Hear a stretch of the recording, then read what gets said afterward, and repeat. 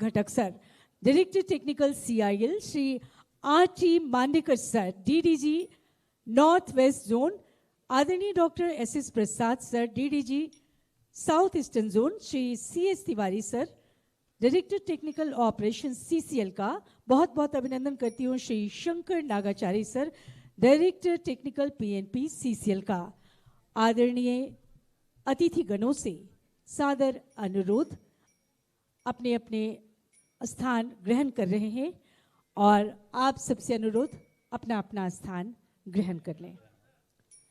बहुत बहुत स्वागत अभिनंदन करती हूँ आज के बहुत ही महत्वपूर्ण और निर्णायक अवसर पर। आदरणीय Shri Ajay Singh sir, DDG electrical, Shri Ram Avatar Meena, DDG north zone, आदरणीय Shri Supriyo Chakraborty, DDG east zone, Shri Neeraj Kumar, DDG north zone, Shri Muralidhar Bidari, DDG east zone, Shri Saifullah Ansari, DDG south zone, Shri Ajay Kumar, director technical CMPDI, Shri N Nath, director technical CMPDI, Shri Rajeev Sinha sir, director technical CMPDI। आप सभी आदरणीय जनों का बहुत बहुत स्वागत, बहुत बहुत अभिनंदन। और एक बार आप सभी से अनुरोध, जोरदार तालियों से हमारे आदरणीय मुख्य अतिथि महोदय और सभी गणमान्य अतिथिगणों का स्वागत करें। सभी को आदरणीय मुख्य अतिथि महोदय और सभी आदरणीय अतिथिगणों को जोहार करती हूँ, नमस्कार करती हूँ, सुप्रभात करती हूँ। सर्वप्रथम भारत भूमि को नमन और झारखंड की गौरवशाली धरती को नमन करते हुए आप सभी आदरणीय जनों का स्वागत करती हूँ। सेंट्रल कोलफील्ड्स लिमिटेड द्वारा आयोजित 2 दिवसीय राष्ट्रीय सेमिनार में जो आयोजित किया गया है, latest advancement in use of explosives and blasting technology in mines and way forward पर CCL द्वारा दरभंगा हाउस के गंगोत्री के शानदार सभागार में पुनः स्वागत अभिनंदन। और जैसे कि हमारी भारतवर्ष की परंपरा रही है कि किसी भी शुभ कार्य से पहले अपने इष्ट की आराधना करते हैं ज्योत जलाकर, तो मैं सभी आदरणीय सम्मानित मुख्य अतिथि महोदय और सभी विशिष्ट अतिथिगणों से सादर अनुरोध करती हूँ कि विधिवत रूप से दीप प्रज्वलित कर आज के 2 दिवसीय सेमिनार के उद्घाटन सत्र का विधिवत रूप से शुभारंभ करें। सर।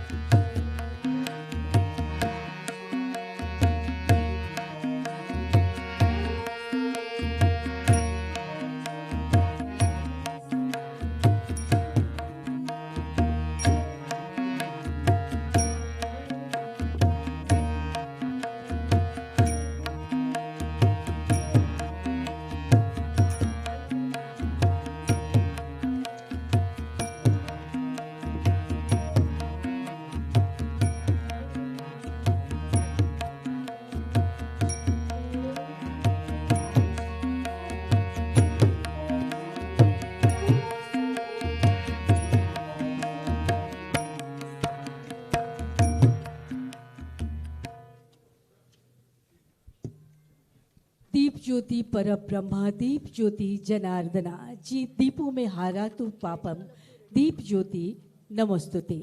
आलोकित पथ करो हमारा, हे जग के अंतर्यामी, शुभ प्रकाश दो, स्वच्छ दृष्टि दो, जड़ चेतन सबके स्वामी।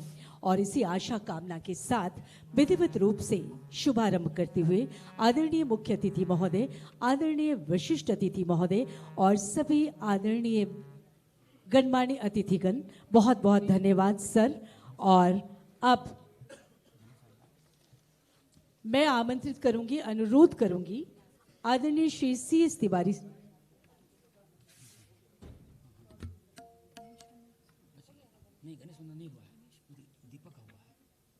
और कहते हैं कि दीप प्रज्वलन के साथ ही सर्वप्रथम हमारी भारतीय संस्कृति में भगवान गणेश का नाम लेते ही ये विश्वास प्रबल हो जाता है कि हमारे सभी मनोकामना पूर्ण होंगे।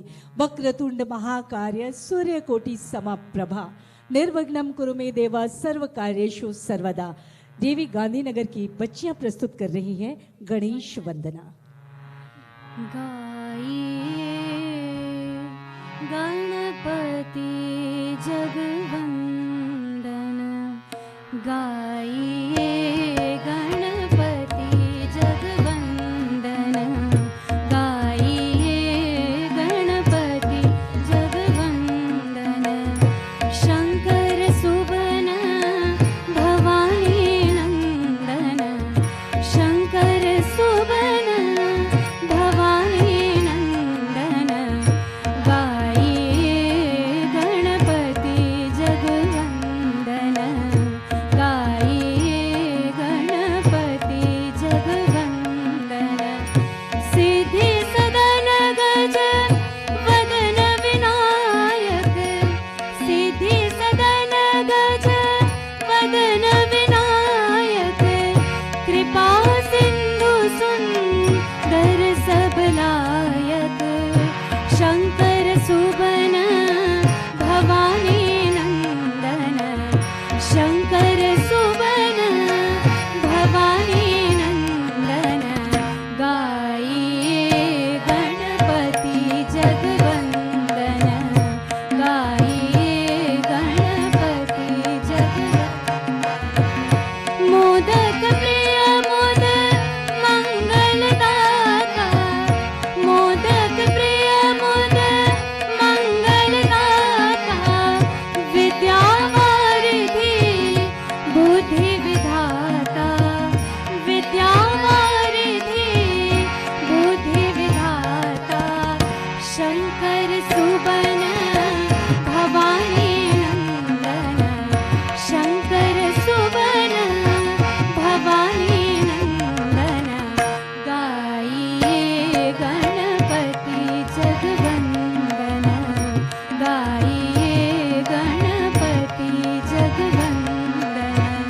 शंकर सुबन भवानी नंदन, शंकर सुबन भवानी नंदन, गाइए गणपति जगवंदन, गाइए गणपति जगवंदन, गाइए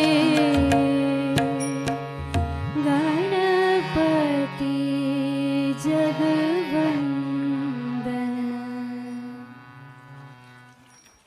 बहुत बहुत धन्यवाद। देवी गांधीनगर की ये नन्ही बच्चियां, बहुत सुंदर प्रस्तुति, बहुत बहुत धन्यवाद आपका।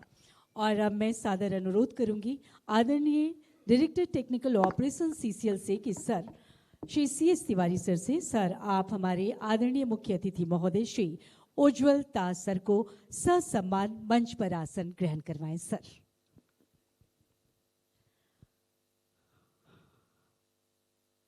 अनुरोध करूंगी आदरणीय director technical PNP CCL Shri Shankar Nagachari sir से कि सर आप हमारे आदरणीय विशिष्ट अतिथि Shri Achyut Ghatak sir director technical CIL का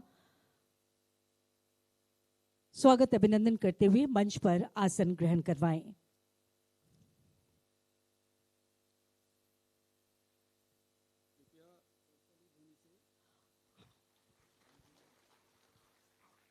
और अनुरोध करूंगी Shri AKB Singh sir GM operation CCL से कि सर आप ससम्मान मंच पर आसन ग्रहण करवाएं।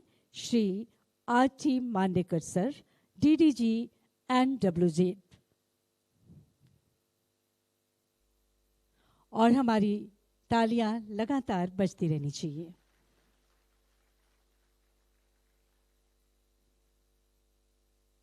और अनुरोध करूंगी Shri Shankar Nagachari sir director technical PNP CCL से कि सर आप हमारे विशिष्ट अतिथि doctor SS Prasad sir DDG south eastern zone को ससम्मान मंच पर आसन ग्रहण करवाएं। और मंच पर आसन ग्रहण करने का अनुरोध आदरणीय Shri CS Tiwari sir, director technical operation CCL, आदरणीय Shri Shankar Nagacharya sir, director technical PNP CCL से अनुरोध मंच पर आसन ग्रहण करने का।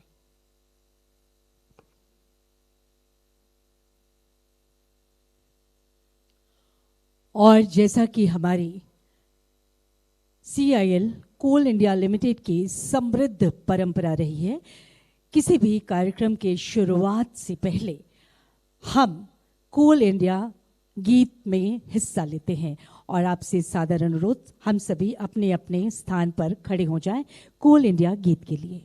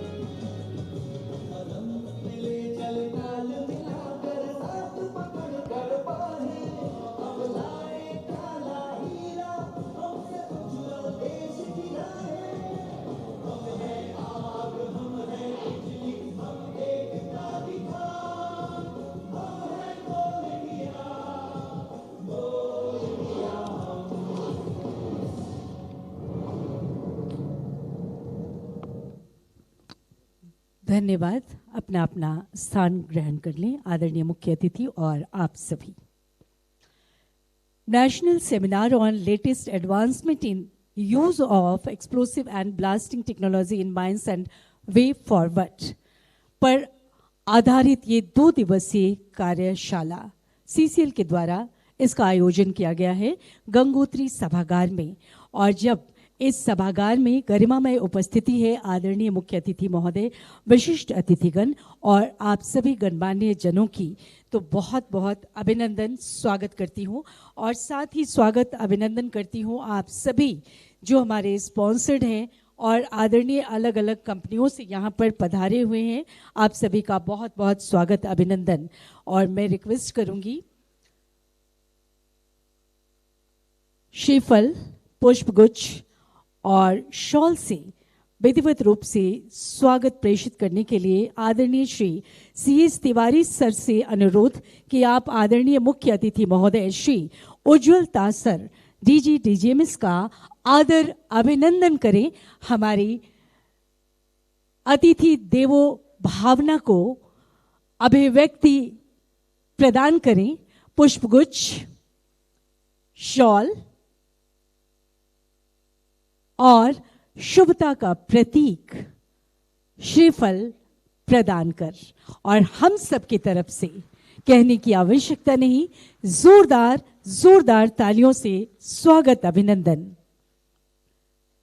आदरणीय मुख्य अतिथि महोदय आदरणीय श्री उज्ज्वल तासर DG DGMS समारोह को गरिमा प्रदान कर रहे हैं अपनी उपस्थिति से हम सबके बीच।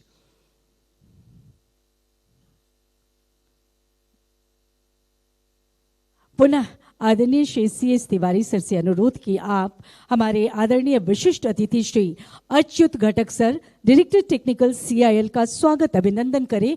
पुष्पगुच्छ, शॉल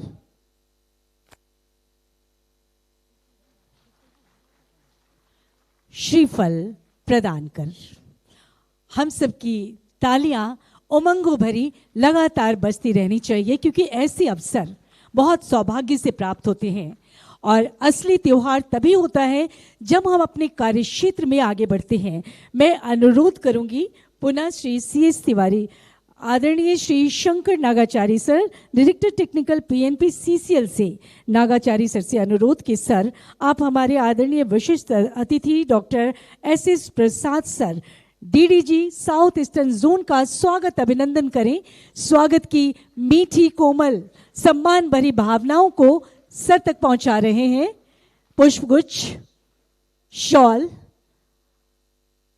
और श्रीफल प्रदान कर, सुख समृद्धि सौभाग्य का प्रतीक श्रीफल प्रदान कर आदरणीय अतिथिगणों का स्वागत अभिनंदन। और मैं नागाचारी सर से पुनः अनुरोध करूंगी कि आदरणीय विशिष्ट अतिथि Shri RT Mandekar sir, DDG north western zone का स्वागत अभिनंदन करें। उन्हें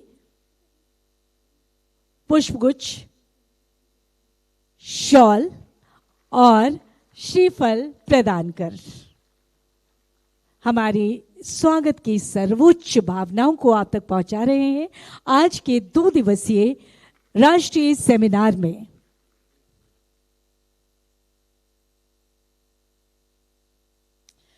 जब हमारे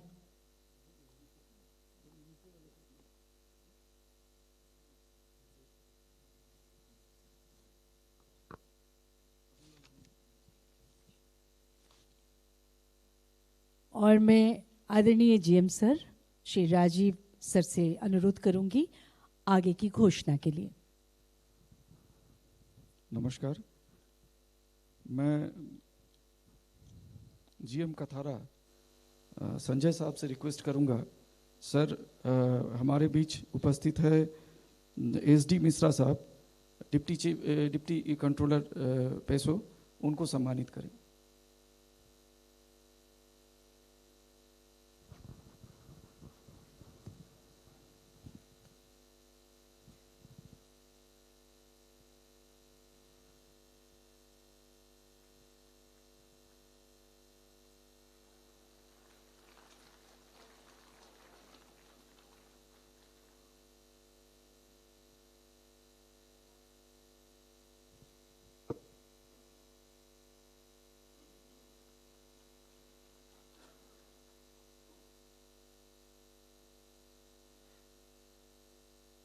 मैं पुनः श्री संजय साहब से रिक्वेस्ट करूंगा, हमारे बीच उपस्थित है श्री अजय सिंह साहब, DDG इलेक्ट्रिकल, उनको पुष्पगुच्छ, शॉल, श्रीफल से सम्मानित करें।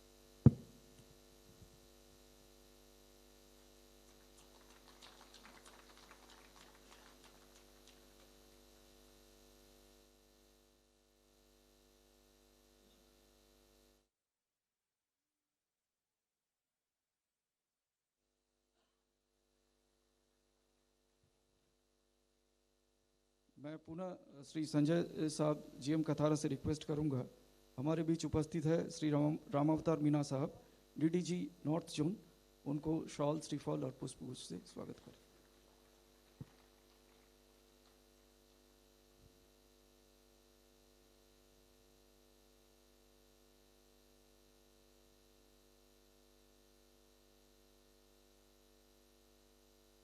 धन्यवाद सर। मैं अमरेश साहब GM आम्रपाली से रिक्वेस्ट करूंगा, श्री सुप्रिय चक्रवर्ती साहब हमारे बीच उपस्थित है, DDG ईस्ट जोन, उनको शॉल, श्रीफल और पुष्पगुच्छ से स्वागत करें।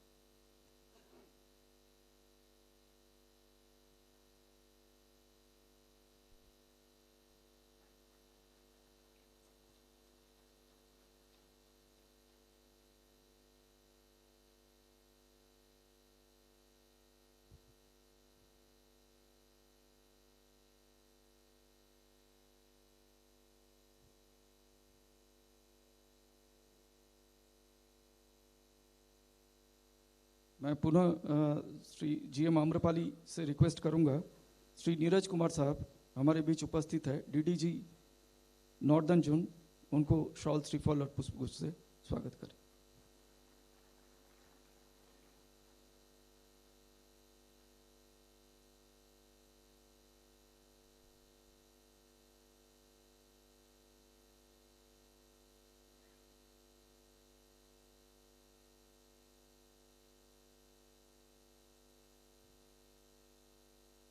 मैं पुनः जीएम आम्रपाली श्री अमृत साहब से रिक्वेस्ट करूंगा श्री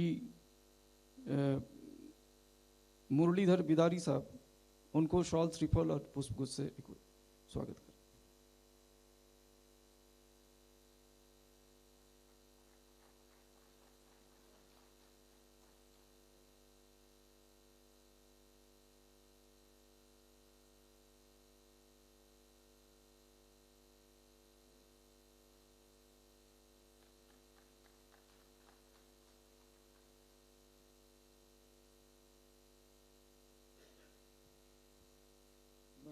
पुनः अमृत साहब से रिक्वेस्ट करूंगा श्री सैफुल्ला अंसारी साहब डीडीजी सदर्न जोन हमारे बीच उपस्थित है, उनको सम्मानित करें।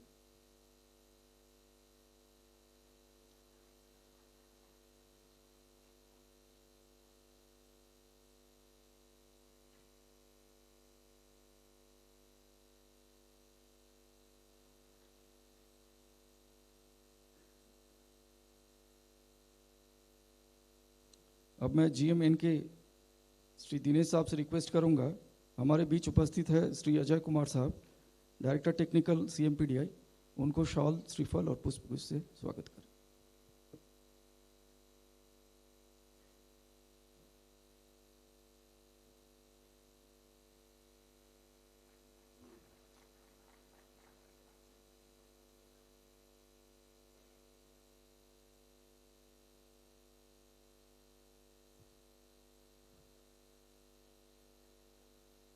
पुनः श्री दिनेश साहब से रिक्वेस्ट है, हमारे बीच उपस्थित है हमारे बहुत ही प्रिय श्री निपेंद्रनाथ साहब, उनको शॉल श्रीफल और पुष्पगुच्छ से स्वागत करें।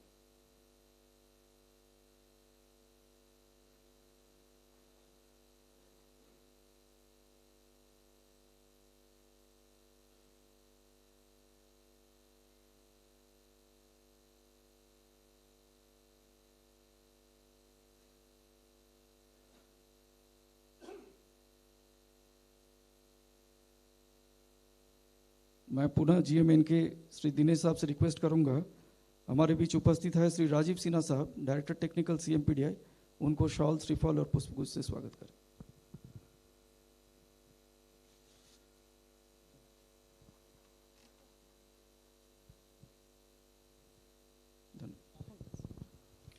बहुत बहुत धन्यवाद सर, बहुत बहुत धन्यवाद करती हूँ। श्री राजीव हुई सर, आदरणीय जीएम TS2 DTO, धन्यवाद सर। और जब स्वागत संप्रेषण की बेला चल रही है तो मैं बहुत बहुत स्वागत करती हूँ हमारे जितने भी सभागार में आदरणीय जन पधारे हुए हैं। Indian Oil MOIL limited, JSW, SAIL, NTPC mining, NML mining limited, mining for आत्मनिर्भरता, Coal India, NCL, CMPDI, DMSL, IMFA, Tata Steel, Aditya Birla Hindalco, SCCL, Western Coalfields limited और हमारे आदरणीय स्पॉन्सर्स का एक बार जोरदार तालियां आप सभी के लिए। और स्वागत की कड़ी को आगे बढ़ाते हुए मैं विधिवत स्वागत संबोधन और आज के समारोह पे प्रकाश के लिए सादर आमंत्रित करती हूँ आदरणीय director technical PNP Shri Shankar Nagachari sir को। जोरदार तालियों से सर का अभिनंदन करें sir.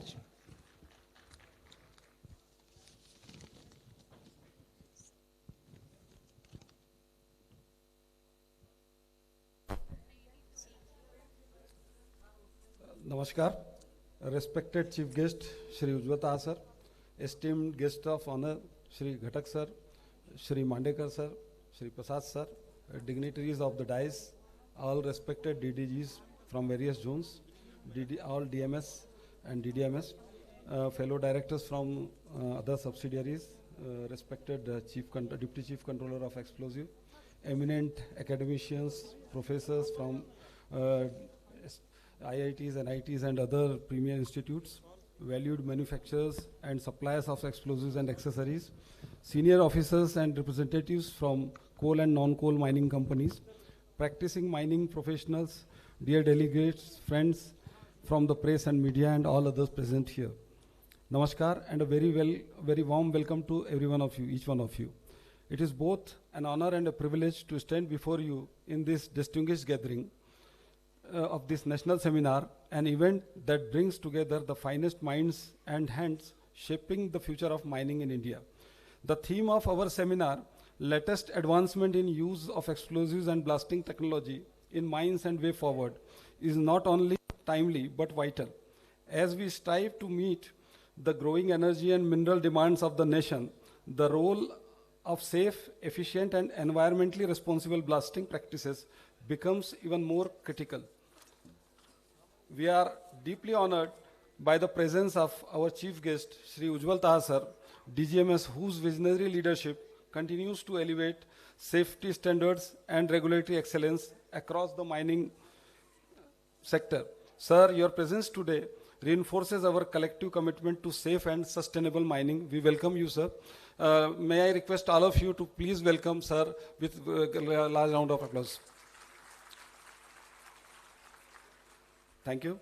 We are also privileged to welcome our guest of honor, Shri Achyut Ghatak sir, Director Technical CIL, again a visionary leader whose strategic guidance continues to shape the technological evolution of coal mining in India. Welcome, sir. We are equally privileged to welcome our guest of honor, Shri R.T. Mandekar sir, DDG Northwest Zone. It is honor to have you with us, sir, whose regularity, acumen and field experience have been instrumental in fostering safe and efficient mining practices across the nation. Welcome you, sir. We are further privileged to welcome our guest of honor, Shri S.S. Prasad sir, DDG Southeastern Zone, whose technical foresight and strategic guidance have been instrumental in modernizing our mining operations. Your insights will undoubtedly enrich the deliberation of this seminar, sir. Welcome you, sir.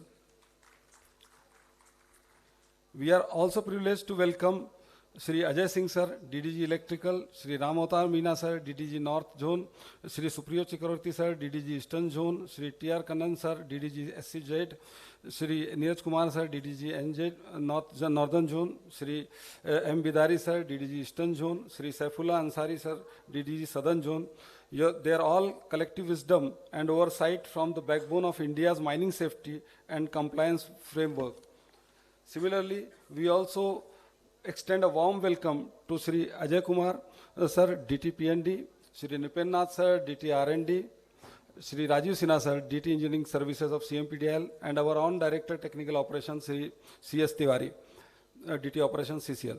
A special word of appreciation and welcome to all the Directors of Mine Safety and Deputy Directors of Mine Safety from across the country, whose field experience and regulatory stewardship from the backbone of safe mining practices has enlightened this industry to the great extent. We are also grateful to Shri S.D. Mishra, Deputy Chief Controller of Explosive PESO Ranchi, and all PESO officers whose vigilance assures the safe handling, storage and use of explosives across the mining landscape. Welcome you, sir. I welcome extend my welcome to the scientists from CIMFER and the academicians from IITs and other premier institutions, IIT ISM Dhanbad, IIT Kharagpur, IIT Shivpur, BNIT Nagpur, NIT Rourkela, AKS University. We thank you all for your relentless pursuit of research and innovation that continues to push the boundaries of blasting sciences. We warmly welcome the esteemed dignitaries from other organizations, MOIL, SAIL, IOCL, Hindalco, and other subsidiary companies of CIL, whose field expertise and operational insights add immense value to this seminar. We also welcome the manufacturers and suppliers, to name few: Solar Industries, Special Blast, Deepak for Explosives, IEPL, Wilson, Regenis, AMA Explosives, Kakatiya, whose technological advancement and are enabling smarter and safer blasting solutions, the senior officers and representatives from the coal and non-coal mining companies who bring operational wisdom to this forum, and the practicing mining professionals whose hands-on experience bridges theory with the ground reality. I welcome all our delegates, media representatives, and those to whom I did not cover individually by name, but they are equally valued. Your presence adds depth and diversity to this seminar. Over the course of this event, we will explore innovations such as electronic detonators, digital blast designs, vibration controls, and sustainable practices. We will also reflect on regulatory framework, field experiences, and collaborative strategies that can elevate our blasting operations to global benchmarks. Let this seminar be more than a technical generation. Let it be a forge of ideas, a platform for partnership, and a beacon lighting the way forward for the Indian mining. Once again, I extend my heartfelt welcome to all of you and wish the seminar grand success. Thank you. Jai Hind, Jai Coal India.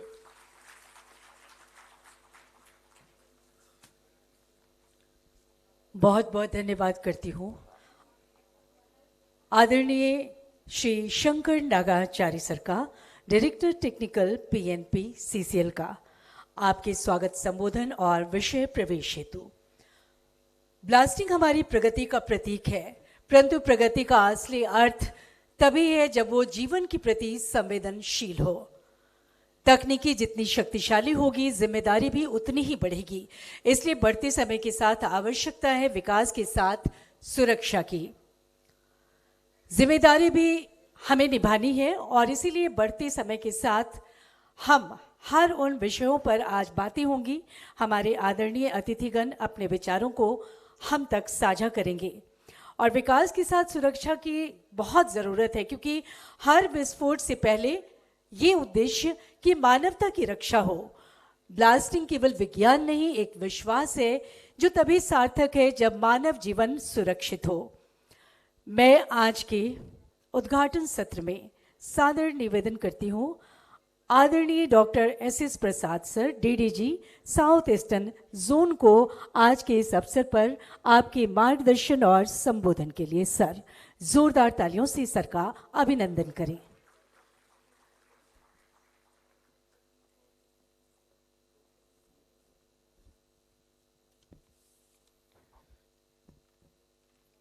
Respected DGMS Sri Ujjwal Sir, Chief Guest of this function, Sri A. Ghatak, Director Technical CIL, Guest of Honor, Sri R.T. Mandekar Sir, DDG Northwestern Zone Udaipur, Sri C.S. Tiwari, DT Operation CCL, Sri S. Nagachari, DT PNP CCL and Director CMPDIL, esteemed dignitaries of the dais, all DDGs of DGMS, functional directors of CMPDL present over here, officials, senior officials from DGMS, PESO, delegates from CCL and all other mining companies, distinguished scientists and academicians from SIMFAR, CMPDIL, all the technical institutions, representative from explosive industry, invited guests, and dear participants. Good morning to all of you. I feel greatly privileged for me to address this distinguished gathering at this 2 days national seminar on latest advancement in use of explosive and blasting technology in mines and way forward. In this regard, I heartily commend and congratulate Central Coalfields Limited for organizing this wonderful seminar under the aegis of Directorate General of Mine Safety, Southeastern Zone, Ranchi. This initiative is very timely to bring together all key stakeholders, the regulators, the academicians, the researchers, practitioners, user industry leaders, and all stakeholders on a common platform to deliberate on all the vital issues of mining operations. Today we are here to witness this seminar, and when this event is coming to reality, I feel it very pertinent to mention that there have been two very inspirational and driving forces behind organizing this event. This idea was first given by DG sir, who expressed his concerns towards the need of organizing a national level seminar which may provide a platform to deliberate on current important issues on a use of explosives and blasting in mines. The venue, Ranchi, was preferably selected as it is like epicenter of mining activities, and we thought that it would help most of the stakeholders, and it will be very much convenient to them to participate, and it will fetch maximum participation. When this proposal was discussed by me with CMD CCL, he appreciated the idea and showed his keen interest and gladly accepted to take lead in organizing the event. I am very much thankful to him because today we are seeing it because of his initiative only. The need to organize this seminar in the present time is quite timely for a number of obvious reasons. The blasting technology in mines have evolved tremendously over past few decades, and presently it is still undergoing through transformation phase. Electronic detonators, for instance, have opened up a new frontier in control blasting. The shift from traditional electric to electronic detonators as guided by PESO is not just a technological upgrade, rather it is a significant leap towards precision, predictability, the enhanced safety. With electronic initiation, we can now achieve millisecond accuracy, optimize blast fragmentation, reduce ground vibration, and minimize fly rock, all of which are directly translating into better operational efficiency and safer mines.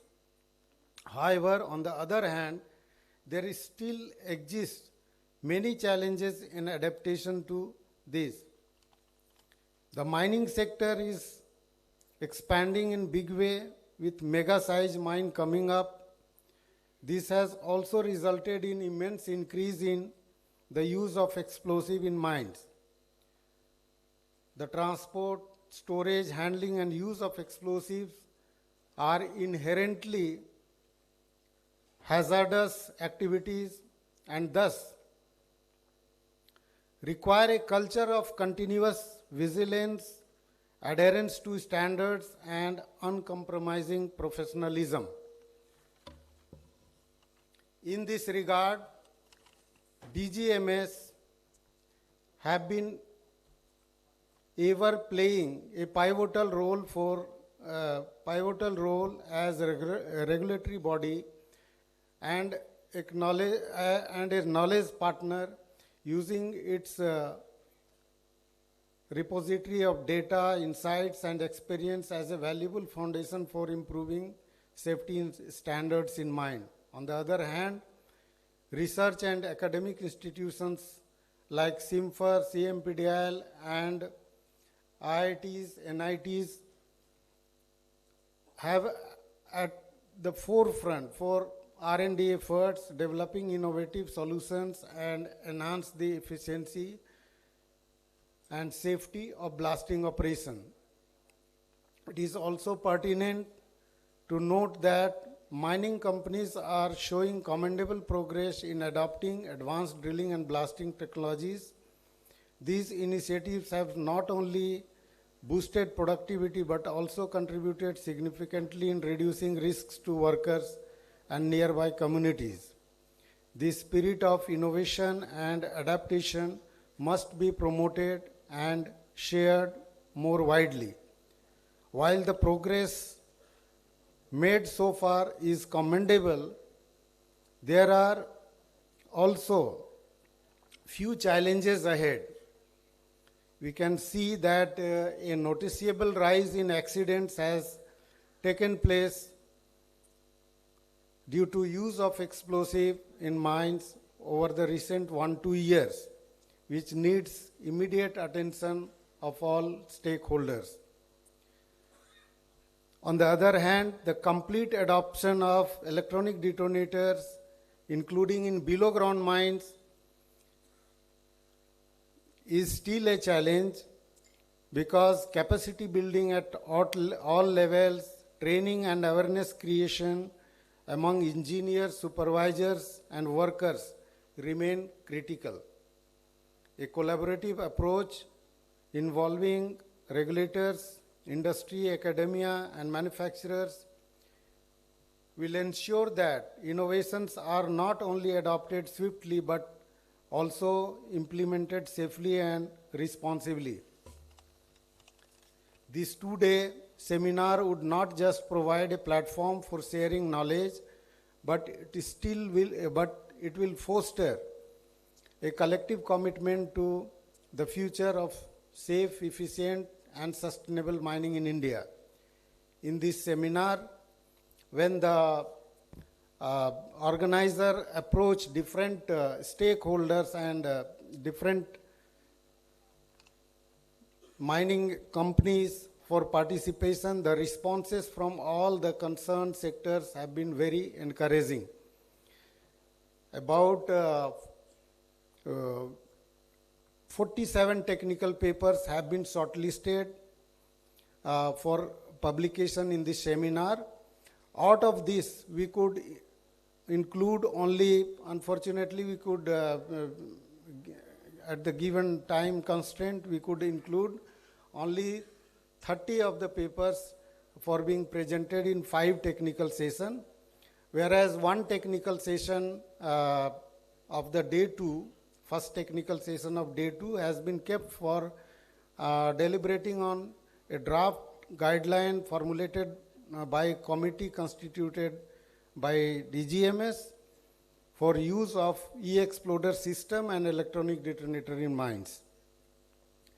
The technical papers which have been included in the seminar cover diverse aspects of blasting related issues, innovations and best practices, and all of them are also oriented towards the theme of the seminar.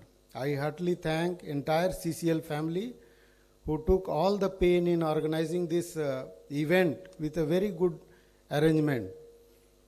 I also appreciate the contribution of all committees and committee members which have been doing their task very commendably. I am sure the outcome of this event will go a long way in enhancing the safety and productivity in mining sector. Thank you very much. Jai Hind.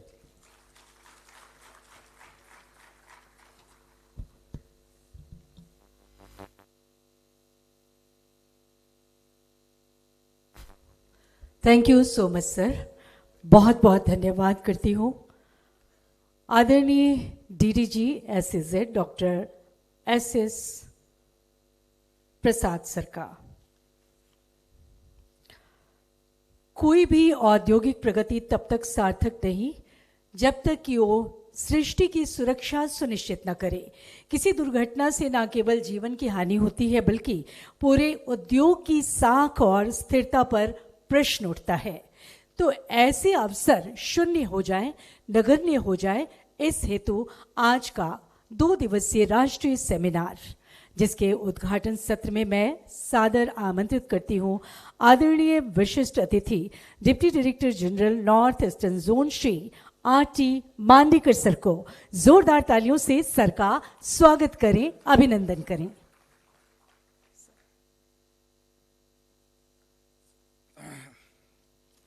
सबको मेरा नमस्कार। Good morning to all. आज के कार्यक्रम के मुख्य अतिथि श्री आदरणीय श्री उज्ज्वलता साहब डायरेक्टर जनरल, श्री घटक साहब DTCIL, नागाचारी साहब, तिवारी साहब, हमारे साथी डॉक्टर प्रसाद DDG south eastern zone Ranchi, हमारे सभी साथी जो मंच के सामने उपस्थित है, DDG of all the zones, directors of different mining companies, our senior management of CCL and other mining company, all the participants, delegates, scientists, persons from research field, academic field, आदरणीय श्री मिश्रा साहब deputy chief controller of explosive Ranchi, और अन्य सभी जो इस सभागार में उपस्थित है, सबको पुनः मेरा नमस्कार। आज का topic is very relevant. This idea, as rightly said by Dr. Prasad, was given by our DG that blasting, all we know, is a very core function of mining engineers. And if I am correct, peacetime, mining sector consuming the maximum explosives. I think about 80% explosives are consumed by the mining industry in India. And we see the journey of explosives from gunpowder to right now high explosive of different kind, and from safety fuse to no-null to now electronics detonator to e-exploder. This is a long journey it has gone through. Things have changed, but we see there is a one concern, although this being very important and core function of mining, slowly and slowly we have not keeping that much track of its use, transport, as we are keeping of other things. It is generally left to the blasting officer in the mine, and his wisdom is final for us. We have also seen that although there is a lot of changes in blasting technology and explosives, training and retraining of the blasting personnel, those are involved in the blasting in mines, is not up to the mark. It is also seen that it is not a very thrust area. Only the output or the one term is their powder factor. That is our concern in most of the cases. But the process, how it is conducted and other factors of the blasting. Blasting is not only powder factor, or the performance of explosives is not only powder factor, we know it well. But still we are concentrating on the powder factor and the low cost of explosive and all. But the process and the protocol, the SOP, those are required to be followed in transport, handling, and safe use of explosives slowly eroded somewhere. I felt during my career in DGMS, I have seen this slowly, this subject has taken the back step. And the result we are seeing, as rightly said by Prasad Saab, in last few years, we are seeing this spurt of accidents, increase of accidents in transport, handling, and use of explosives. And it is equally correct for the coal mining sector as well as non-coal mining sector. Both the places. Even at our DG once thought why we should not have a special drive and use of explosive and blasting in mines. So our department, different zones, regions, has conducted a special drive also. During the safety drive, it is seen that even in a very good organized companies, the explosives are not being handled the way it should have been handled, or the use has to be made the way it should have been used. So seen very basic mistakes being done, very basic mistakes. Although we know the consequences of use of explosives, any wrong thing, any small mistakes in handling and use of explosive, the consequences are very high. We know well. Still, somehow it has taken a backseat. That's why this has become a ground for conducting this kind of national seminar involving all top officers of the mining industry.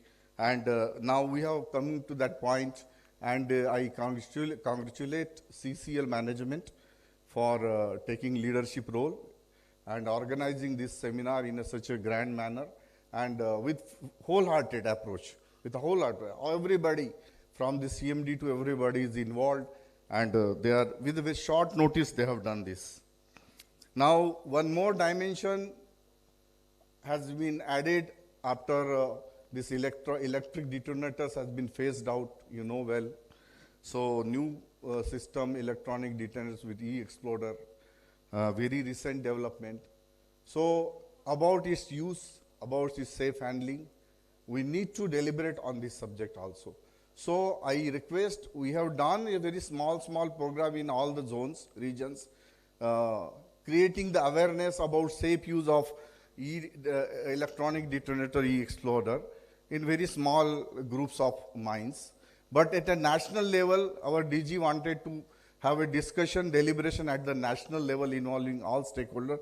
So that's why this seminar came into the effect. Now, with this, we have heard from Dr. Prasad that there are 47 papers in this seminar and 30 will be presented because shortage of time. So we will take away, there should be some takeaways. We should actively involve and participate in all the deliberations. And I think this will create an awareness among all the mining personnels, those who are dealing with explosives. And also, they also learn about the importance of why it is required to be used safely. One more aspect I forget to tell you. One more thing we have seen, although we are using explosives in mines, but the record keeping is very poor as far as its use is concerned. We are doing everything, but we are not keeping proper records of use of explosive.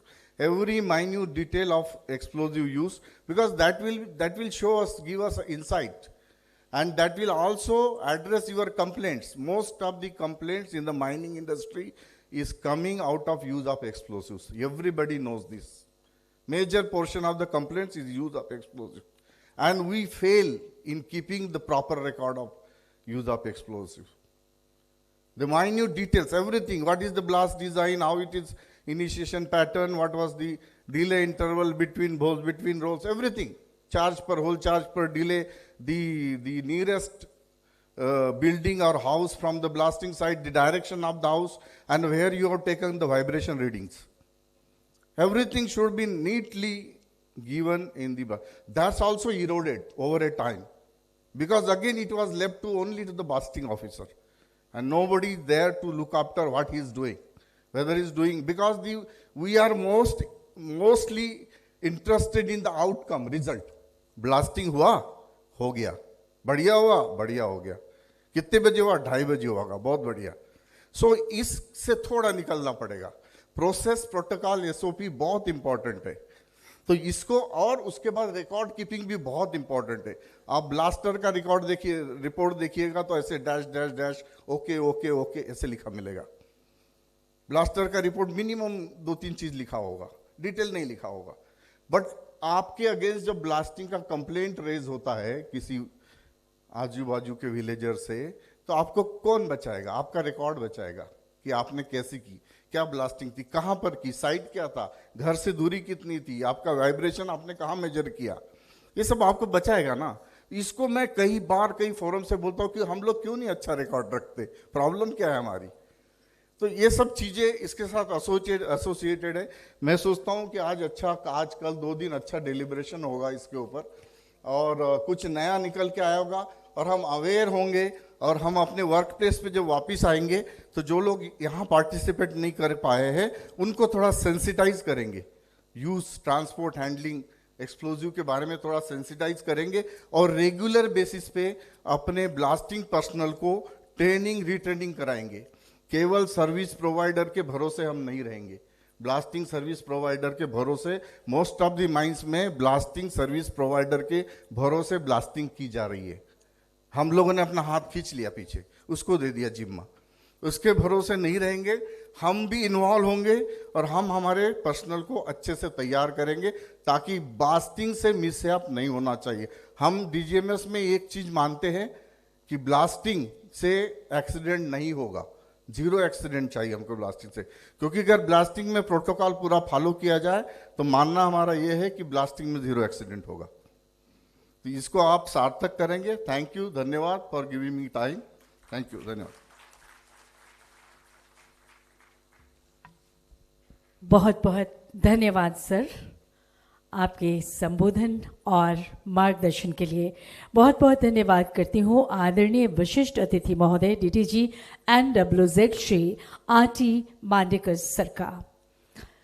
खनन क्षेत्र में blasting तकनीक का लक्ष्य केवल उत्पादकता नहीं बल्कि सुरक्षा और सतत विकास है।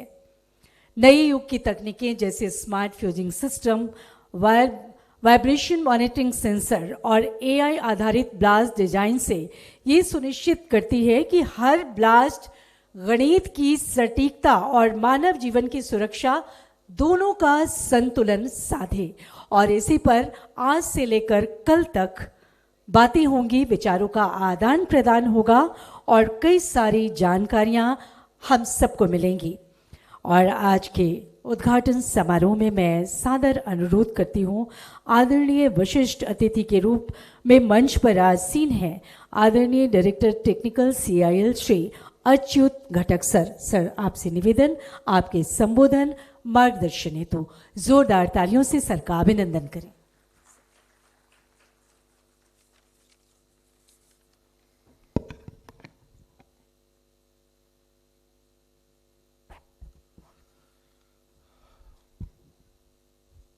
Before I actually formally begin, let us lighten and refresh a bit. Nagachari Sahab, in his introduction, said few things about me. On the reciprocation, I can say and submit, Zara Nawazi ka shukriya. मैं शायद इस काबिल नहीं, फिर भी. Another thing which was biting me was seeing the presence. So I was a bit scared. So I tried to ask Nagachari Sahab, ki Sahab, what is the truth? Is it that the hall is big or the participants did not turn up? But thank God the hall is big and the participants, there are many participants. That was on the jocular note, on a lighter note. It is really very pleasing to see so many participants here. At the outset, I would like to begin with Namaste, Shubh Prabhat. My heartfelt thanks, deepest thanks to respected DG Sahab and his team and Team CCL for this grand arrangement. The first thing which immediately comes to my mind, why do we actually need this seminar? The latest advancement in use of explosive and blasting technology. As said by DDG Sahab, it's the most relevant subject today. Two parts, safety and security, which includes the security of the area and the nation as a whole. So we as a responsible citizen, it's our bounden duty to be responsible, have that integrity to protect the security of this country. Having said that, I would be dwelling more on the safety part of this particular subject. As rightly said, we are undergoing a transition. This blasting remains a critical component of both open cast and underground mines, which influence our safety, productivity, and the environmental impact, environmental and social impacts, to be very, very precise. We have seen a rapid, as Jazzy has mentioned, long journey. We have recently seen a rapid technological advancements in explosive chemistry, digital tools, data analytics that have actually revolutionized the blasting methods. Focus today should be on improving the efficiency, precision, and sustainability of the mining operations, which definitely can be achieved, one of the part being this blasting.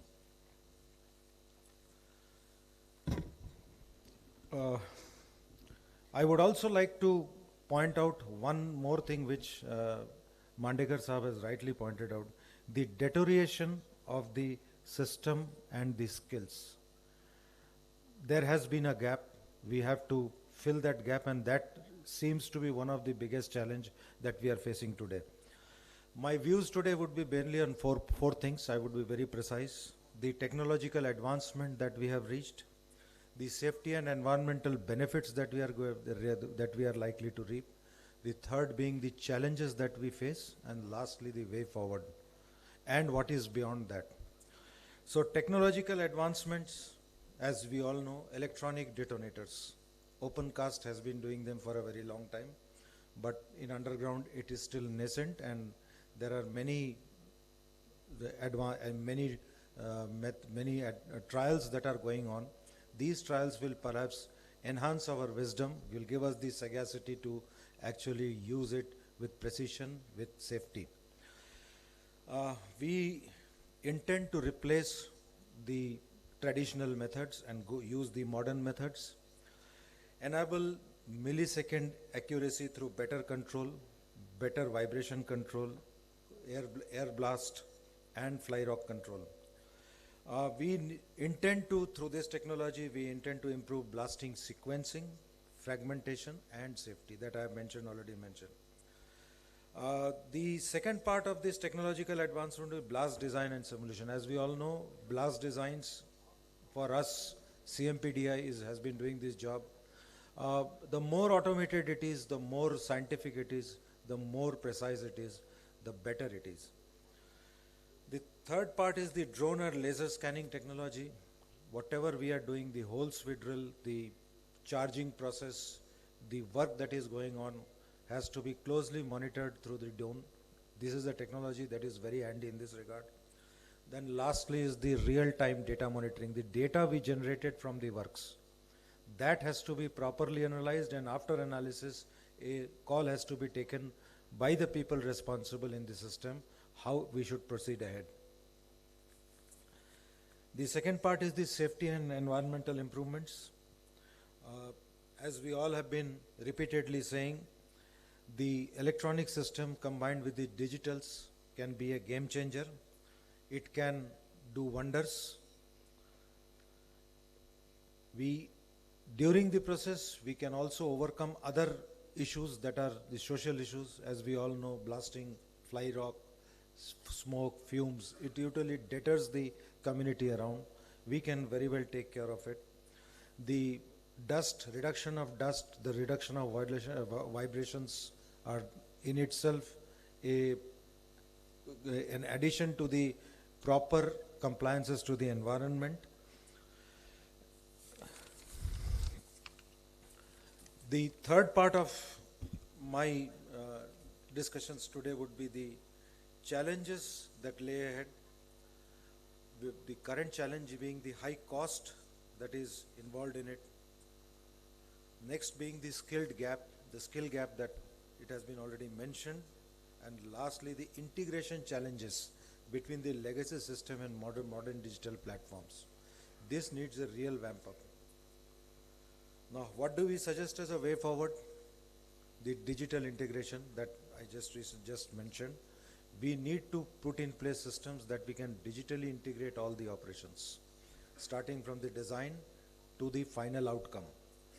Skill development with the manufacturers in-house, and to adopt the best possible systems that are in place so that we do not falter again.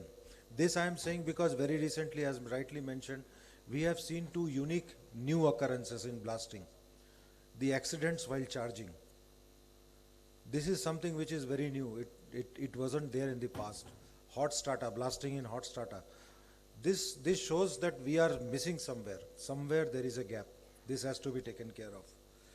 Then sustainability, other than this, sustainability is a big part. Collaboration and standardization that I just mentioned. AI and automation automatically comes with it, but we should all agree that we are engaged we will very intensely engaged with the current situation that is going around, transition as I just mentioned. Can we explore a world which is beyond this blasting? This is my final submission to the House. I would recall a small incident when I was in the college. My younger brother, he had been to Palika market somewhere. He got a manual. It was a publication from British Coal Board. And you will be surprised to know it was their first report, the R&D report of British Coal Board. It said the bottom line of that full year was elimination of blasting. Then that very concept of elimination of blasting resulted in what is now known as the longwall mining. So it is the British who gradually evolved based on this concept of elimination of blasting. This is where we have to work. This is my personal opinion. Blasting has to be eliminated from the system altogether if we are to be safe. That is what underground we have learned, and open cast continuous surface miners we are implementing. We are 63% production is from surface miners. It has to go up. We also need to find out ways and means where we can actually remove overburden with the use of this kind. We are using rippers, but they do not come up to that scale. We need actually these high capacity surface miners which would actually help us remove the overburden as well. This is one technological advancement which we need. I have been talking to people. I do not know how they will come up, but they say they have assured me that they are working on it. At the end, I wish all the best with the hope that when we go back, we are more wise and more sensitive, as said by DDG Saab. If we are awake to the situation, we will automatically create people who are awake to the situation. Thank you very much.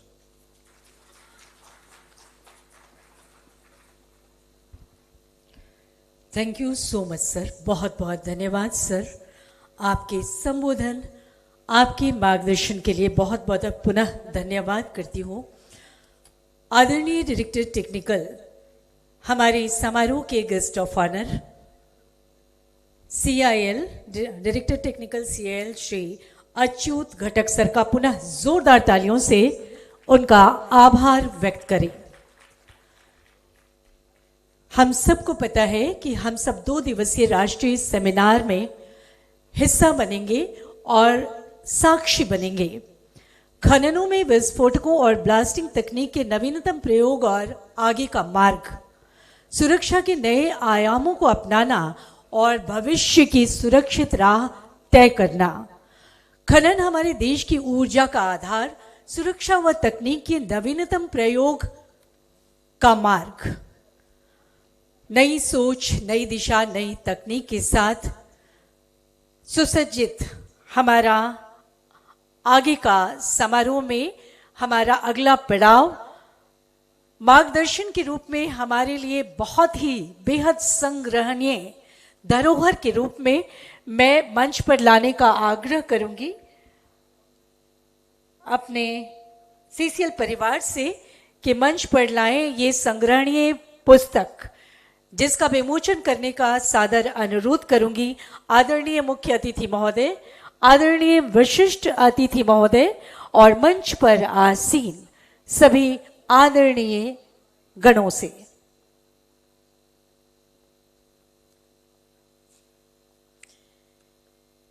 ये पुस्तक सुवेनियोर जिसका विमोचन कर रहे हैं आदरणीय मुख्य अतिथि महोदय, आदरणीय DGMS श्री उज्ज्वल तासर और मंच पर विराजमान सभी आदरणीय विशिष्ट अतिथिगण अपने कर कमलों से।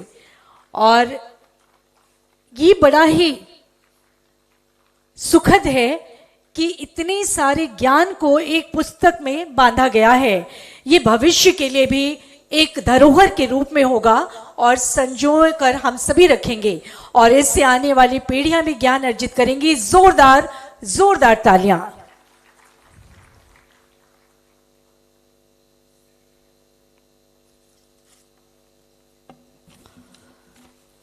बहुत बहुत धन्यवाद करती हूँ आदरणीय मुख्य अतिथि महोदय, आदरणीय विशिष्ट अतिथिगणों का, मंच पर आसीन आप सभी गणमान्य अतिथिगणों का। ब्लास्टिंग यानी नियंत्रित विस्फोट, खनन, सड़क निर्माण, सुरंग खुदाई और भवन ध्वस्तीकरण जैसे क्षेत्रों की रीढ़ होती है। ये तकनीक हमारे विकास और औद्योगिक प्रगति की आधारशिला। लेकिन जहां विस्फोट होता है वहां खतरे भी मौजूद होते हैं। इसलिए ब्लास्टिंग के साथ मानव सुरक्षा का रिश्ता अत्यंत गहरा और अनिवार्य है। ब्लास्टिंग का उद्देश्य चट्टानों या कठोर सतहों को तोड़ना है, लेकिन इसका दायरा केवल पत्थरों तक सीमित नहीं रह गया। ये मानव जीवन, पर्यावरण और समाज की सुरक्षा से भी जुड़ गया है। और हमारे आदरणीय मुख्य अतिथि महोदय, इनकी सोच, इनकी चिंतनशीलता सदैव सदैव चलती रहती है और समय समय पर ये मार्गदर्शित करते हैं अलग अलग संस्थानों को कि इस पर सदैव जागरूक रहें, नए नए नवाचारों के साथ आगे बढ़ें, जिससे जीवन में संतुलन बना रहे।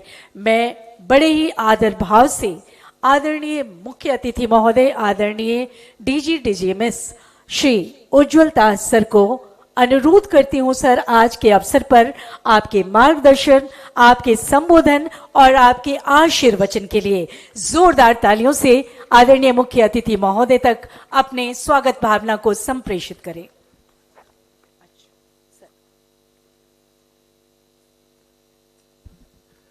Good morning, everybody. Respected Ghatak Sahab, Director CIL, or my dear colleague Sri DDG Sahab, Sri Mandekar Sahab, Dr. Prasad, Director Technical from CMPDI and CCL, Sri Tiwari Sahab, Nagachari Sahab, other my dear colleague friends, DDGs and directors and other deputy directors from DGMS, senior officers from different government organizations, particularly PESO and other senior officers of different coal companies and metal non-coal companies, senior officers of Coal India, CCL particularly, and researchers, academicians, professionals, representatives from different companies, press and electronic media representatives, and dear ladies and gentlemen.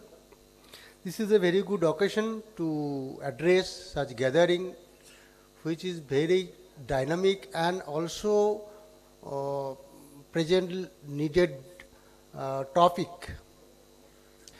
The problem is this, that after in this last I am the chief guest is a problem. If I have to speak, already all things have been spoken by much previous speakers. So I have very small things to leave now. Second problem thing is, this inauguration is taking a such time that actually we shall be forgetting the purpose. So it is better the sooner that this inauguration session shall be only for few minutes, half an hour. If it goes beyond this, the purpose of these people will be just ideally sitting, and people do not like lectures, listening to lectures. It is not good also. The purpose, objective oriented, it is good. But I thank the organizers, particularly CIA, CCL management, for giving such a grand welcome, though it was not that much necessity. But already Ghatak Sahab also told that it is such a seminar, house is keeping these very empty chairs. We always like to sit, most of the people like to sit, we like to be backbenchers. So keeping these seats open air, vacant air, we see people will be sitting in the night. I know there might be some charm or interest in sitting backside, but I request if it is possible to come forward so that at least all looks like the ours, but sitting in the dais, that hall does not look so empty. Obviously, the hall, I think, is in bigger size compared to our participants, but let's hope that this purpose of this seminar be successful, and this success, or every participant should take a leadership role, and that should be interactive session. And out of this in the last of this session, there we should come to a conclusion that what concluding steps, what the challenges we are facing now, that some recommendations should come from this concrete recommendations. So I shall form a committee, and they'll in the end, they'll after long deliberations, concrete way forward should come to prevent, take precautions about the blasting, because in the already our previous speakers has told that earlier some mining related accidents had reduced. But now we are seeing this last 3 to 4 years, there is a certain spurt in activity, the accidents due to blasting and particularly high benches, slope failure, etc. So, and the problem is that this is all the, if we see that all the accidents are preventable, controllable. So we take, there might have been over the years, maybe laxity in our part also, DGMS most probably we are not vigorously giving concentration to this particularly explosives and blasting, so there might be slippage. So though we talk about self-regulation, but in India, so far self-regulation has not taken deep root. Self-regulation, we talk about others. We talk about others that people should be, why the prescriptive legislation should come. We should do, why I have to say. Still now everybody, every time we go everywhere, that DGMS should give some issue guidelines, some instructions, some directives. Why DGMS should give to our day-to-day life? We are industry, we are going to be developed nation. Earlier it was required, but at the initial stage, now every which knowledgeable persons have come. We should, this industrial democracy has taken deep root. It is going to take deep root. And in this democracy, if we aim to be, our aim is to be developing nation to develop nation, we have to show this sort of maturity that only prescription is not going to be panacea for all this. Only there should be self-regulation by concept and by practice. So with this I tell that explosives consumption, if we see over the years, though we talk about our blasting free technology, but the data our says that since 2022, we had, this is for coal mines data only, we had used 90496 million ton. In 2023, we have used 1000.11 million ton. 2024, this 1073.71 million tons. So consumption of explosive is increasing over the years. Though we are talking blast-free technology, though we are obviously we are producing much more, and mines are going deeper, so overburden will be much more. But we are surface miner we are using, and still exchange is going continuously increasing. Similarly, horsepower also increasing. Explosives.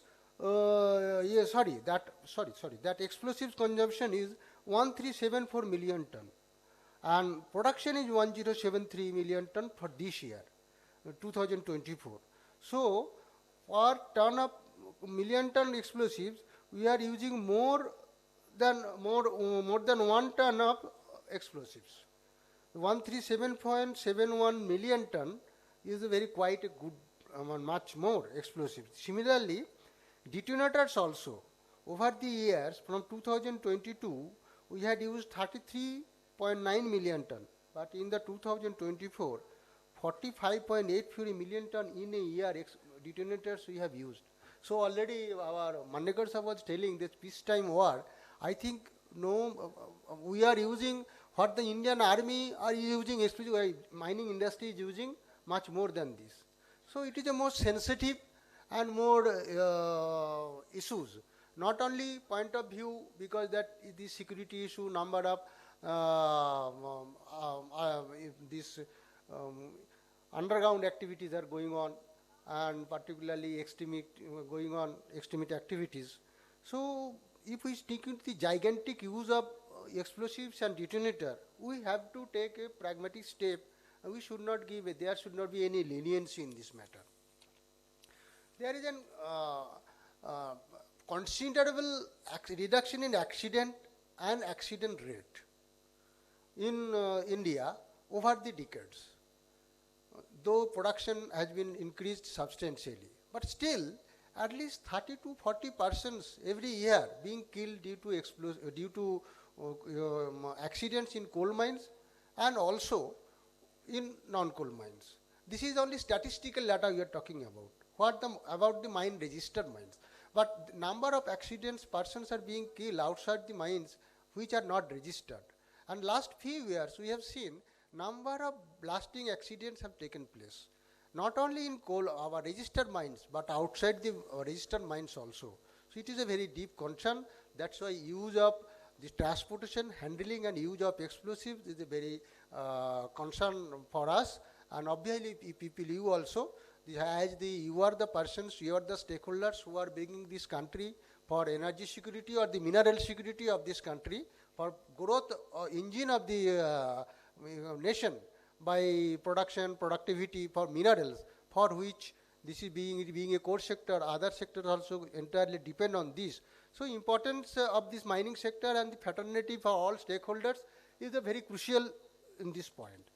So taking this view, this last year one major incident had taken place due to explosives.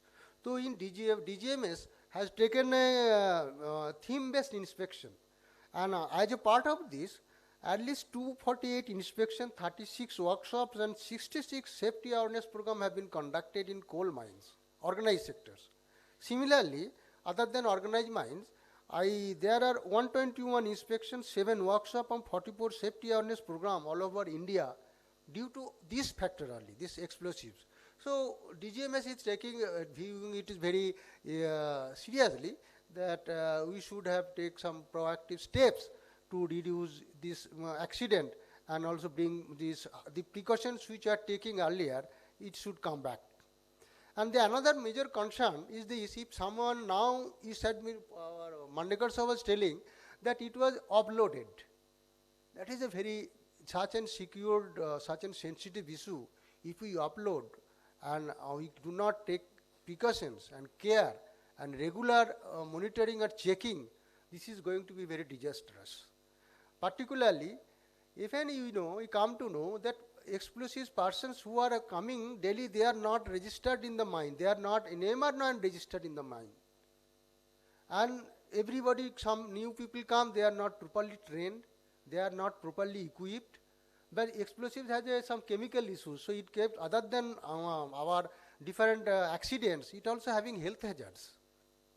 So properly equipped, properly training, and another disturbing and trained is this: most of the accident now, supervisors who are supposed to take shelters, who are supposed to take precautions, they are also being involved. It's a very disturbing trend. And this person engaged are not enrolled in the name mine register.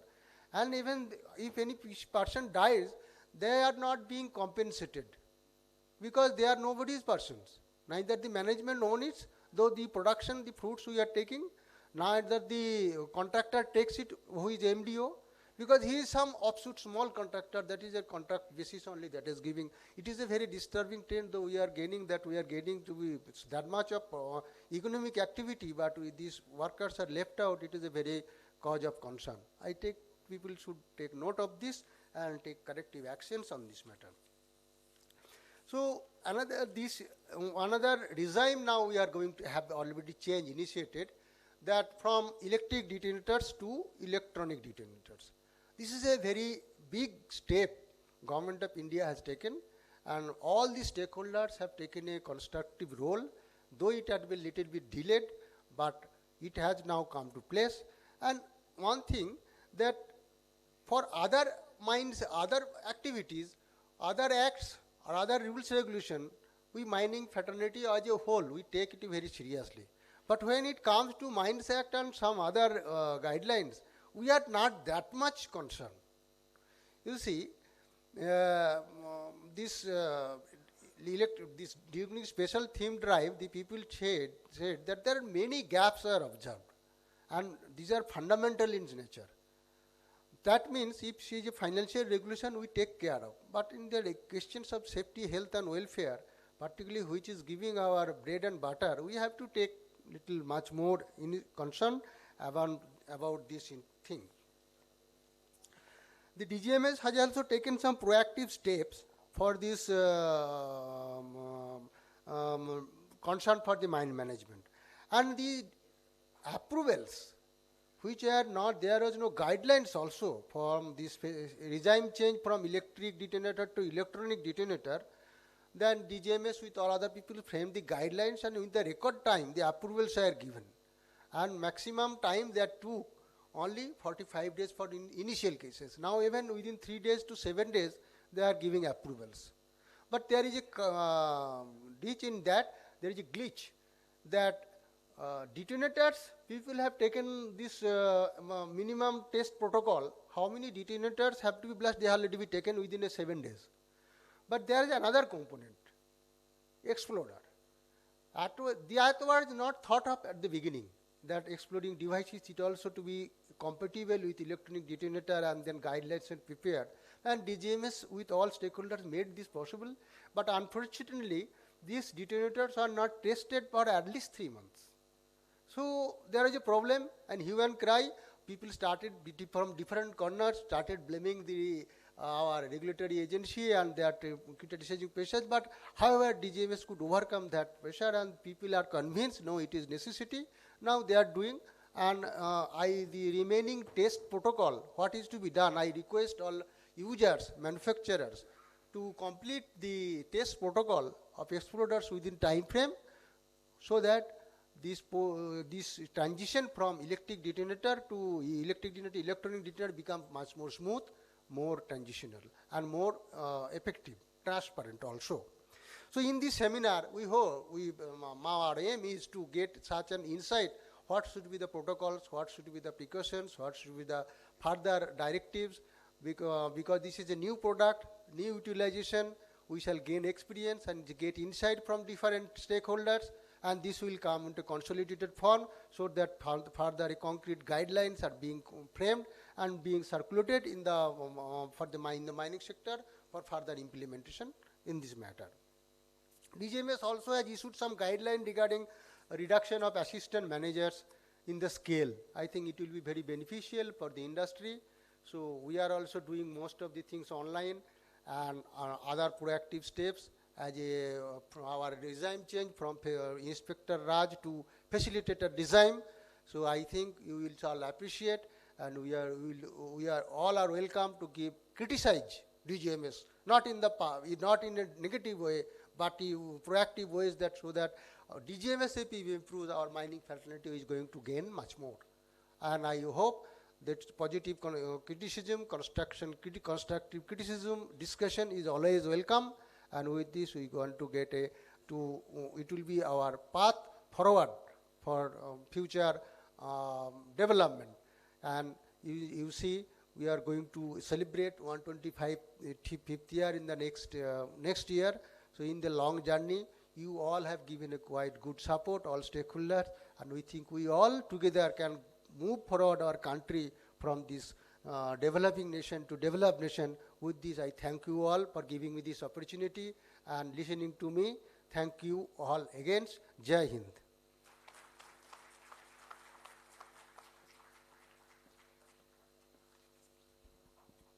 बहुत बहुत धन्यवाद sir, आपकी सार गर्भित संबोधन, मार्गदर्शन एवं आशीर्वचन के लिए।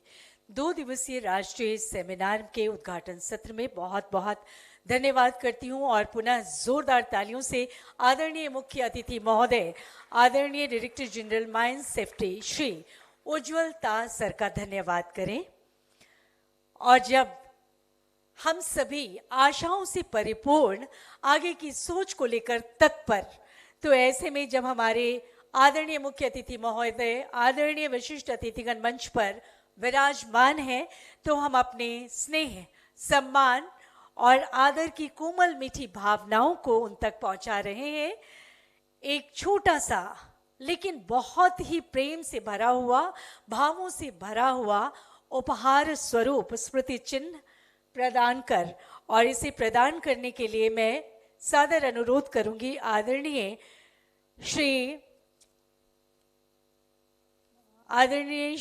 CS Tiwari sir, director technical operation CCL से, कि सर आप अपने कर कमलों से आदरणीय मुख्य अतिथि महोदय तक ये स्मृति चिन्ह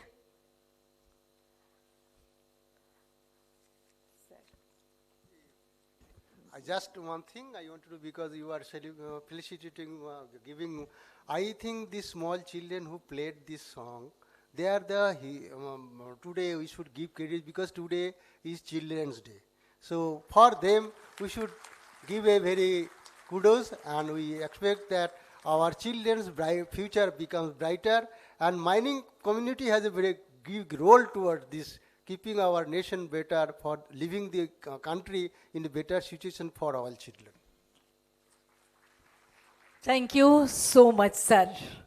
और ऐसे ही विकास की उच्चतम सीमाओं को कोई भी संस्थान छूता है जब वहाँ के मुखिया प्रतीक के प्रति ऐसी सुंदर भावों से भरा सोच रखते हैं।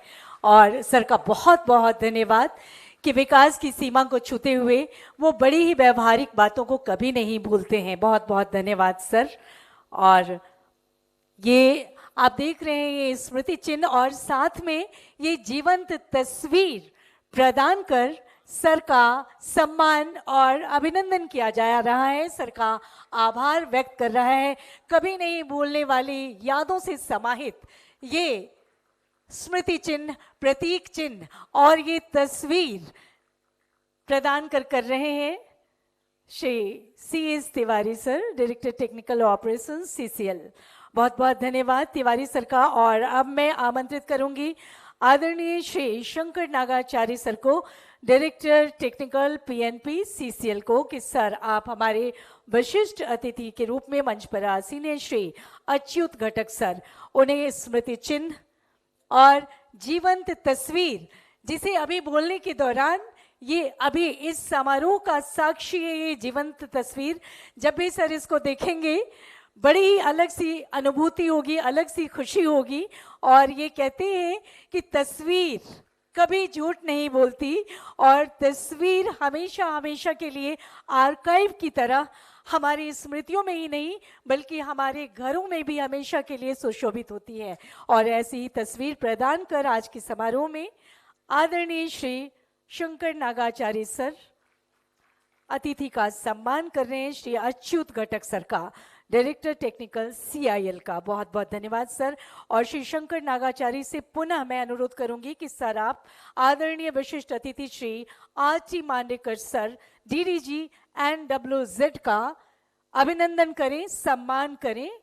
स्मृति चिन्ह और भेंट स्वरूप ये जीवंत तस्वीर जो अभी अभी ली गई और अभी अभी इसे फ्रेम कर आदरणीय विशिष्ट अतिथि को प्रदान किया जा रहा है। हम सबकी स्नेह से सिंचित, हमारी आदर की भावनाओं से सिंचित ये स्मृति चिन्ह और ये जीवंत तस्वीर।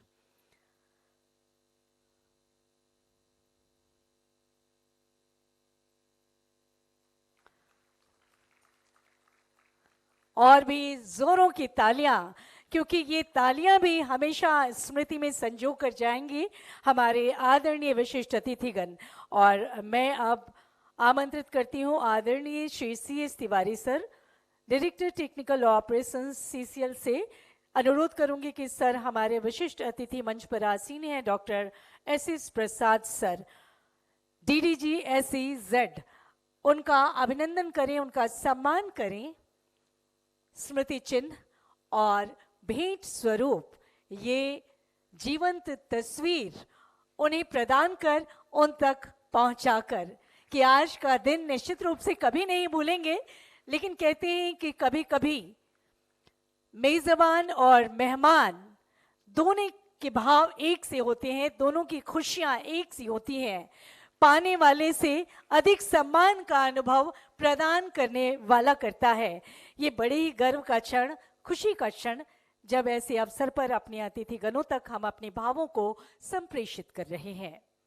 और अब वक्त है अपने मंच पर आसीन आदरणीय मुख्य अतिथि महोदय, आदरणीय विशिष्ट अतिथिगण, सम्मानित अतिथिगणों का विधिवत धन्यवाद ज्ञापित करने का। तो ये कहते हुए बहुत ही पुरानी पंक्ति, लेकिन उतनी ही नहीं, सुरक्षा प्रथम सुरक्षा हरदम, इसी पंक्ति के साथ मैं सादर अनुरोध करती हूँ आदरणीय Shri CS Tiwari sir, director technical operation CCL से कि सर विधिवत धन्यवाद ज्ञापित करें। उद्घाटन सत्र में हमारे आदरणीय मुख्य अतिथि महोदय और मंच पर आसीन सभी गणमान्य अतिथिगणों का। सर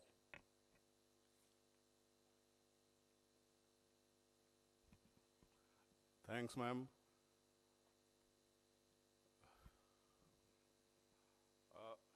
जैसा कि हमारे ऑनरेबल चीफ गेस्ट ने ऑलरेडी मेंशन किया है, lot many things have already been said, and so far as vote of thanks is concerned, it should be concluded, say, within a minimum possible time, you know, and I would like to conclude it within 10 minutes. For this, I would like to say, let us recollect our wits.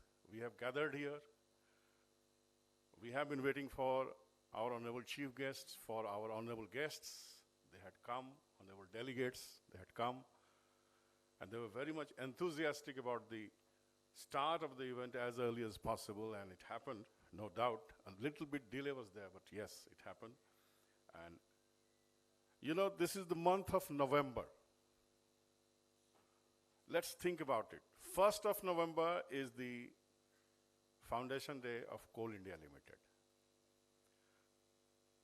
14th of November, that is today, is the Children's Day.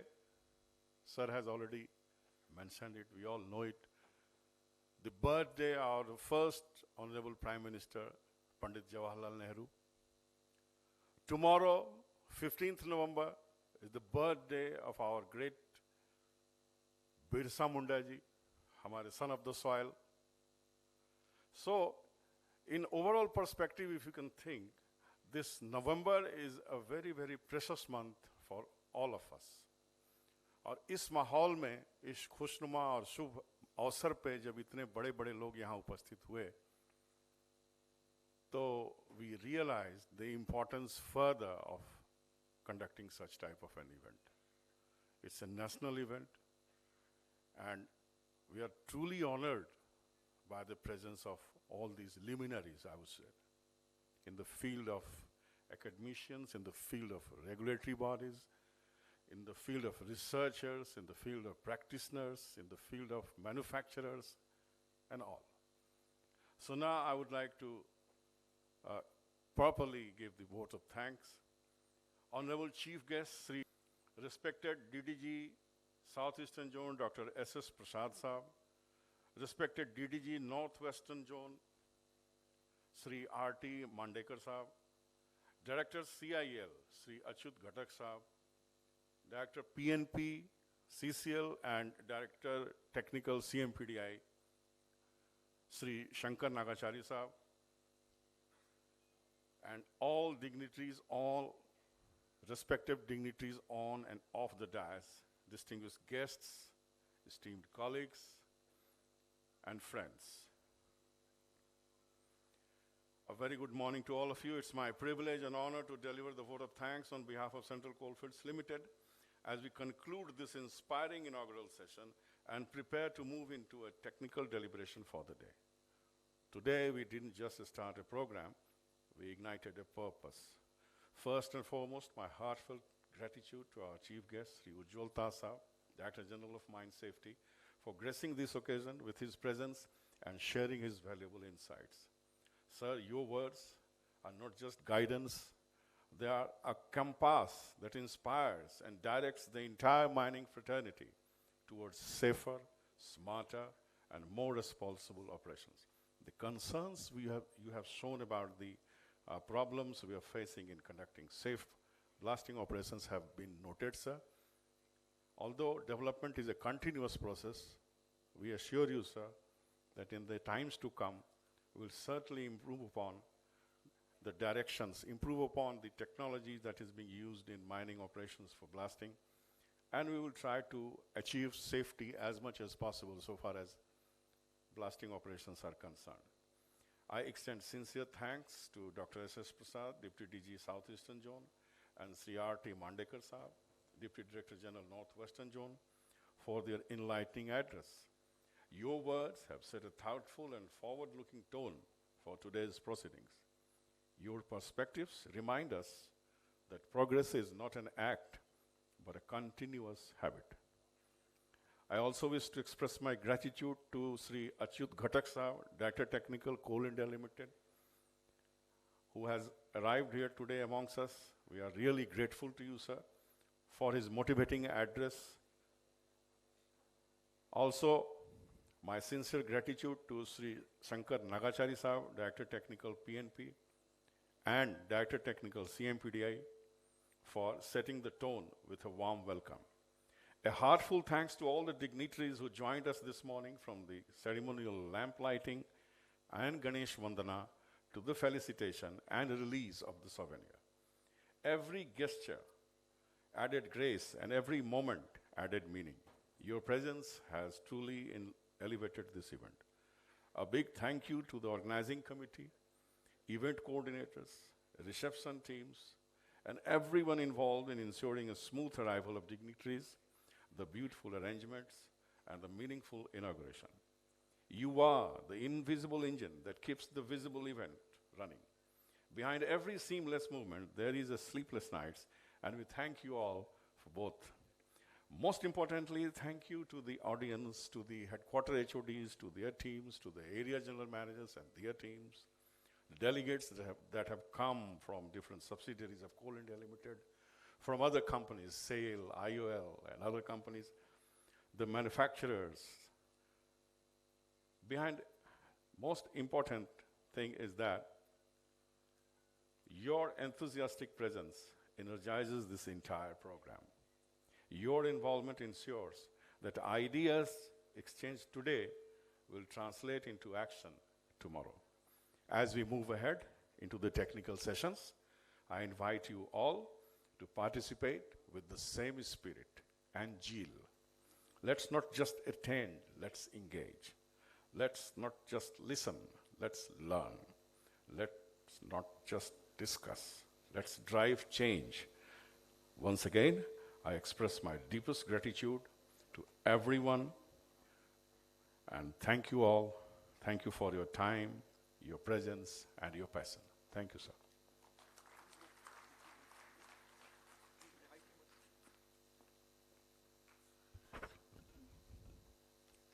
Thank you so much sir.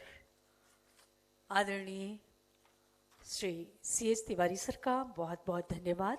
और ये हमारा उद्घाटन समारोह, उद्घाटन सत्र, inaugural session. और इसके बाद आप सबको मैं बता दूं कि अभी सिर्फ 15 मिनट का टी ब्रेक होगा, चाय के लिए विराम होगा, और तत्पश्चात हम सभी समय का ध्यान रखते हुए सख्ती से यहाँ पर अपना अपना स्थान ग्रहण कर लेंगे. और इसी के साथ टी विराम की घोषणा मैं आदरणीय मुख्य अतिथि महोदय और मंच पर आसीन सभी विशिष्ट अतिथिगणों से, सम्मानित अतिथिगणों से अनुरोध करूंगी चाय के लिए प्रस्थान करने के लिए, और GM सर से अनुरोध कि सर को लेकर जाएं. और उससे पहले बहुत बहुत धन्यवाद हमारे आदरणीय स्पॉन्सरशिप का, प्लेटिनम 2 lakhs का जो स्पॉन्सर किया SECL और मोयल ने, गोल्ड किया NCL, NTPC और सेल ने, सिल्वर किया CMPDI और टाटा स्टील ने, ब्रॉन्ज किया WCL, IOCL, हिंडाल्को, JSW, दीपक एनर्जी और इम्फा ने. एक बार जोरदार तालियां हमारे सभी रेस्पेक्टेड स्पॉन्सर के लिए, सभी के लिए, स्पॉन्सर्स के लिए जोरदार तालियां. प्लेटिनम 2 lakhs का SECL और मोयल ने किया, गोल्ड 1.5 lakhs का NCL, NTPC और सेल ने किया, सिल्वर 1 lakh का CMPDI और टाटा स्टील ने किया, ब्रॉन्ज 50,000 का किया WCL, IOCL, हिंडाल्को, JSW, दीपक एनर्जी और इम्फा ने. आप सबका बहुत बहुत धन्यवाद. और चाय विराम के बाद, टी ब्रेक के बाद हम पुनः शामिल होंगे तकनीकी सत्र में. पहले तकनीकी, आज 3 तकनीकी सत्र होंगे. पहले तकनीकी सत्र में 6 पेपर और सभी तीनों तकनीकी सत्र में 6 पेपर होंगे. और उसके बाद हमारा कल का कार्यक्रम इसी रूप से चलता रहेगा.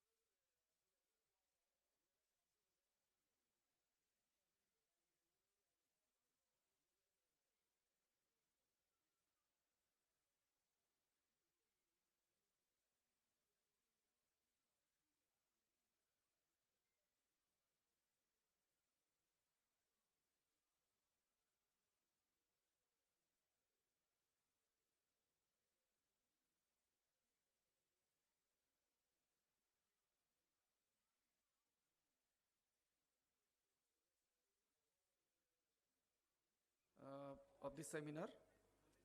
The first technical session will consist of 6 papers. The first paper will be presented by Sri Ajit Kumar, DMS Ranchi region, on legal framework. I will request Sri R.A. Meena Sahab, DDG Western Zone, and Sri Sanjay Purohit Sahab to please take the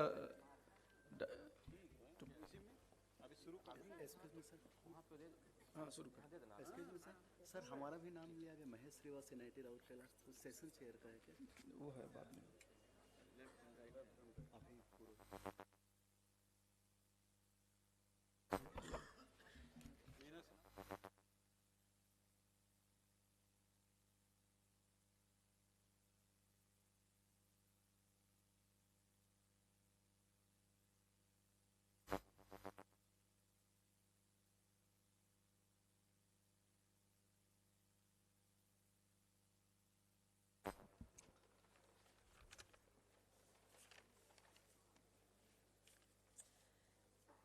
एक बार फिर से tea break के बाद आप सभी गणमान्य जनों का बहुत बहुत स्वागत है, अभिनंदन में है। आज अलग सा पूरा दरभंगा हाउस, एक अलग सी रौनक, एक अलग सी ऊर्जा हर एक के मन में क्या हो रहा है, क्यों हो रहा है, और निश्चित रूप से जो हो रहा है आगे के लिए बहुत ही निर्णायक और एक बहुत ही महत्वपूर्ण मोड़ और समय हो चला है। आप सबसे तकनीकी सत्र की शुरुआत करने से पहले जैसा कि मुझे निर्देश दिया गया है कि पहले तकनीकी सत्र में मैं सबसे पहले सादर आमंत्रित करती हूँ आदरणीय chairman R.A. Meena sir, DDG WZ। Meena sir आ गए, जोरदार तालियों से मीणा सर का स्वागत करते हैं हम सभी।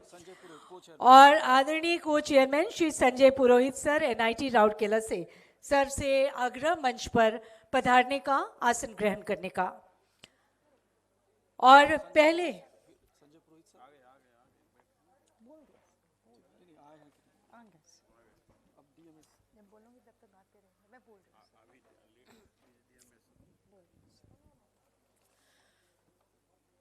जोरदार तालियों से स्वागत करिए आदरणीय चेयरमैन R.A. मीणा सर का और को चेयरमैन श्री संजय पुरोहित सर का।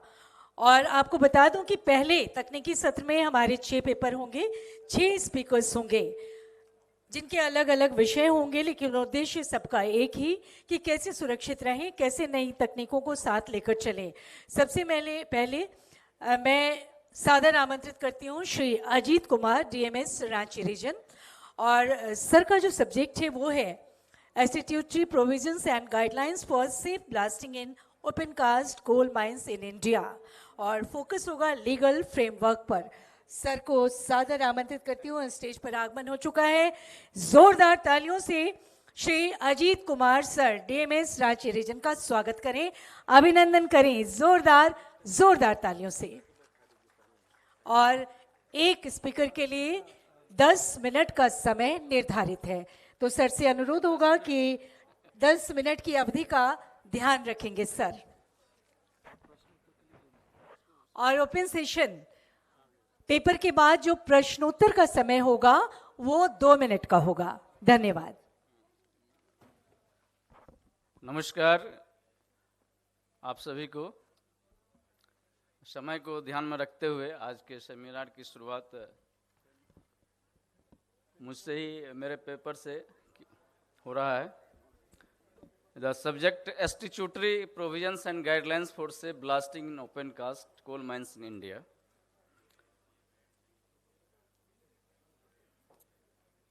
मेरे साथ मेरा डिप्टी डायरेक्टर हनुमंत राव जी भी, हम दोनों ने मिलकर के ये प्रयास किया एक छोटा सा जो स्टैट्यूटरी प्रोविजंस है under the mines act, coal mines regulation 2017 and the different guidelines. ये आउटलाइंस हैं जो हमारा PPT है, उसमें इंट्रोडक्शन है, पर्पस ऑफ जो explosive and blasting, old and current safety regime, deep hole blasting, transportation of explosive in bulk, use of NFO and SMS and SME, sleeping holes, blasting in fire areas, quality and condition of explosives, DGMS circulars and guidelines.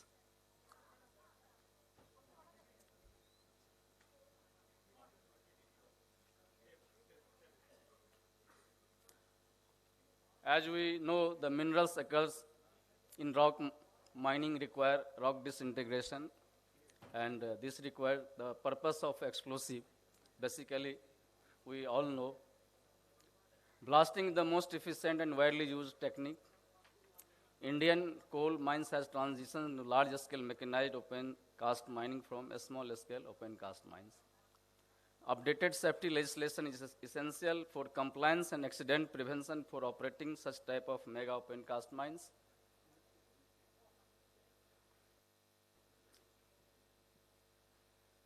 Old regimes before 2017, the current after 2017.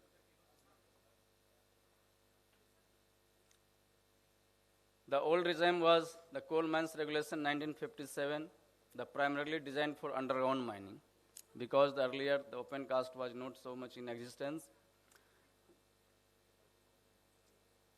The old Coal Mines Regulation lacked inadequate provisions for open cast operations.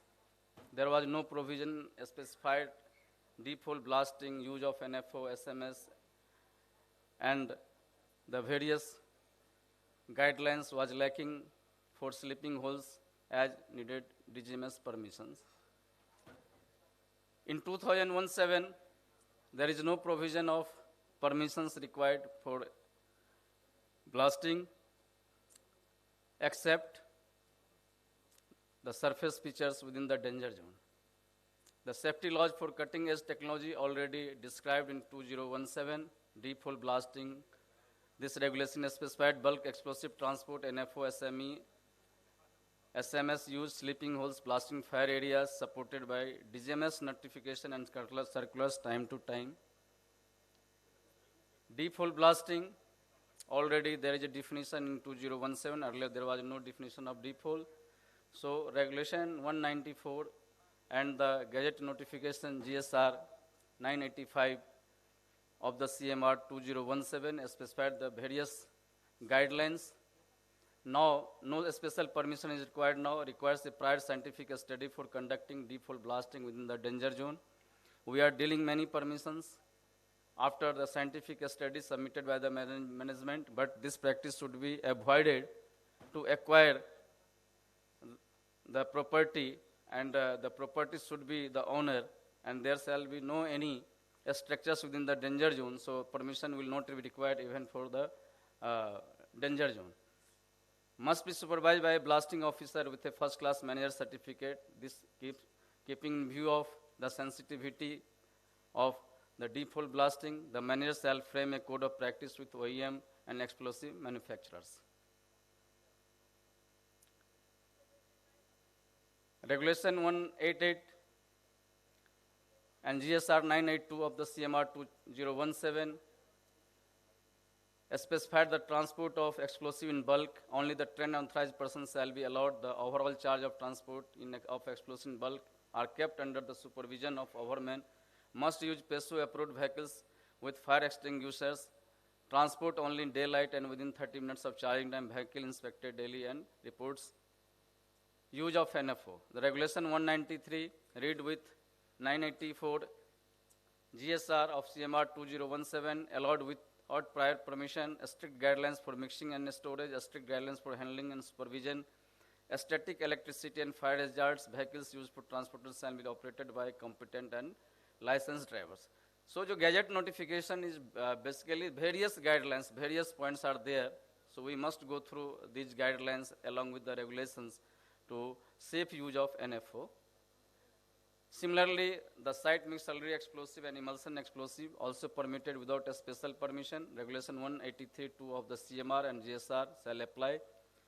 Manager shall prepare code of practice in consultation with OEM. Strict adherence to deep hole blasting and safe norms are required under regulation and GSR.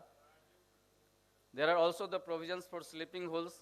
The GSR 985 under regulation 19 of CMR 17, charged holes should be fired on the same day. If not possible, holes can sleep under the strict condition. Temperature monitoring, restricted areas, assess no person within 100 meter of radius. Marked and cordon zones, no sleep in coal and immediate over coal benches. Managers shall formulate standing orders. So guidelines are very clear. So the managers have to frame and formulate the standing orders to avoid the sleeping holes except in the emergency cases. Blasting in fire areas, this is very burning topic. Still the many accidents are occurred. Even earlier also there was a circular. Now the regulation 202 of the CMR specified with the specified conditions by the Chief Inspector of Mines, GSR 986. Only the slurry and emulsion explosive allowed with detonating fuse. Hole temperature must be below 80 degrees Celsius. Holes filled with water, sealed with bentonite if cracked. CO levels monitored less than 50 ppm. Blasting must be completed within the 2 hours of charging. Premature blasting of SME, SMS. There is a circular, DGMS circular 14 of 2020, which is available on our website. Accidents have occurred due to unsafe charging boulders. Avoid boulder blasting if necessary, then diameter of hole shall be kept 32 mm. No simultaneous bench and boulder blasting. Avoid synthetic or conductive clothing. Suspend blasting during the thunderstorms. DGMS circular 10 of 2020 already there. Blasting near structures. This is a very common problem of almost all the mines operated in India. The structures not belonging to the owners or the mining is being worked near to the habitants or villages or structures, the public structures like railway, electricity line, etc. The danger zone is already defined 5 meter of radius from any permanent structure, requires scientific study and DGMS permission in this case. Limit total explosive charge per delay as per the recommendation of scientific study to keep the PPV within the permissible limit. The peak particle velocity limit set by the DGMS circular 7 of 1997. Already this is the different dominant excitation frequency ranges and the value of PP is given in the circulars. And I think all we are the mining engineers know about this circular. The most important, the quality and condition of the explosive. Recently, last year, the accident was occurred due to blasting. After that, already our DG sir already told about the conditions and accidents due to explosive and blasting.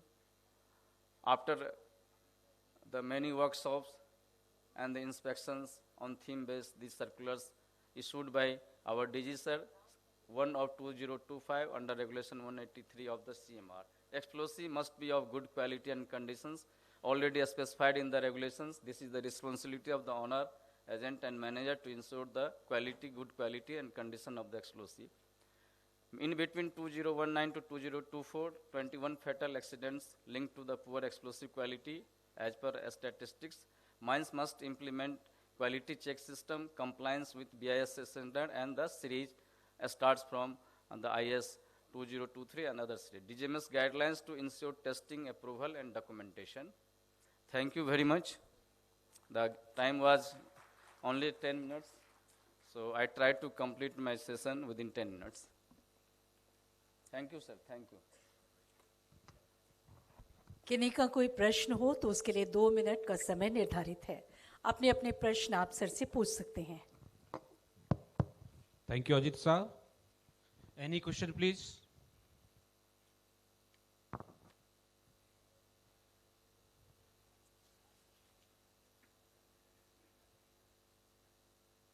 Any question? Yes, first row first. Please give me mic. Hello sir. Hello. मैं Sumit from NTPC दुलंगा से sir. मैं एक question पूछना चाह रहा हूँ, जो daily inspection of जो एक्सप्लोसिव जो क्वालिटी चेक के लिए जो है वो कैसे करेंगे? Means as a means blasting officer मैं कैसे वो इंश्योर करूँगा कि वो जो ब्लास्टिंग डेली जो एक्सप्लोसिव सप्लाई कर रहा है ये एक्सप्लोसिव कंपनी, वो उसका क्वालिटी कैसे चेक करेंगे? उसमें आपने देखा होगा जो क्वालिटी गुड कंडीशंस ऑफ जो एक्सप्लोसिव हैं उसके लिए जो आपके BIS सीरीज हैं उसमें डिफरेंट कंडीशंस दिए हुए हैं और उसके डिफरेंट टेस्ट हैं। तो एज ए ब्लास्टिंग ऑफिसर आप तो वहाँ पे ये नहीं कर सकते टेस्ट, बट अगर आपको कहीं पे एक्सप्लोसिव्स में आपके ड्यूरिंग द ऑपरेशंस आपको जब डे टू डे एक्टिविटीज़ आप करते हैं और उसमें आपको पता चलता होगा कि कौन सी एक्सप्लोसिव या डिटोनेटर में क्या फॉल्ट हैं, उसके आधार पे जो आपके बैच हैं और उस बैच के आधार पे जो आपके डिफरेंट BIS सीरीज हैं जिसके आधार पे वो एक्सप्लोसिव के क्वालिटी वगैरह डिटरमिन होते हैं, तो आप वहाँ से उस सीरीज़ के जो बहुत सारे कंडीशंस उसमें दिए गए हैं, गाइडलाइंस दिए गए हैं, उसको आप देख सकते हैं। Actually, India में we have got many method of testing this cartridges. SMA में क्या करते हैं, हम उसको पहले कार्ट्रिज बनाते हैं फिर उसको टेस्ट करते हैं उसका VAD and all parameters. आजकल in-hole VOD meters have come, that is a good step.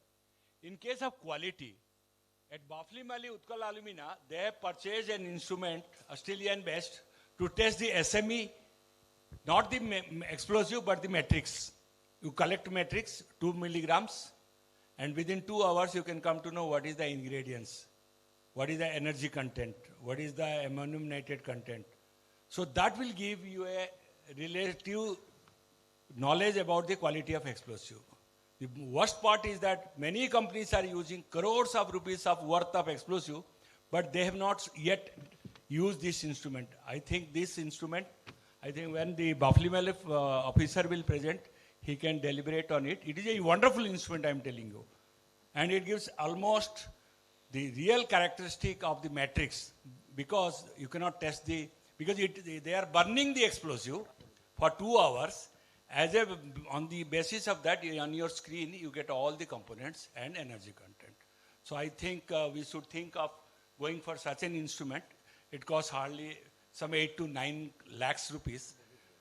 So that won't be a problem for any of the mining companies. Thank you. Any other question? Only one question, please.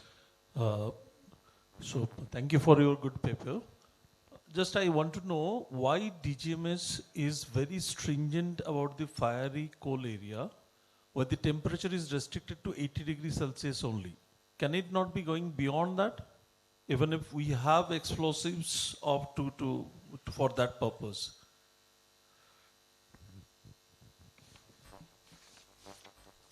No, present guidelines is to keep the borehole temperature level is 80 degrees Celsius. But if we are having the explosive, the heat resistance beyond that temperature, I think this should be,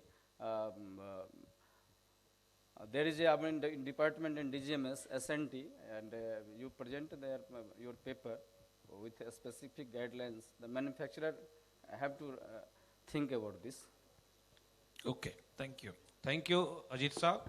You nicely presented your paper, briefed about the statutory provisions and guidelines regarding this safe blasting in coal mines.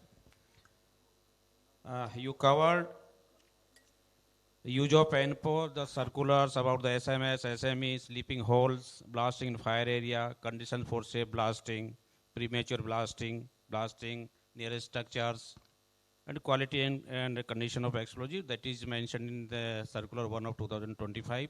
So thank you, you and your team also for nice presentation. Next paper will be presented by Sri B.S. Chaudhary, IIT ISM Dhanbad. Topic enhancing stability and productivity in large scale open pit limestone mine through optimized multi-bench blast design and geometry. I request to Mr. Chaudhary kindly come and present your paper. Time is 10 minutes plus 2 minutes for question answer only. Your time start now.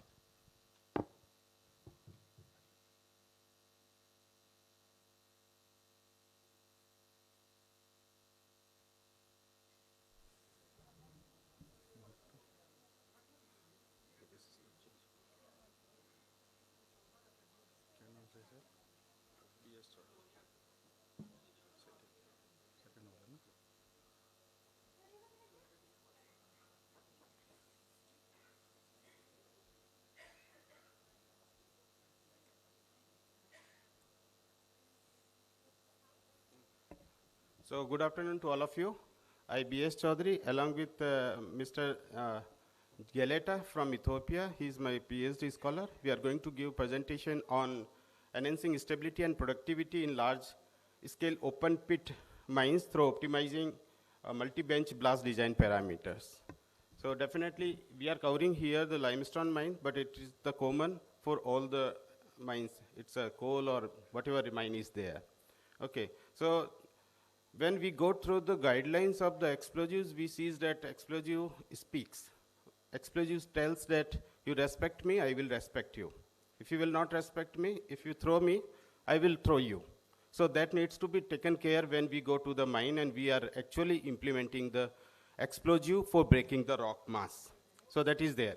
And another, we will see that in the mines, one slogan is written, Hadbadi hai gadbadi. But you will see that when we go and we go for the blasting, you see that whole the time we spend for drilling the holes only. And later on, the time remains that in 1 hour, you have to complete the blasting operations because the time will over and other surrounding people will start moving here and there. So in that case, definitely we have to do the proper planning so that we can avoid the such kind of incident which may occurs. So here, as its slide shows that our earlier speakers has also been mentioned that our main purpose of doing the blasting is to break the rock mass so that easily we can load, transfer and handle it. That is the main purpose. And for that purpose only we are using the chemical energy. If we are not able to cover this one safely, then definitely another kind of issues will be generated. And those issues, these are because fly rock is there. These are the blast induced issues. The fly rock is there, ground vibration is there, aero pressure is there, damage to the high walls is there. And every times we are talking. And why these are happening? Because we know that, yes, the energy generated by the explosive is not properly being utilized in breaking the rock mass. Okay, so when it is not being used, then definitely it will go here and there. And that needs to be controlled. And that is the task of a blasting officer who is actually existing or monitoring the things. Okay, so if this is not in a proper way, then definitely it creates the damages to the nearby structures, unforeseen local peoples also. So if people are moving or animals are moving, those will be affected because of the ill effects of the blasting. And another, we are not taking care much, and that is the another part, that is the bench slope. We are doing the blasting, we consider, yes, vibration is there, that needs to be controlled to safeguard the structures existing near that areas. But we are not considering that, yes, how much it will affect the stability of the bench slopes or the surrounding slopes which is going to be moved later on. Because many times I have observed during the conducting the blast in hilly terrain, border roads, I have visited almost or visiting from last 15 years, and for giving the training to the BRO people so that they can do the control blasting, because surrounding peoples, their claims, they are saying that before the BRO there was no slope failures, but after BRO the slope failures occurs. And that is due to the use of explosive and not doing the controlled blasting, so that we can prevent the further expansion of the cracks. So you will see that here, if you see the images, definitely everyone knows from where this image is. That is the harm to the people due to the blasting only. Another side, you will see that it can harm to the animals also. And the third figures, bottom one, for the structures damage generated. Or the fourth figure, you will see that it's a high wall issues. So it can create, not that time damages to the human lives, but in future it can create the damages to the human lives also. And earlier also being discussed, and during the last many visit to the mines, observed these are the parameters that needs to be taken care sooner or later. And first one is the safety training. Found that yes, we are providing the training to the senior persons, managers or the general manager and so and so. Are we providing the actual training to the floor people or not? Because they are the person who actually implement at the site.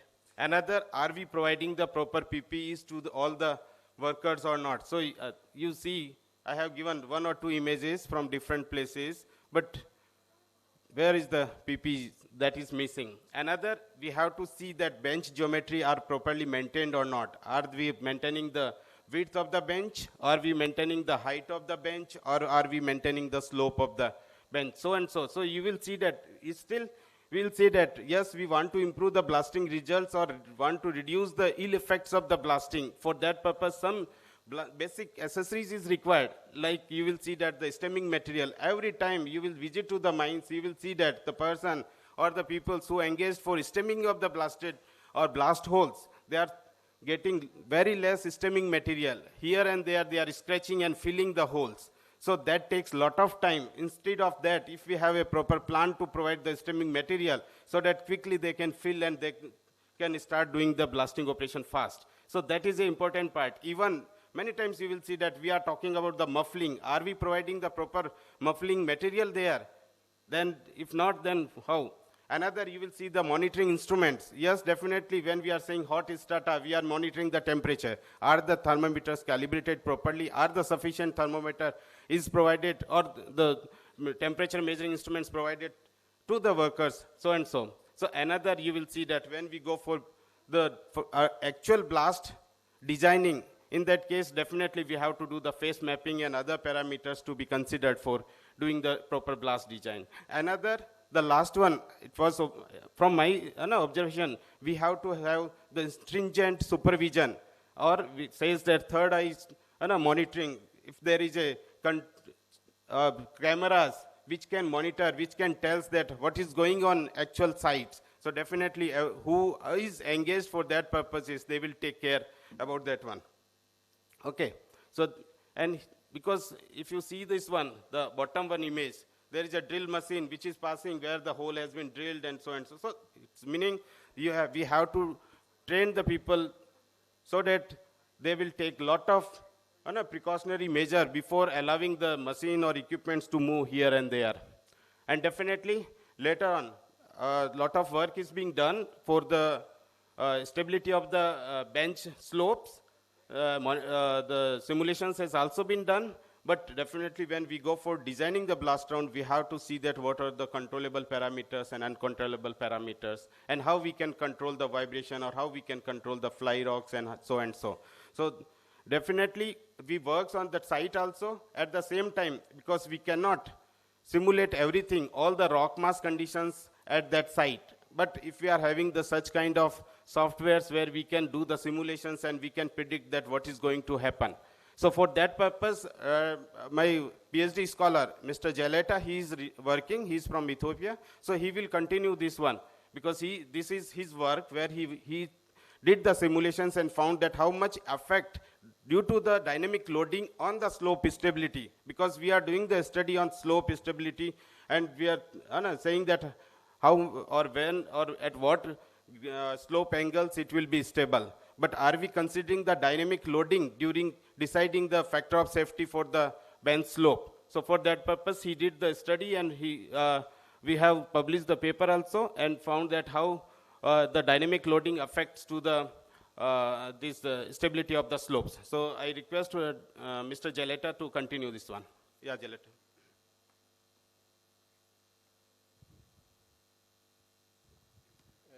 Okay. Jaleta साहब, आपका 1 minute बाकी है. Only 1 minute is due. Kindly expedite. Thank you. Good morning, everyone. So now I'm presenting the application of numerical modeling in slope stability and designing blast design. So in large open pit mines, achieving both stability and productivity is challenging because of the nature of blasting, which is affecting the slope stability, and as well as some regulatory frameworks such as DGMS, they do not address the blast-induced ground vibration impacts on bench slope stability, and defining the safe peak particle velocity. So our research is focusing on integrating multiple parameters such as characterizing the rock mass conditions, the bench slope response under blasting conditions, and also dynamic loading.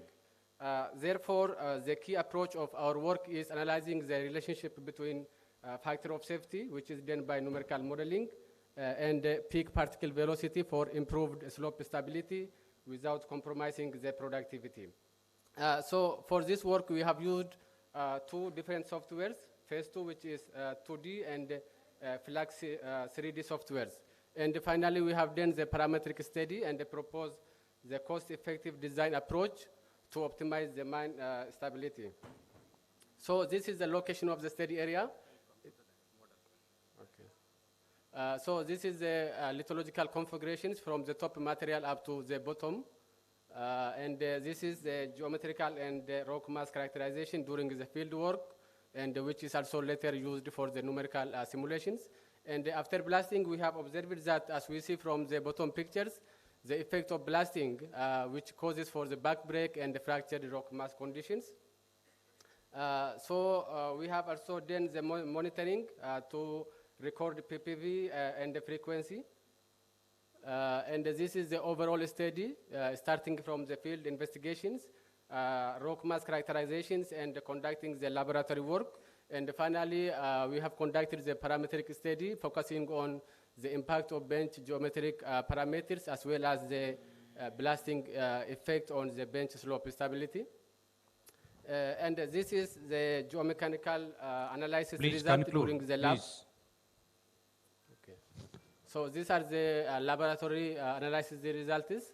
And during the numerical simulation, we have done the proper meshing and the boundary conditions to set the simulations properly. And some empirical equations are used for meshing of the numerical modeling. So we have applied the dynamic loading in one bench and analyzes the stability of the other benches under dynamic conditions. And as we see from this one, we have calculated the equivalent uniform load, that the load that we have applied on the bench to study or to investigate the effect of this blast loading on nearby benches. So we have considered the equivalent uniform load by considering different blast design parameters, such as number of blast holes, the diameter of each blast holes, number of faces, and the surface area of the excavation. And we have applied pressure detonation around 3,300 megapascal on one bench, and studies the effect of this blasting on nearby benches. So after that, we have investigated. Please conclude this. Okay. The factor of safety at different conditions, and the factor of safety is determined by using both Flex 3D and phase 2 softwares. And finally, we have analyzed the factor of safety under three conditions: peak dynamic conditions, and the static conditions, as well as the displacement movement of the slopes due to the blast conditions. And after that, we have investigated the velocity magnitude and the bench response at different points.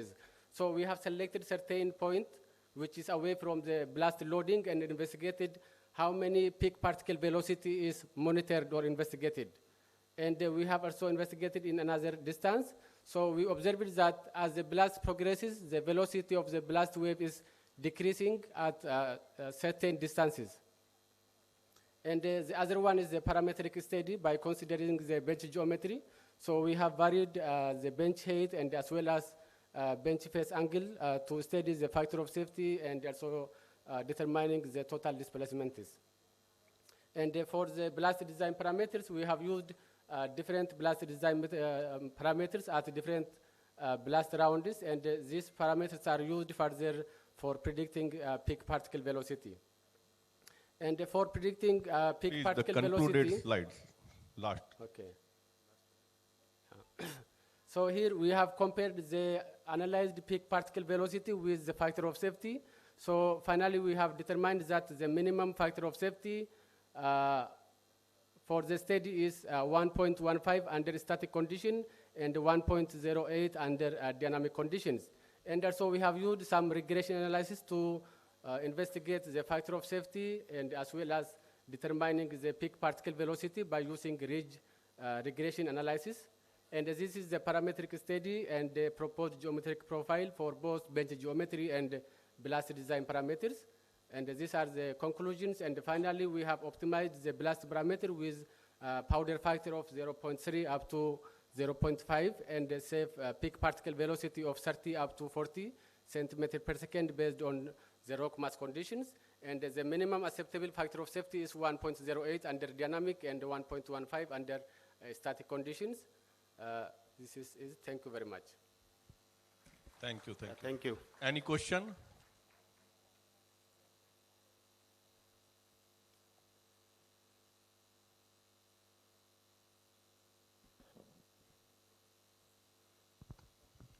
So, I think no question. Thank you. Thank you, very Chaudhary much. Sahab, for your. Yes, sir.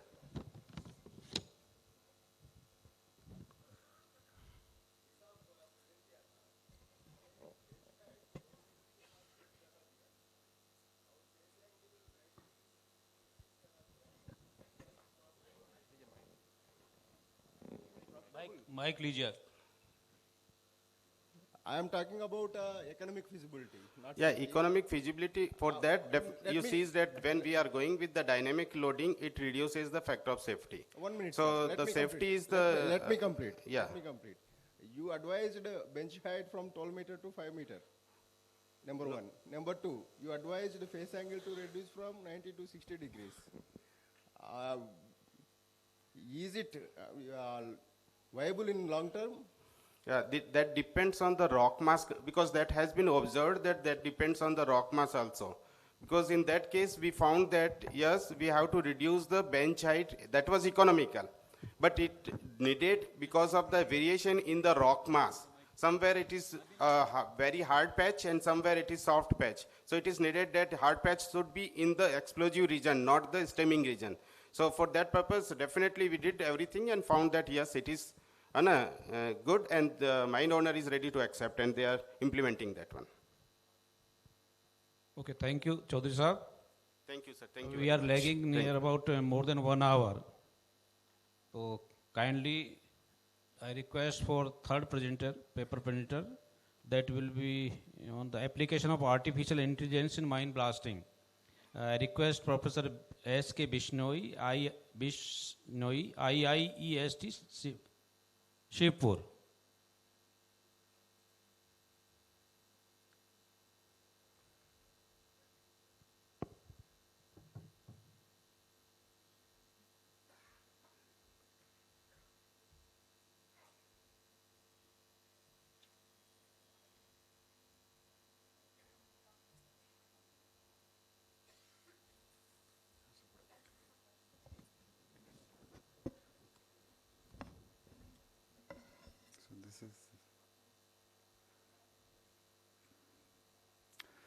So, good afternoon, everyone. I'm Dr. Sunikumar Biswai from Department of Mining Engineering, IIEST Sipur.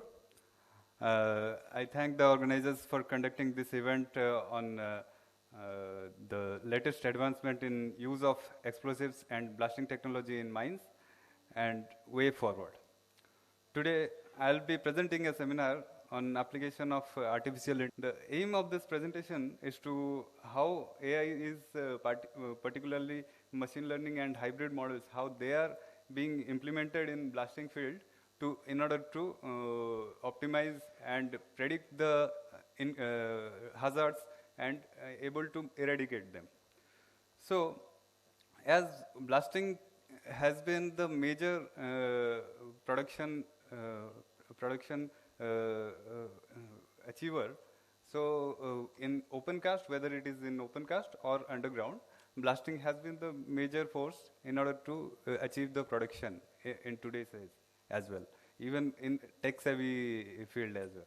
So therefore, there are some hazards related to blasting, like ground-induced blast preparation and air overpressure, and then backbreak and fly rock, which is impacting the surrounding areas and surrounding environment and people that are living in the vicinity of the mines. Therefore, we need to be able to assess the risk, and we preemptively should be able to predict these hazards in order to mitigate them. So, going forward, how we have evolved during this past few years, several decades. Earlier, we used to have empirical formulas which was used for blast-induced ground vibration prediction, fragmentation prediction, and these were the empirical formulas carried out from several studies, but it lacked in such a way, it had site-specific application only. So the advantage of machine learning and AI is versatility in order to adapt in different fields and able to its adaptability to different types of function, complex function, so that we are able to predict complex behavior of the rock mass and able to predict ground vibration or fragmentation, fly rock assessment. This can be done. So the major techniques that have been used in these applications are hybrid ensemble networks. As we can see in the chart, that more than 70% of the studies that I was reviewing in last decade, more than 70% of the studies were adopting hybrid ensemble networks, which is capable of predicting accurately the blast vibration and fragmentation. So, and ANN, simpler ANN models have also been used for this kind of prediction and assessment, and support vector machine, fuzzy logic, and other similar algorithms have been implemented to predict this kind of hazards. Going forward, what we can use, how we can take the help of AI in order to apply in the blasting. We can do the peak particle velocity prediction. We can do accurate prediction and accurate fly rock prediction. And if we know, if we are able to assess where the fly rocks will be going and how further it will spread, then we can design accordingly our blast design so that we are able to mitigate and reduce the hazards in the vicinity of the mines. And then going towards the production efficiency, if we can mitigate the second stage application, like if we are able to optimize our fragmentation to our achievable size, then we don't need, we won't be overloading our crushers and secondary processing plants. So some of the representative studies are also shown here. Among them, most of the studies have focused on ground vibration, and fly rock, also 23% of the papers are based on fly rocks assessment, and fragmentation is also one of the parameters that can be predicted from past researchers. And there are other blasting parameters that can also be assessed through machine learning and artificial intelligence. So in case of ground vibration, one of the most pertinent input parameter that was considered in these studies were distance, spacing burden, stemming, maximum charge per delay. And in case of fly rock, the most influential parameter was burden and spacing and stemming. And for fragmentation, burden, spacing, stemming, and charge per delay, these are also preferable input parameters. And for backbreak prediction as well, we have seen that the papers have followed burden, spacing, and stemming as major parameters which influences the backbreak. So what is the use? Why do we need to switch to AI? And because in this day and age, we are trying to integrate mining 4.0, and so that we are able to integrate modern technology into the blasting. Because it has been, the integration of modern technology has not been successfully implemented in the mining industry. The implementation will be advantageous in case of complex model predictions, complex relations that can be found between the parameters of blasting result and input parameters. And we can do safety modeling, safety and predictive modeling, which will warn us about the outcomes of the blasting. And we can take real-time feedback with integrated system with AI integrated systems, which can tell us the warnings in real time, so that we can be assured that we are not doing any mistakes during our blasting operation. So it's not without any challenges. There are challenges in case of data scarcity. Mining industry is famous for keeping the data to themselves, and it is not open for everyone. Obviously, there are reasons behind it, but there should be a system which is able to build transparency, even with, where we need to come together in building a system where we can share data without sharing without sharing the identifying data, so that we are able to do research with a lot of data, and we are able to actually predict these kind of hazards with the huge data chunk.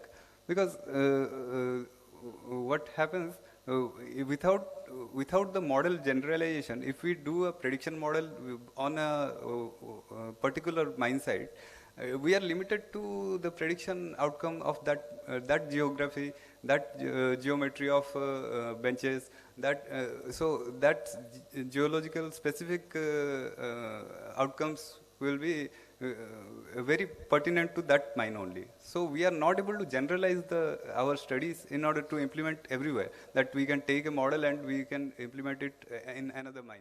If we are doing it in coal mine in some area, then we can apply it in WCL or CCL, or we are not able to do that because our incapability of model generalization. So with data versatility, we can do this model generalization and able to implement this kind of predictive model and successfully do something whole mining industry wide. And another limitation would be black box system as we go towards artificial intelligence and deep learning.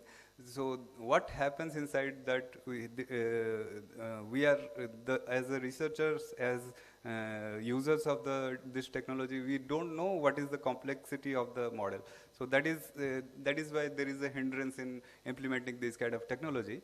But we should somewhat push it down, this avoiding this ordeal, and we should be able to we should be welcoming this technology to wholeheartedly for betterment of the mining industry. So in future, we can benefit by creating digital twin of the mine models, and physics-informed AI can enhance the model accuracy, and then federated learning. This is what I was talking about. So we can generate localized models, and from that data we can again integrate it to global stage, and we can in organizational level, that data can be shared among the higher authorities or researchers. That can be integrated with AI, and we can make some predictive models, and we are able to do a better job at prediction of hazards, right? And the integration of drone can also be an integral part. So this will be easy, helpful in prediction of blasting results, and in terms of please conclude. Yes. So to conclude, AI is revolutionizing mining blasting. So from predictive vibration and fly rock to optimization of blasting designs, AI-driven models are proving to be indispensable tools for modern mining engineers. As we move forward to mining 4.0, the fusion of AI, IoT, and digital twin technology will make blasting not only more efficient, but also safer. Environmentally responsible mining is pertinent for future of India. So thank you everyone for listening. please, if any question. Right, sir. Sir, with drone technology, we can do photogrammetry, and with photogrammetric analysis, we can identify what is the actual pattern of the geometry. What is the bench geometry? The smaller details also we can get. Even cracks and back breaks, all of these are will be visualized, and we are able to identify where is crack, which is the continuous slope, and the geometric representation of the benches will be more. Geometry after blasting. No, pre-blasting and post-blasting. Both. So if you go back to the slide, we can see that pre-blasting, we take the geometric photo and create a photogrammetric model, 3D model, and from that we are able to predict what kind of blasting output will come by again post-blast photogrammetry. From, whether so limited to that only, geometry. Limited to geometry, yes. Just I will add something, sir. The toe burden also, the crest burden also, the face profile also, everything can be captured, and we can design according to the actual condition. And also the level of the bench, the top level, all the collars, elevation also we can extract from the drone, and the all holes we can drill according to the depth, required depth. Not like a simple, it's just 10 meter bench, we drill 10 meter. Yes, right. Second question, yes. Any idea to how to gather the data? Because this is, you said this is a challenge. No. I also accept this as a challenge. But there is lot of data available. Right, sir. Lot of data available. If you take an example of Coal India, they say 100 permissions are granted of control blasting every year. So 100 reports are available with Coal India every year. Right, sir. So lot of data available. Do you have any model in your mind that how to grab this data so that AI is a very fruitful tool for future? Sir, if we have a centralized system, if we can architect a centralized system where we can upload this data anonymously without specifying the mine's name, without specifying what is the other identifying parameters, we are able to upload these kind of information like what is the blast parameters that was used, what was the result of that blasting parameter, how close the houses were, how close the what is the geolocation of the bench, blast where it occurred, and all of these things which is pertinent to blasting. If we can upload it without disclosing the name of the mine or location, then we can build a database which is capable of creating thousands of data points where we can train our AI and able to predict this outcome of the blasting.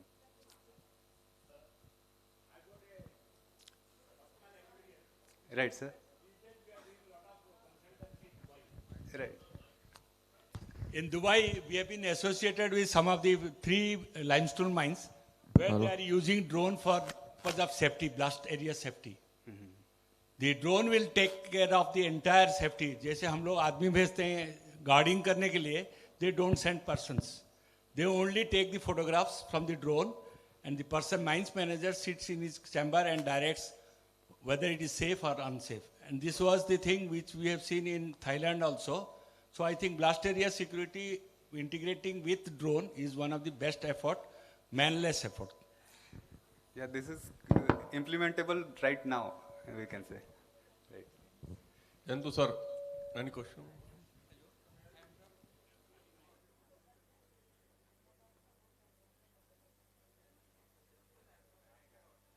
And I have a doubt for you.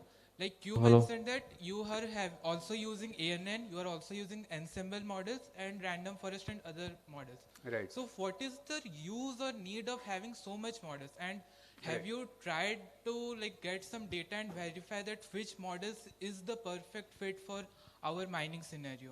So for regression trees and tree-based models, there is a problem for overfitting, right?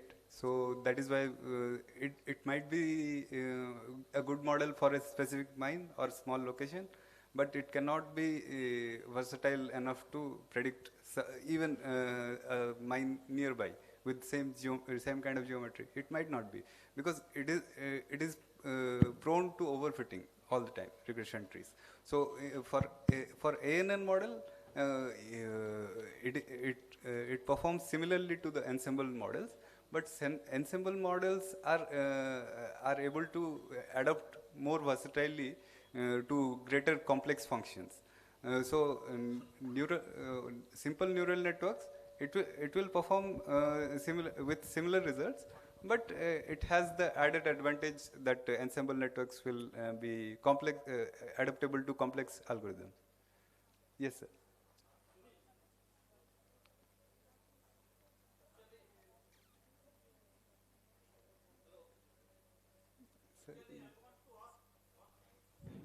ANN means any AI tool. If you are, it is completely data driven. Right, sir. You have to enter the data. So suppose you are entering a data burden. Right. Okay. In your mind, suppose it is written that burden is 4 meter. That burden is 4 meter is basically a notional value. In practically, you cannot use burden is equal to 4 meter. Right, sir. It may be 4.1 meter, it may be 3.9 meter, it may be anything. Right. So if you are giving a 4 meter in your ANN, but practically you are having a data of 3.9 meter, how you are catering those things? For each and every blast data, what you are entering there is varying, and it is varying randomly. Right. So how you are catering those problems? So that is why implementation of technologies like UAV will be most useful, because RTK-based drones will be equipped with geolocation and accuracy, so that they are able to identify where the blast holes are, and they can automatically detect what is the distance, and these can be automated. These can be done digitally instead of doing it by our perception. Instead of perception, if we can use the drones with RTK capable technology, then we can model that 3D bench entirely, and we can accurately measure what is the distance of, what is the burden, what is the spacing between the holes, and all of this accuracy will be remedied with the UAV technology. Thank you, Professor S.K. Bishoyji. Thank you. For nice presentation. 1 minute, sir. I have a question. Yes, please. Dr. Sunil. Mr. Bala, if you have any question, please contact after that presentation, today's presentation. Actually, we are late. Sure, sir. Three more presentations are here in this first session. So thank you, Professor S.K. Bishoy, for nice presentation on application of AI in blasting. This is new for all. And you covered all evaluation of analysis, major AI methods used, key applications of AI in blasting like PP prediction, fly rock control, advantage of AI, real-time feedback, prediction of potential hazards, and also covered the challenges in AI adoption. So thank you, Professor. Thank you. Next paper is fourth paper, and I request to Professor Kaushik De from IIT Kharagpur. Paper subject is understanding risk in explosive handling and blasting operation with special reference to the recent notifications. I request Professor Kaushik De. Okay, good afternoon, all of you. Actually, as a teacher, when I try to prepare your manpower, basically it is in two categories we like to prepare. One is the practicing mining engineer, another is the mining officials. Practicing mining engineer, or you can say miner, they are basically produce the minerals and contribute in the national growth. And mining officials are people like us, educators, scientists, researchers, lawmakers, material suppliers like explosive supplier, etc. That is another group of people. We would like to prepare them also in our academics.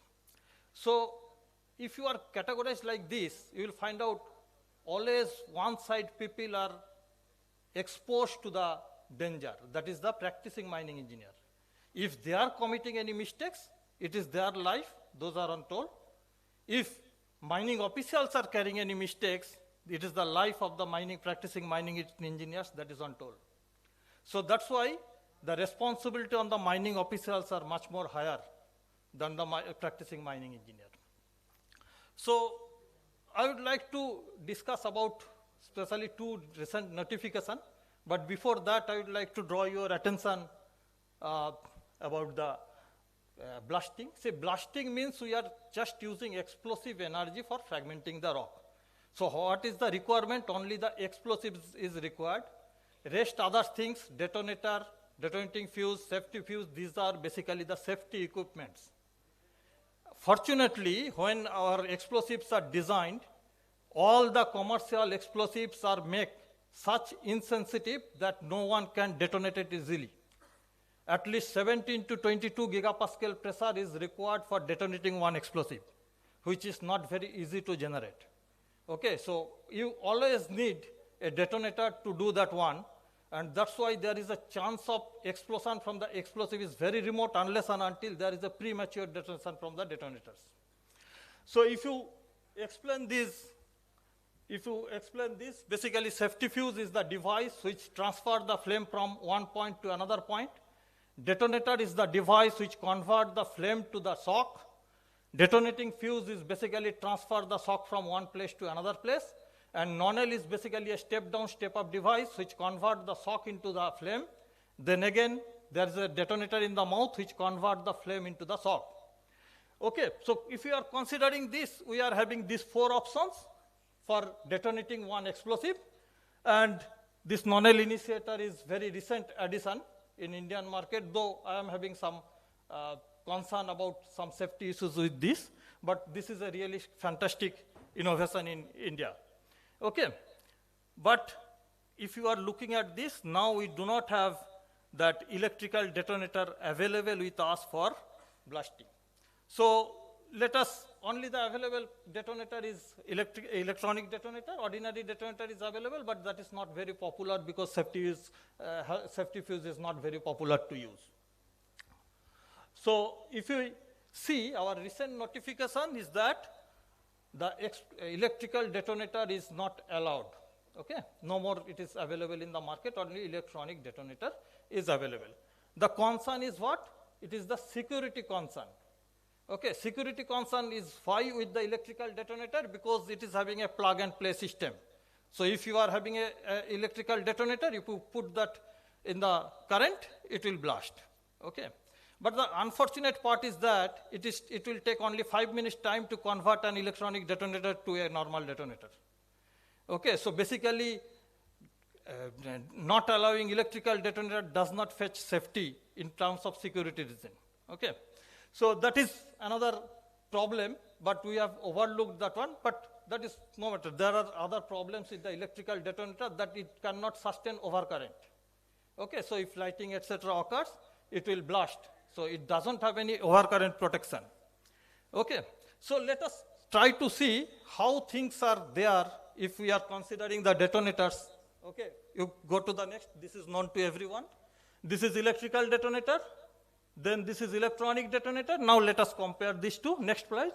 So this is electrical and electronic detonator. Actually, electronic detonator is also an electrical detonator because it is also having an electrical fuse head. What is the only modification? In electrical detonator, you are having a pyrotechnic delay, which is given after the fuse head.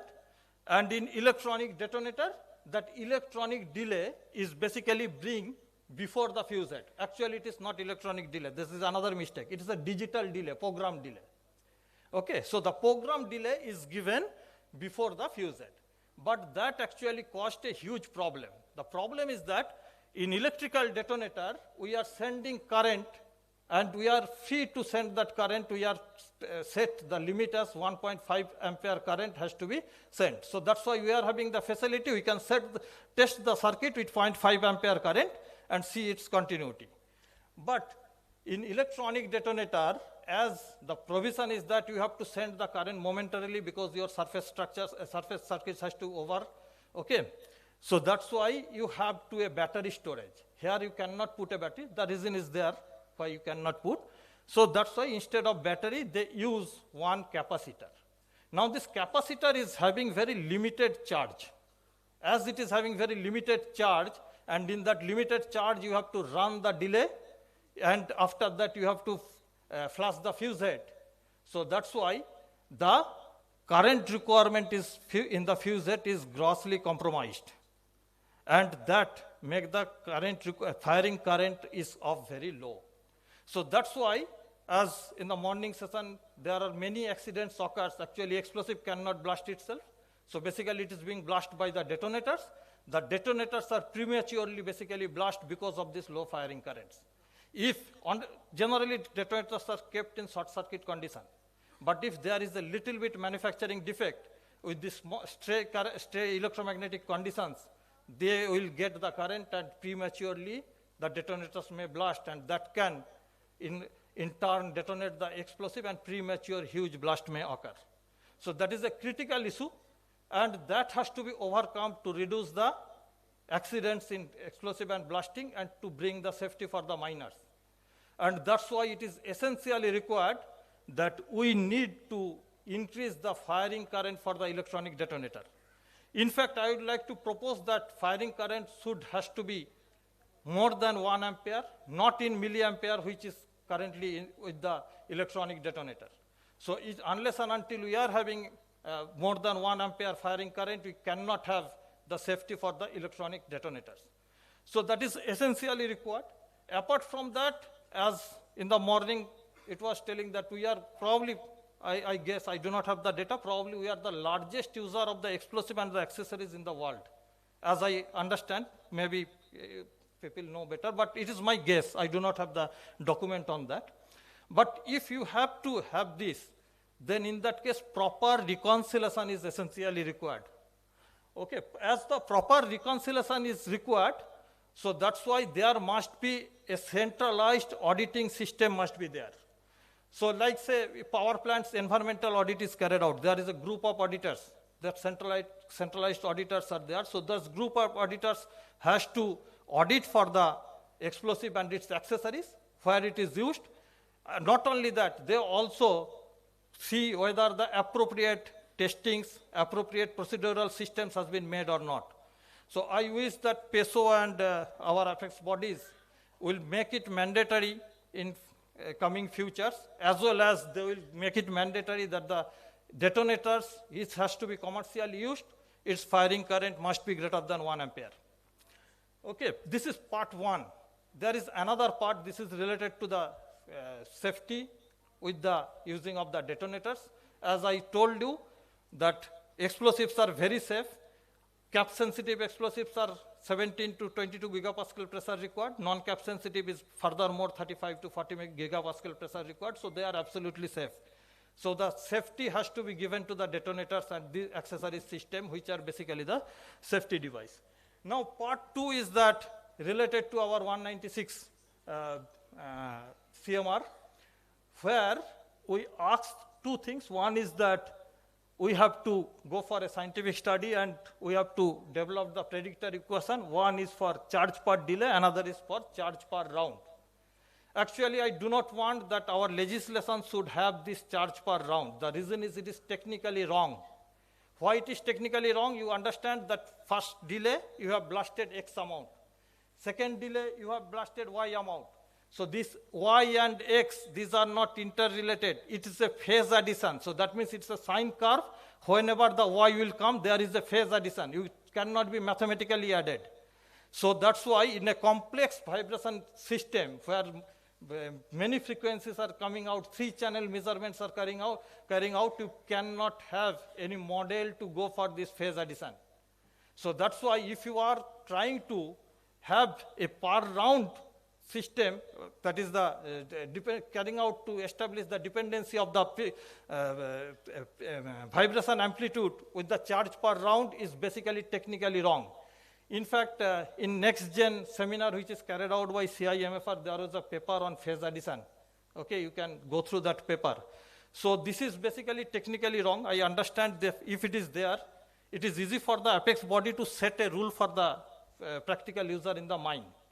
Okay, but you cannot have something, guideline, which is not based on some scientific system. So that is a problem, and it should not be in the legislation because it will give a bad reputation of the Indian scientific knowledge to the world. So it should not be there. If you want also, you should not keep it in the legislation because that goes to the outside world. Okay, second part is that you must have a scientific study. I am having a little bit not actually good experience with this system. The problem is that whenever apex body asks for a scientific study, they give a letter. Okay, so you do the scientific study to the mine. Mine just directly transfer that letter to the scientific body. Scientific body submit the report. Mine submit the report to the DGMS. Even they are not very keen to know what is there. But the use is that that report has to be implemented in the mine by the mine authority. Sometimes mining people, they ask that scientific body, you present it in front of DGMS. What is there if a teacher is appearing in the exam and passing that, what will happen to the student? So that's why it is not want. It is actually ideally required that scientific study, whatever that report has to be made, whether it is taken by, this has to be made by the mine authority, whether they are doing it by their own or they are taking the help of some scientific agency or not, that doesn't matter. And that has to be presented in front of a expert committee. I request that apex body should prepare to make the expert bodies regional wise, topic wise. Say rock mechanics, one expert body, blasting, one expert body, ventilation, one expert body, and that must be in the region wise. Eastern region, western region, as DGMS is also divided in many regions. So mine has to present that in front of the expert committee. Expert committee will ask if the mine authority is able to satisfy them based on the recommendations they are making on their report, then they will be allowed for that. So otherwise this scientific study cannot fetch safety for the mine. Okay. Now related to the blast vibration study, generally what we do, please go to the next slide. Please finish. Generally we go for monitoring of few number of blast, develop the predictor equation using the scale distance formula. Then we prepare the guideline, that is we find out what should be the allowable charge per delay for the particular D when the V, that is 5 millimeter per second or 10 millimeter per second, whatever is fixed as per the guideline of 1997. Okay, but this doesn't guarantee that this has to be followed exactly for each and every blast.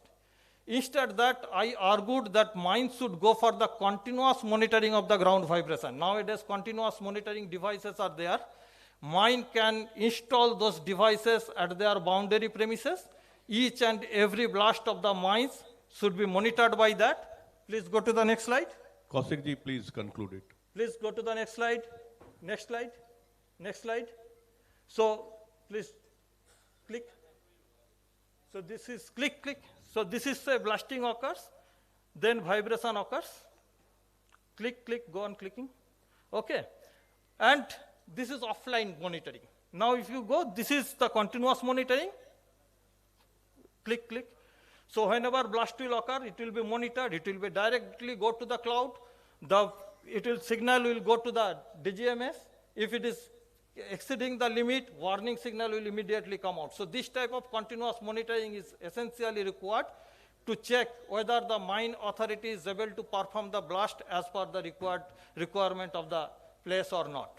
So this type of systems are essentially required. The same way the SSR is nowadays asked for the continuous monitoring of the slope.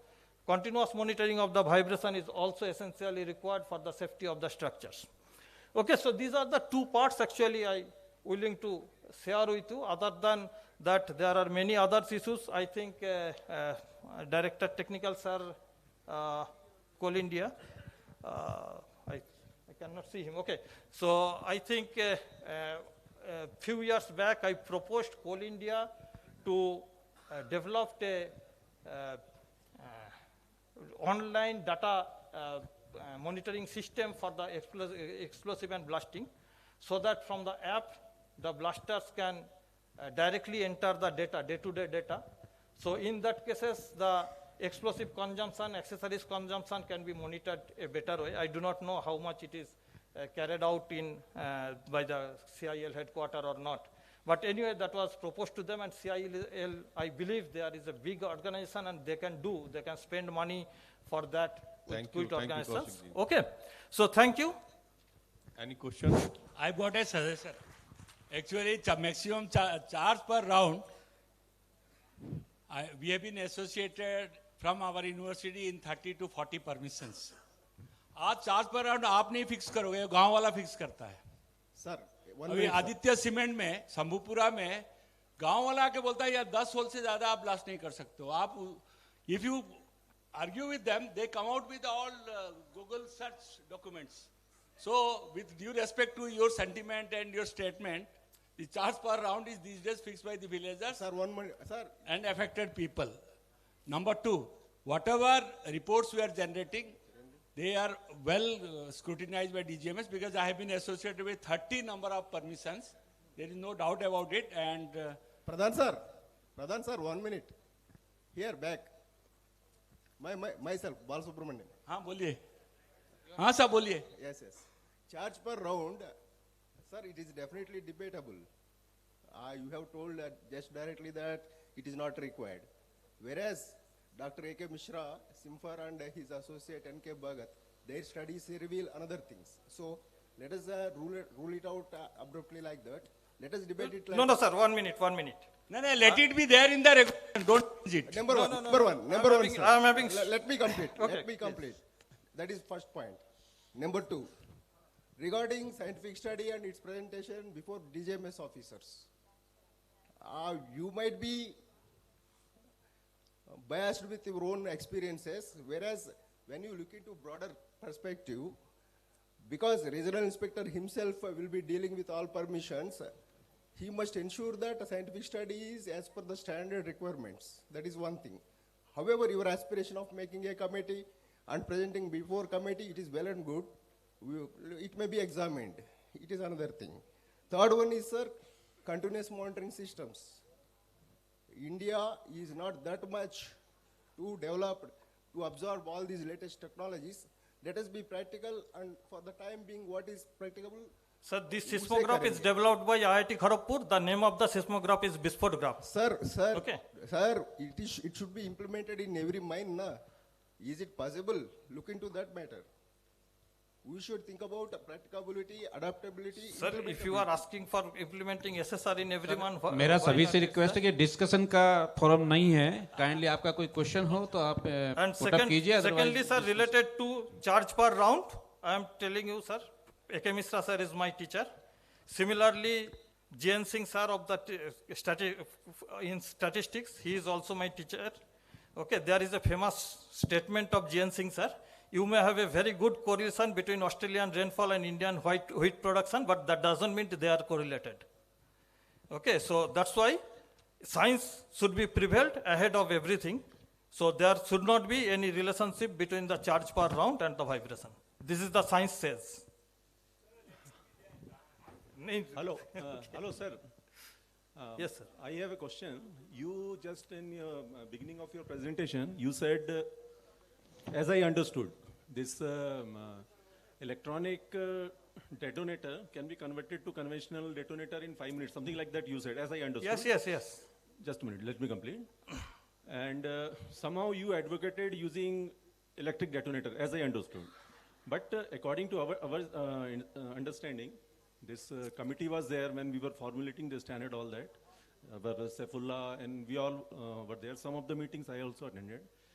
Actually, electronic detonators, they have advantage as far as false detonating due to stray current, lightning, static electricity, and RFI, radio frequency interference, all that. Can you elaborate on that? That Yes, sentence sir. somehow I found somewhat damaging. Yeah. Please. See, what is happening, electronic detonator is very good. It is having overcurrent resistance. Okay, the circuit is at the above, which is not there with the electrical detonator. Okay, so if you are giving overcurrent also, your electronic, the fuse head of the electronic detonator will not get the current because it is arrested at the circuit before it. The problem occurs only when there is a circuitry fault. If there is a circuitry fault, then what will happen? It is not in a short circuit condition. In that case, with the stray current, the fuse head will get the required ampere and it will blast. Otherwise, it is safe. It is safe from the overcurrent, which is not there with the electrical detonator, but electrical detonator can also be done like that. Okay, that is the problem with that. And how an electronic detonator can be converted into that in standing here I cannot tell you, but outside the dais, I can tell you how it can be possible. So any comment from the electronic detonator suppliers is also here. So they can it comment is- on that. It is totally encapsulated. Converting that is not that easy. It is not very easy. It happens in maybe 1 lakh detonator once it may happen. Yeah, I think I just want to make one comment. I am going to make a paper in the second session where we are going to talk about electronic detonator. Your apprehensions were addressed. I will explain more detail during the session instead of taking more time now.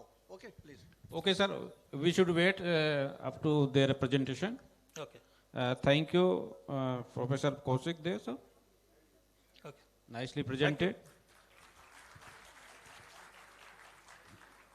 Now I request to Dr. Kunal Das, CMPDIL, to present a paper on different parameters influencing blast-induced ground vibration due to blasting in open-cast coal mines. Dr. Kunal Das, please.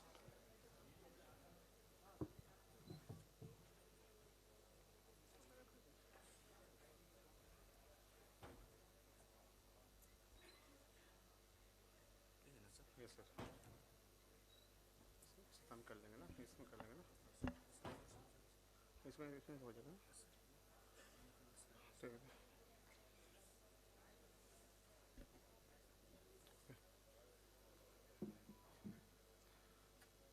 Good afternoon, everyone. Today's my topic is different parameter influencing blast-induced ground vibration due to blasting in open-cast coal mines. It is not only open-cast coal mines, it is also all mines, metal mines is applicable. First, we know before to discuss these topics, first we want to know why blasting is needed. Everyone is need to essential for blasting because every country need mineral for their growth of economy. Industries mineral are used as a energy or raw material. Continuous increasing the mineral result in rapid expansion of mining industry. So mining is increasing of mining industry definitely most maximum production in present in the scenario mining industry done by blasting and excavation of the material. So due to blasting, it is more hazardous operation because maximum energy utilized for energies environment purpose, ground vibration, backbray, everything. So it is not also present blasting scenario is presently there are villages near mining area, so it need to disturb mining operation. So it need to control it first. In my paper, there are three discussion and the paper topic. Influencing the ignition system on blast-induced ground vibration.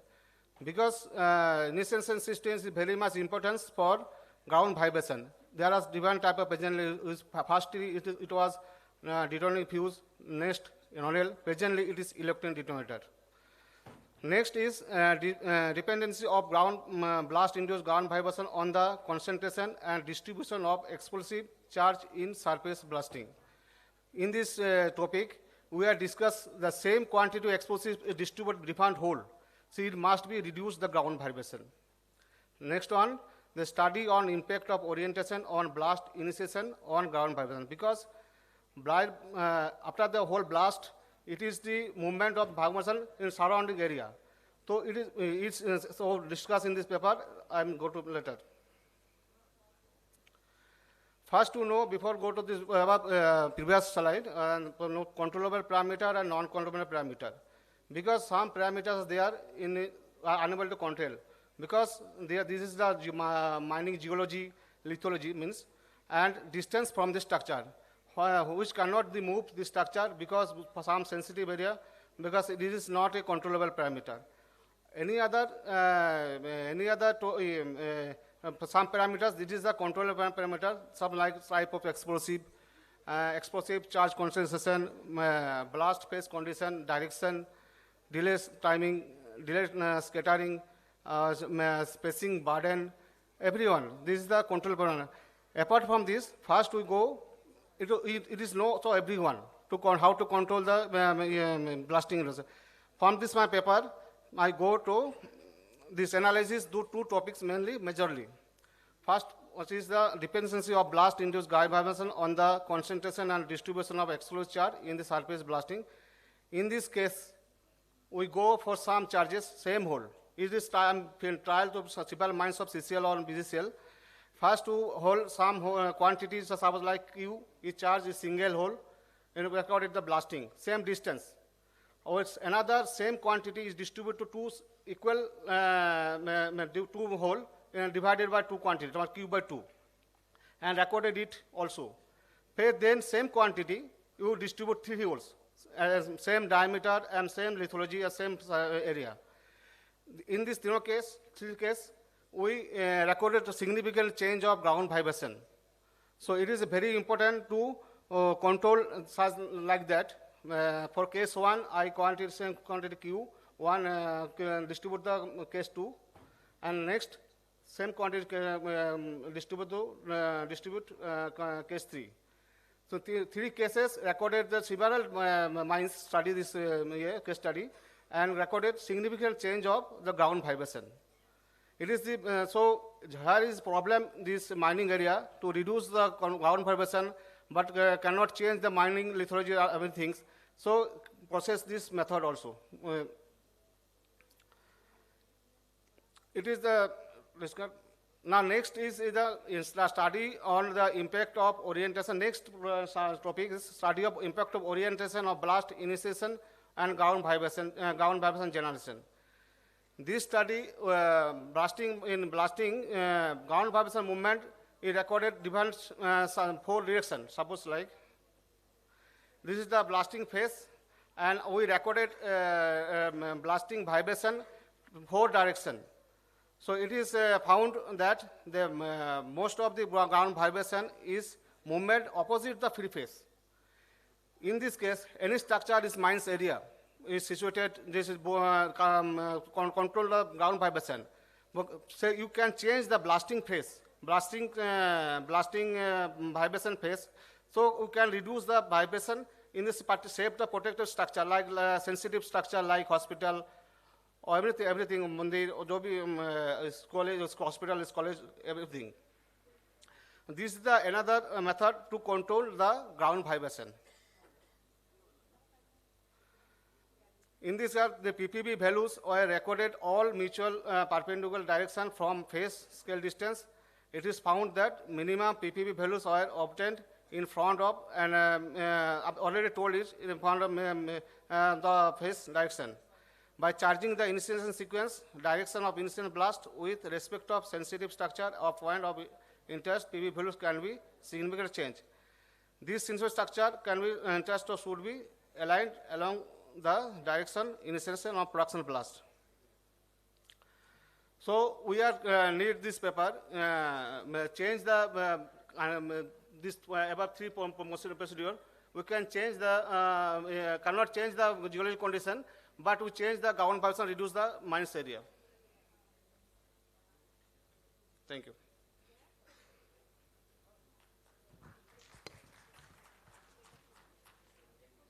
Thank you, Kunal Das sir. Any question, please?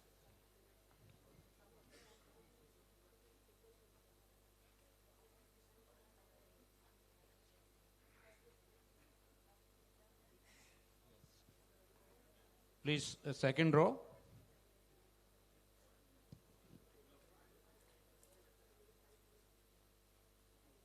This is a wonderful observation.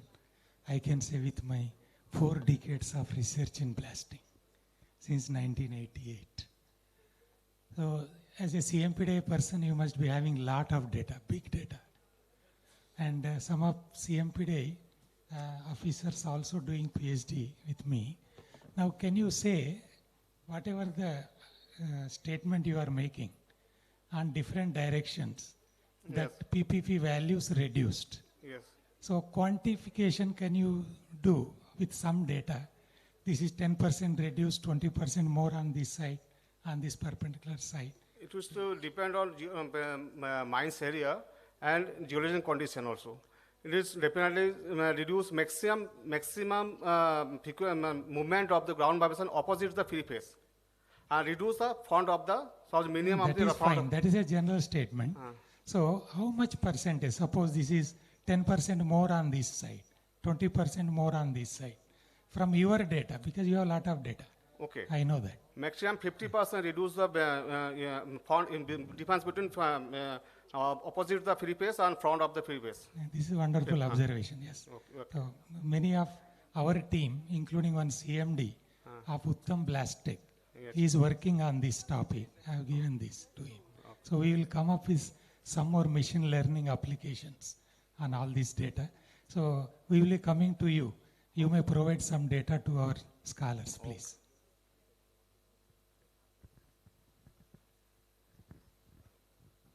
Any question, please? Okay, thank you, Kaushik sir. Thank you, Kaushik ji. Thank you very much for giving deep insight for the importance of initiation sequence to reduce the ground vibration. Thank you. Now I request to Sri Arjit Saha, CM PDI, Alok Kumar, CCL. Topic is application of geophysical methods in optimizing blast operations, a step towards substantial and efficient mining. I request to Sri Arjit Saha.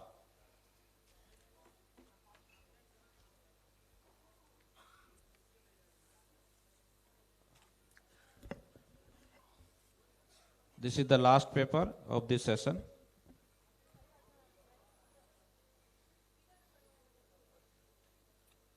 So, good afternoon to all the esteemed delegates present here, my respected seniors and my colleagues. First of all, I convey my heartfelt gratitude, heartfelt thanks to CCL and under the aegis of DGMS for conducting this type of seminars, which is a topic of prime importance. So, myself, Arijit Saha, Senior Manager from CMPDI, and my co-author is Mr. Alok Kumar, Deputy Manager from CCL. So, our topic today is the application of geophysical methods in optimizing blasting operations, a step towards sustainable and efficient mining. So, we are starting. So, blasting in a nutshell, it's in a layman's word, just deforestation caused in the rock strata. But this is of prime importance for mining activities. In case of surface as well as underground mining, blasting is required to remove all the rocks efficiently and handling of the materials.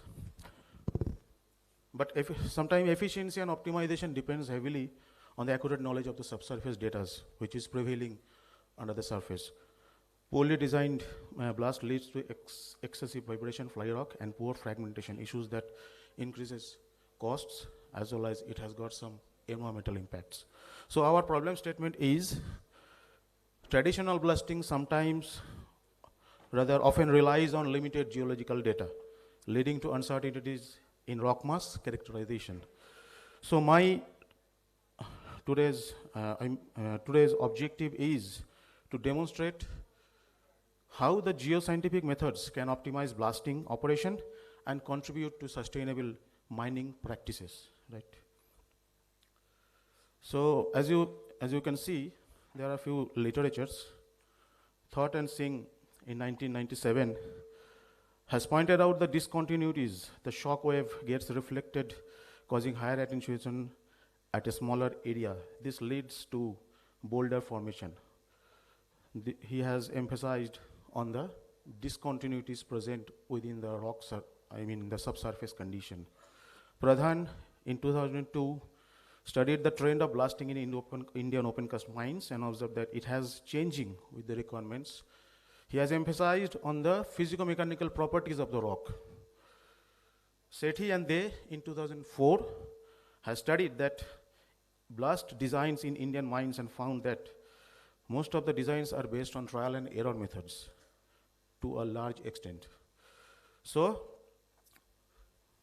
we have to look for the geological features present in the subsurface conditions, because this is of prime importance. Without knowing the proper geological structures under the subsurface condition, planning of blasting cannot be a fruitful phenomenon for us. It may be a cost-consuming factor. It can be make some safety hazards also.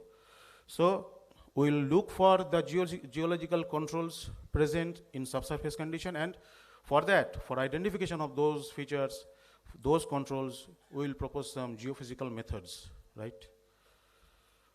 The first geological control that is rock quality designation. It is the tendency of the rock to remain intact during when a borehole drilling is being conducted. So from the equation you can see, and from the concept you can see, the more the friable the rock is RQT value is less. So when RQT value is less than 70, rock mass more susceptible to blasting. RQT value less than 50%, we need close spacing, light loading, and relief holes for acceptable results. Okay. This RQT value actually we used to record during our geological exploration work, like G1, G2, G3. Okay. So these data are available in geological reports of the said area. People can easily refer this data for having the ideas over the strength of the rock, right? Second thing is this is of prime importance, geological faults. Faults is nothing but a fracture line along which two blocks moved each other with respect to each other. There are two to three types of faults present in Earth at present. Normal faults. In the left side, the photo is of a normal fault, and the right side it is a reverse fault. Normal fault occurs in the regime of extensional forces, whereas reverse fault occurs in the regime of compressional forces, right?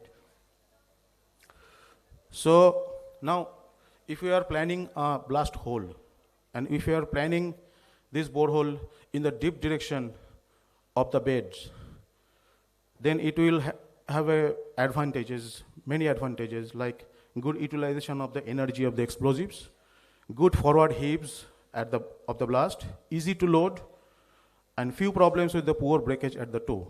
But it has got some disadvantage also. More back breakage, sliding, and poor finished contour. Now if we are planning a blast hole against the deep direction, right? So it will have reduced back breakage as an advantage, whereas as a disadvantage, less forward heave, more difficult to load, and increased risk of poor breakage at the toe. Now if we are planning a blast hole against the strike direction, it has got disadvantages only. It will achieve poor results, uneven floor, variable back breakage, uneven fragmentations, right? In the fourth case, this is a body of limestone. And I think you all are aware about the fact, limestone remains to be horizontal to the surface. And it's a layered deposition. Now, if we're planning a blast hole in limestone, it has got advantages too much. Amount of sub-drilling can be reduced, because in limestone, whatever the energy propagates is along the layers, and that layers is homogeneous in nature, so that helps in blasting, right? So we can shape the hole inclination as per our needs, but result will be advantageous for us. Uniform distribution of the explosive energy is important in this. The next geological controls comes is rock joints. It's a discontinuities again, but in that case, the rock mass hasn't moved. Okay, so all the joints are sometimes remains connected to each other, and because of the presence of joints, the explosive energy tends to propagate and cause fractures along the joints, leading to a better rock fragmentation, right, with less explosive energy. Well-developed joint sets can therefore reduce drilling as well as blasting costs, right? So next thing comes is the rock strength and elasticity. I think everyone know about physico-mechanical properties. This physico-mechanical properties analysis is being carried out during geological exploration in our cases, like in coal industry. For that, we used to maintain a norms of taking one borehole in 5 square kilometer. But to my understanding, this one borehole is not sufficient because geological variation, geological lithotype varies abruptly within a span of around 1 kilometer. So 500 meter, 400 meter. So their variations is huge. That's why number of physico-mechanical properties analysis must be increased. And using that analysis data, you can have the idea about the uniaxial stress of the rock over there and its elasticity like Young's modulus. So these are the figures in the table. Some values are given of UCS and the Young's modulus. As a thumb rule, we can say rock masses having a Young's modulus greater than 20 GPa and universal compressive strength greater than 50 GPa is likely to prove the blasting easily, right? So next thing is seismic velocity and density. Hard rock of seismic velocity will shoot more easily, especially when explosive with high velocity and detonation is being used. And hard rock is really difficult to blast. That's why it will hamper the blasting. And these are the few figures of the different rock types I'm given. Now this is the geological part I have covered, but we need to identify these features in subsurface condition. For that, we need to have the geophysical tools, because whatever the geological features we use to interpret is based on some borehole data. And these borehole data are placed minimum 400 meter distances. So what is occurring in between these 400 meter that we don't know. For that reason, we need to have continuous data. And that continuous data can only be provided by the geophysical methods, because it starts from this end and it will go by capturing throughout the line. So it is a continuous data, so we need to take the help of these data. These are some geophysical tools like seismic survey. You all know we are generating some POFs, SOFs, and it goes beneath the earth and get back to, and reflected back from the different surfaces, and we used to capture these data in geophones. By utilizing the travel time concept, we used to find out the surfaces, discontinuities, whatever present in subsurface condition. These are the range and density values of different rock types, and the mechanism has been shown in the left side in a diagram. Next comes is ground penetrating radar. For that instrument, it's a handheld. You can see the photo. It's a handheld instrument, and it has the penetration up to. It can precisely give the values up to 50 meter. So it is very handy to use, and it actually based on the mechanism that it sends some electromagnetic pulses into the ground, and then again some of the pulses as being absorbed by different lithologies, and some is being reflected back to the radar. So by analyzing the... Please conclude, please. Yes, sir. So by analyzing the amount of pulses reflected back, we can predict the structure over there, lithotypes over there. Another one is magnetic survey. It's a very handy equipments by handheld properties. So by this, we can identify any magnetic body present in the subsurface condition. These are the values of magnetic susceptibility. It actually measures the magnetic susceptibility of the different rock types. Then comes gravity and resistivity. Gravity is nothing but the Earth's gravitational field, which are primarily caused by differences in the density of the subsurface and materials. And resistivity, definitely, is the measuring the electric resistivity of the ground. By these data also we can predict the lithological as well as discontinuities present within the ground. So these are some cost analysis. The important thing is that we have considered for 2 square kilometer area all these analysis, and the time taken, you just have a look. The time is very less. So this is highly time consuming. Time saving phenomena. So you can read through it.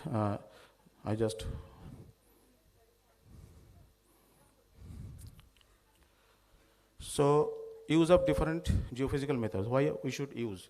It helps in determining rock mass properties, identifying subsurface anomalies, mapping bedrock depth, layering, determination of aquifers, improve fragmentation during blasting, etc. In inaugurational talk, my respected director CIL, Sri Achyut Ghatak sir, has pointed out some presence of hot strata. So this hot strata can be identified by using the magnetic surface during operation.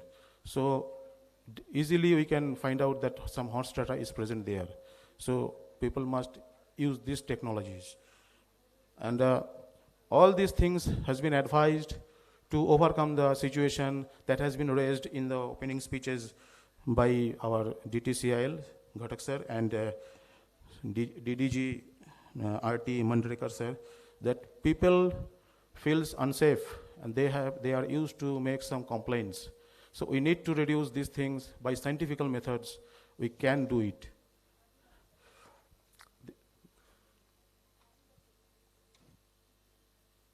Thank you, Sahasa. Sir, 2 minutes more.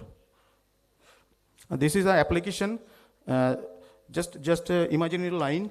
Consider these two as a borehole, and in between there is a dike. It's a peridotor dike included in a sedimentary rock, but we cannot get the data from the boreholes. That's why we need the geophysical survey, right? This is a recent news on seepage of the water in the mines. So this thing we can determine by 2D seismic survey as well as resistivity survey. Using this thing, this kind of seepage can be traced, and we can take necessary measure for that. And this is a case study. It's a regional position of all the coal fields of central coal field. These are the different coal fields comes under the command area of CCL. So you can see the variation in colors. The variation in colors indicates variation in the lithologies. Okay, the rock formation over there. So in a broader view, you can see that different lithologies are there and too much variations are there. No lithologies are continuous. If you zoom in, you will find different faults. So more you zoom in, more discontinuities will appear. That's my point, that you go with detailed studies, find out the discontinuities, plan the blasting accordingly. Because geology always makes you surprised. Whatever you imagine, it comes beyond your imagination. This is a fault. You can see, all we believe that fault propagates from the surface to the bottom, but not seen in this case. That's the greatness. That's the diversification. There's the magic of the geology. You can see. Sahasa, I think you should finish. Thanks a lot, sir. Thank you. Any question from anyone? Any question, please? Yes, sir. Sir, our Earth's diameter is 4,000 kilometer, 64,000 kilometer. So total structures, total layers has been deciphered by seismic only. Okay, sir. So it can penetrate up to the center of the Earth, but it depends how much energy we are giving. If you are using, variation with the energy we are giving, we can go more deeper and deeper. That's the point, sir. Yes, sir. Yes, sir. How much we can penetrate? That is why I am saying, sir, what instrument you are purchasing, it may have variations in energy. If you are purchasing more energy efficient instruments, it will go deeper. It depends on you how much energy, I mean, which hypothesis you are purchasing with how much energy. Now we have what depth we can go? We have the machines. Sir, in case of CMPDI, whatever is present, we can go up to the 2000 meter. That's all. Yes, sir. Okay.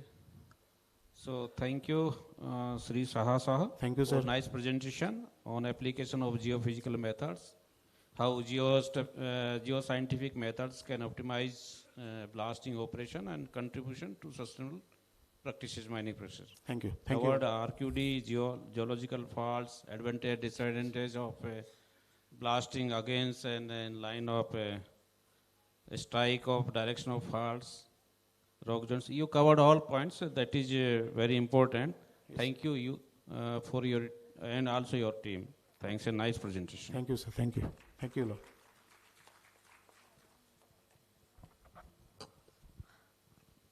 कुछ बोलेंगे sir? Thank you so much, बहुत बहुत धन्यवाद करती हूँ हमारे सभी respected expert speakers जिन्होंने पहले टेक्निकल सत्र में अथाह जानकारियाँ दी, और मैं अपने सभी सम्मानित स्पीकर को इनवाइट करूँगी स्टेज पर. प्लीज़ स्टेज पर आने का कष्ट करेंगे sir. Shri Ajit Kumar, DMS Ranchi region, sir stage पर आए. Shri Ajit Kumar, DMS Ranchi region. Shri BS Chaudhary, IIT ISM Dhanbad.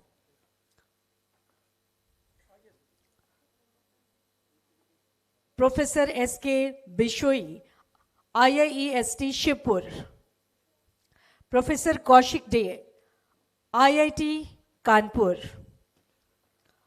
Doctor D Gurai, CMPDI. Shri Arijit Saha, CMPDI.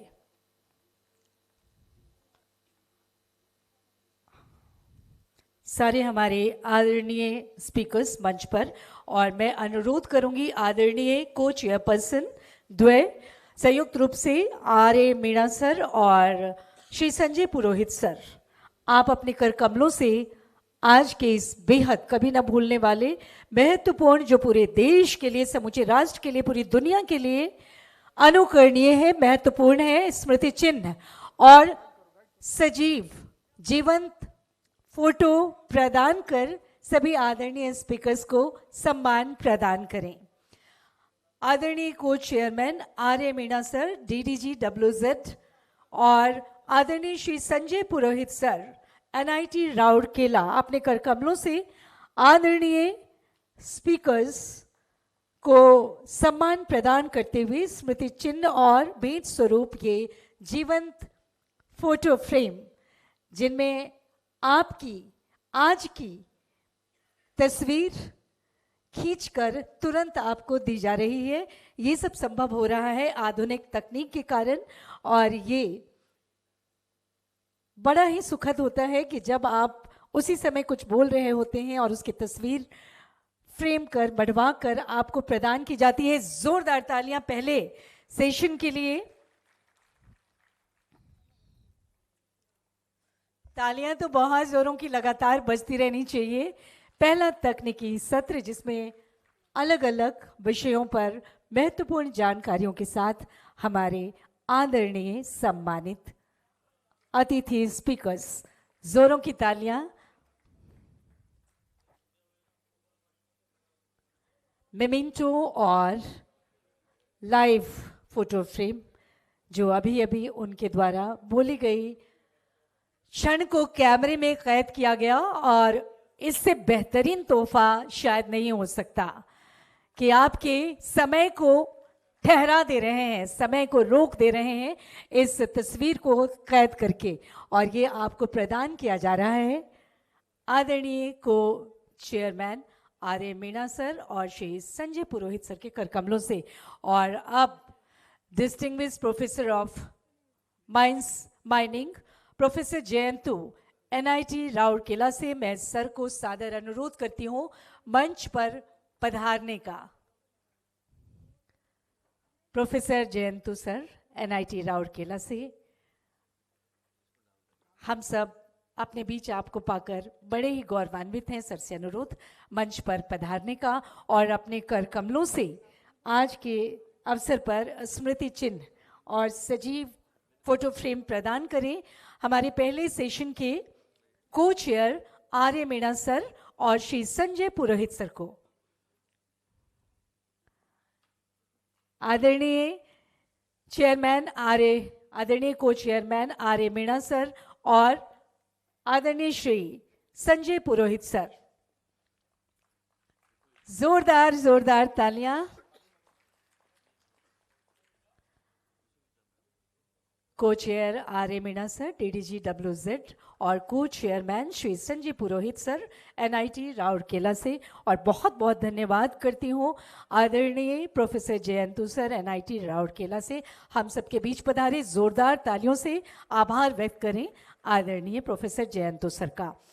और इसी के साथ बातें बहुत सी हैं, अनंत है, लेकिन समय की अपनी सीमाएं होती हैं और समय की सीमाओं का ध्यान रखते हुए आज के अवसर का पूरा लाभ उठाएं। इस हेतु अब भोजनावकाश की घोषणा, लेकिन साथ ही समय की प्रतिबद्धता को, लिमिटेशंस को कड़ाई से पालन करें, क्योंकि हमारे 2 सेशन और हैं और 12 आदरणीय स्पीकर को हमें सुनना है, क्योंकि एक एक आदरणीय स्पीकर्स महीनों की तैयारी करते हैं आपसे अपनी बातों को साझा करने के लिए और पूरे देश तक अपनी बातों को पहुंचाने के लिए। तो इसे विनम्र अनुरोध के साथ मैं इस समय के लिए धन्यवाद के साथ दोबारा ससमय अपना स्थान ग्रहण करने का सादर निवेदन। धन्यवाद।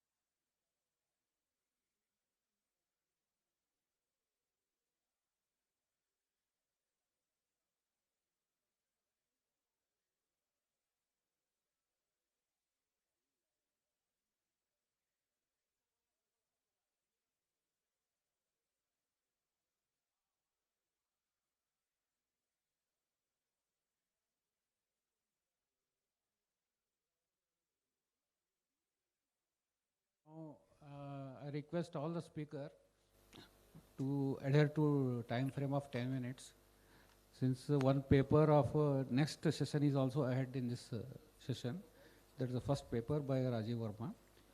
So now, without taking much time, I request Sri Ranjit Paswanji, scientist, CMRA, SIMFAR, on the category of subject rock behavior analysis to give his presentation. Thank you. Thank you, Chairman, sir. Very warm good afternoon to all of you. I am Dr. Ranjit K. Paswan, working as a senior scientist at Central Institute of Mining and Fuel Research, CSIR SIMFA. And I am going to deliver on the topic an investigation on the influence of rock discontinuities on blast-induced damage to pit walls.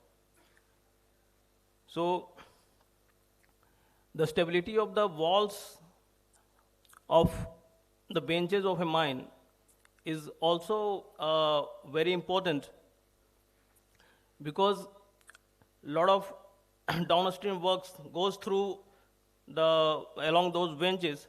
So there are the chances of falling off some loose rocks or something. So a very neat profile is very essential for safer mining.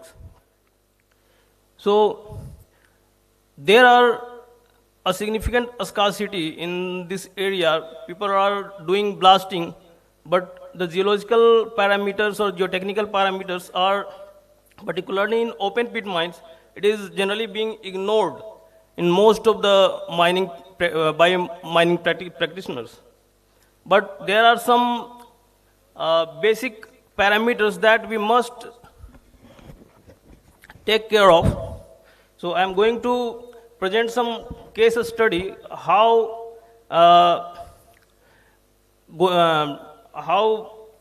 taking care of the proper measurement of the rock quality in terms of their geotechnical parameters. They are going to help in keeping the safe final phase profile of mining benches, particularly when we are doing a deeper mining where multiple benches are there. So we all know in a blast there are three different types of rock damages that occur. First one is crushing. When the explosions happens, the stress is much more higher in comparison to the rock mass subjected to that particular explosion. So that caused the crushing. After that, the transition zone where that comes the tangential strains generated because of the shock waves, and radial cracks generates, and further the rest of the energy propagate through the media in terms of ground vibration. So this is the fundamental aspect of breakage mechanism, the crushing zone, where rock is subjected to higher stress conditions, the transition zone where maximum radial cracks are generated along the blast hole, perimeter or radius, and then the seismic zone.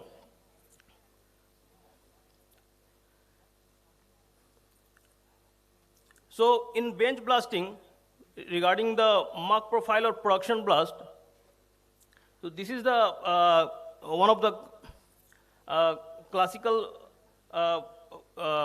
bench blasting profile mechanism given by Hoek in 2012, based on the bench height and the damage zone that is being going to subject to the blasting. So in large production blast, where T, that is the distance of the final bench to the damage zone area, if it is 2 to 2.5 times of the bench height, in that case, there is no control on that particular phase.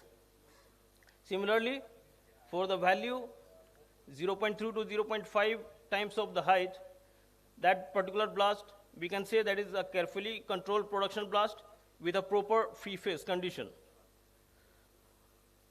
So this study was conducted on Rampura Gucha mine, and the physico-mechanical properties are here.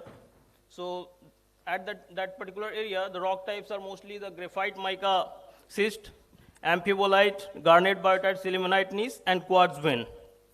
And in total, we have conducted 29 production blasts along with pre-split blasts. And where number of holes were varying in between 16 to 197. The hole depth were in between 11 to 12 meter. Total explosive during the experimental blast were in the range of 1,950 to 18,580 kgs. Explosive per weight varies in between 100 to 564 kg. And the ground vibration data that we recorded from those blasts, we have recorded 104 ground vibration data. So this is the mapping of the faces. We have selected 100 meter stage of a particular face and mapped all the geotechnical parameters before blasting and after all the production blast. And when we reach the final zone, we again measure all the geotechnical parameters, and just to know how these geotechnical parameters are affecting or how we are able to improve the geotechnical condition of the final benches of the particular mine. So these are some experimental blasting patterns that we used there. So for final line of blasting, we use pre-splitting. Before that, in production blast, we use buffer holes also, so that we can control the damaging parameters, minimum damage to the final walls. To control that, we improvised our blast and buffer holes were planned. Here is some design patterns that we used in those particular blasts. So coming to the ground vibration level, we try to monitor as near the hole as possible, because in production blast it was not possible to measure at a very close by distance, but we are doing the pre-split blasting also. So we had the opportunity to record the ground vibration level as near as possible. So we try to measure at a distance of 0.5 meter to 5 meter, so that we can have the ground vibration level at the near field, so that we can know actually at what ground vibration level, what is the ground vibration level in that the rock is subjected to the fracturing or in the damage is being done. So whatever ground vibration data we have recorded falls in between 1200 to 2000 mm per second, in between 0.5 to 5 meter of distance. So this comes in the critical damage criteria threshold that has been given by several researchers. And for production blasting, we just we created the prediction equations, and based on that predictor equations, we calculated the value at this 0.5 to 1 meter distance. So this is the regression equation that we have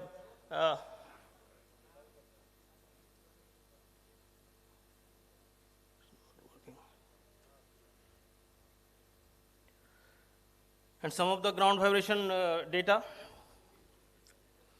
So how do we classify, or how do we know how much the extent of damage is to the final wall of that particular blasting bench?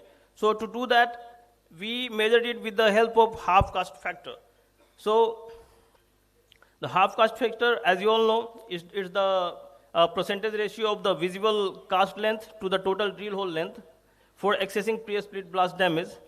So it ranges in between 10.9 to 98.2%. So you can see there is a range of 10.9 to 98.2. Further, in further slide, I will show how it dependent on the geotechnical parameters. So when we try to correlate it with the geotechnical parameters, particularly RMR, what we have seen, below 44, where the rock mass having the value of less than 44, there is no half barrel retention is there.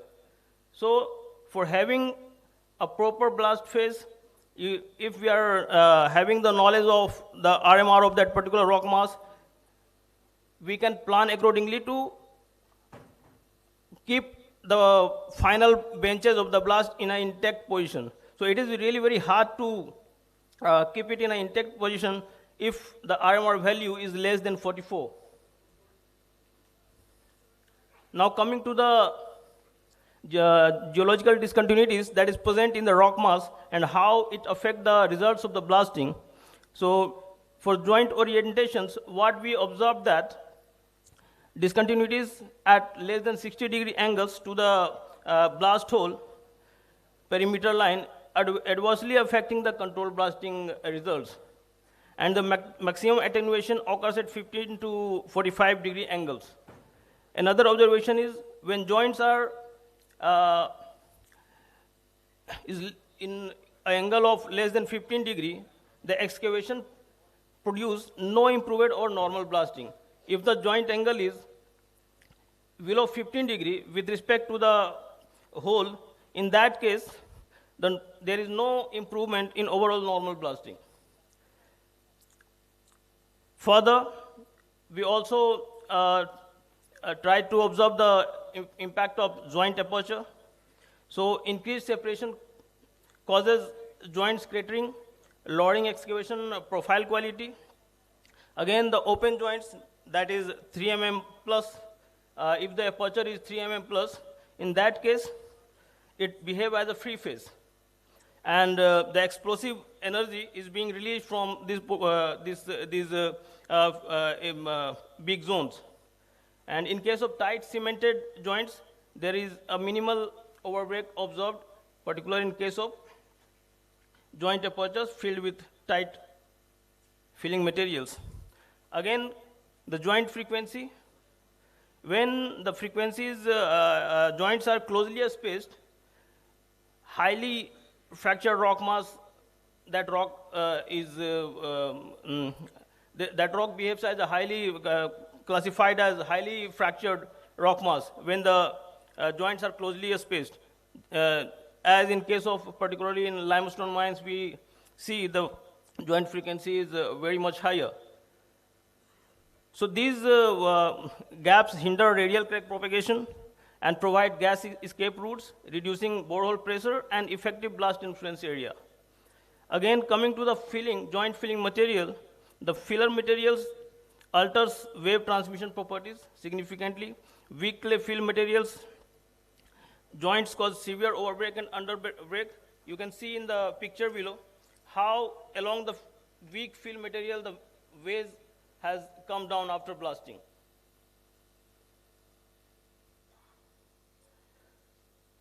So now coming to the result and discussion, the major part that I want to discuss, when half cast factor value were in the range of 10.9 to 98.2%, the RMR value fell in the range of 46 to 73. Whenever the RMR value was below 44, there is no retention of half cast barrel we have observed in that particular area in our during the experiment. So here you can see the relations with RMR value. Higher the RMR value, higher the half cast factor. Higher the relative joint angle with the blast holes, the half cast factor is also higher in that case also. This is one of the experimental blasts that we conducted that.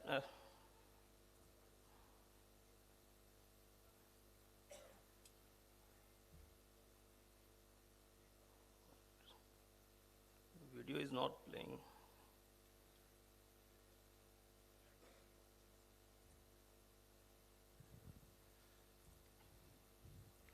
Please rush up. It's 10 minutes. Visio is not running.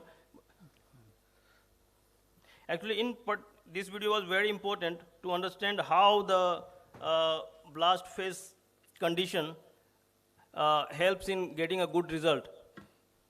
But it is not running, so. Coming to the conclusion, well, it is very important to have the idea of the geotechnical parameters of the rock mass that is going to be blasted, because it gives us knowledge to how to optimize the blast design to get the most optimum results in terms of ground vibration, in terms of fragmentation, as well as the proper blast phase after the blasting.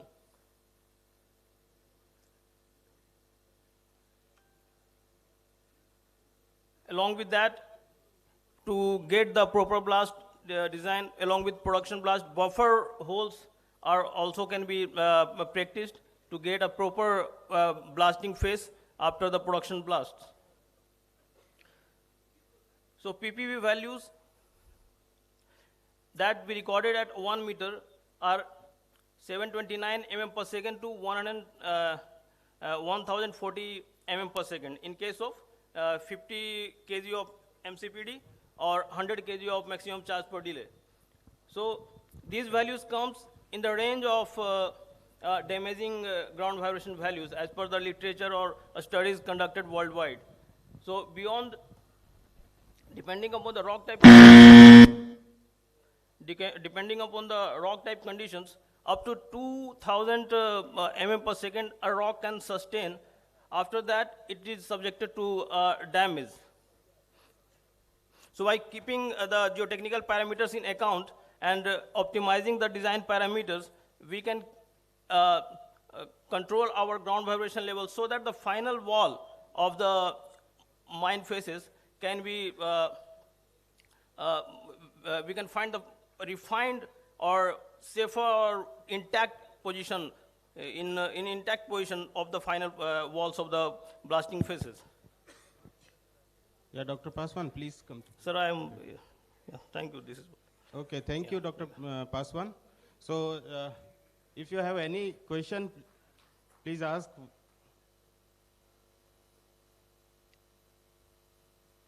So, there is no question. So, thank you, Dr. Paswan. Okay, Dr. Paswan presented that how the rock discontinuities affects the blast damage zone. So in his study, he found that as the RMR value increases, there is a less damages to the rock mass. So thank you, Dr. Paswan. Thank you. Now we will proceed for the another presentation.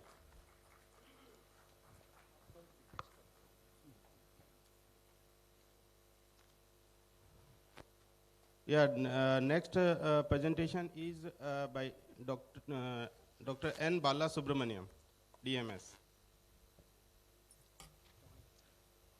And his topic is prevention explosive accidents in Indian mines, takeaways from the drive of inspections. So, Dr. Bala Subramaniam.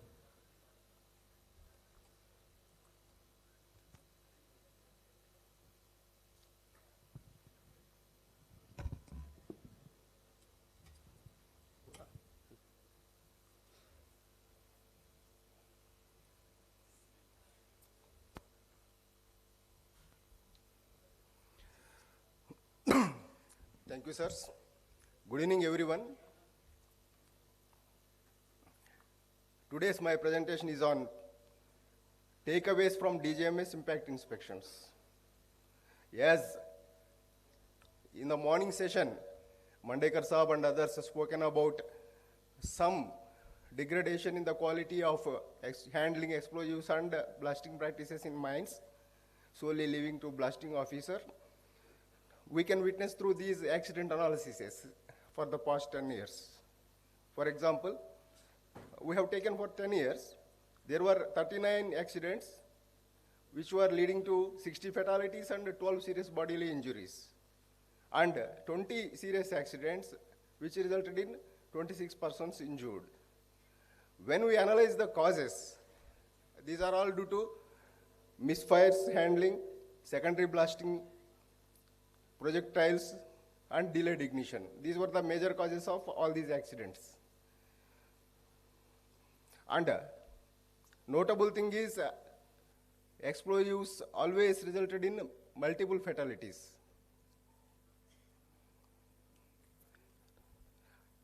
Especially in the year 2024, there were 2 serious fatal accidents. One was at Gangaramchek and Gangaramchek Badulia coal mine, which resulted in 8 fatalities and 1 serious injury, followed by another accident at Rajanagar, in which 1 person was killed due to fly rock. These two prompted DGMS to look into the status of mines with respect to explosive handling and blasting practices. A special impact inspection drive has been taken up at the time.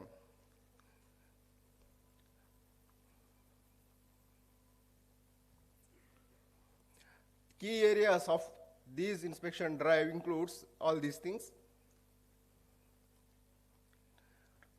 DGMS officers of mining, mechanical, electrical disciplines have involved in these impact inspections. Results were summarized. There were 334 impact inspections, 39 workshops, and 1 or 2 safety awareness programs conducted all over the India. It was in organized as well as unorganized sector, as this graph shows. And as I told you, all these drive-related activities were conducted across India in all the states. Summary is like this.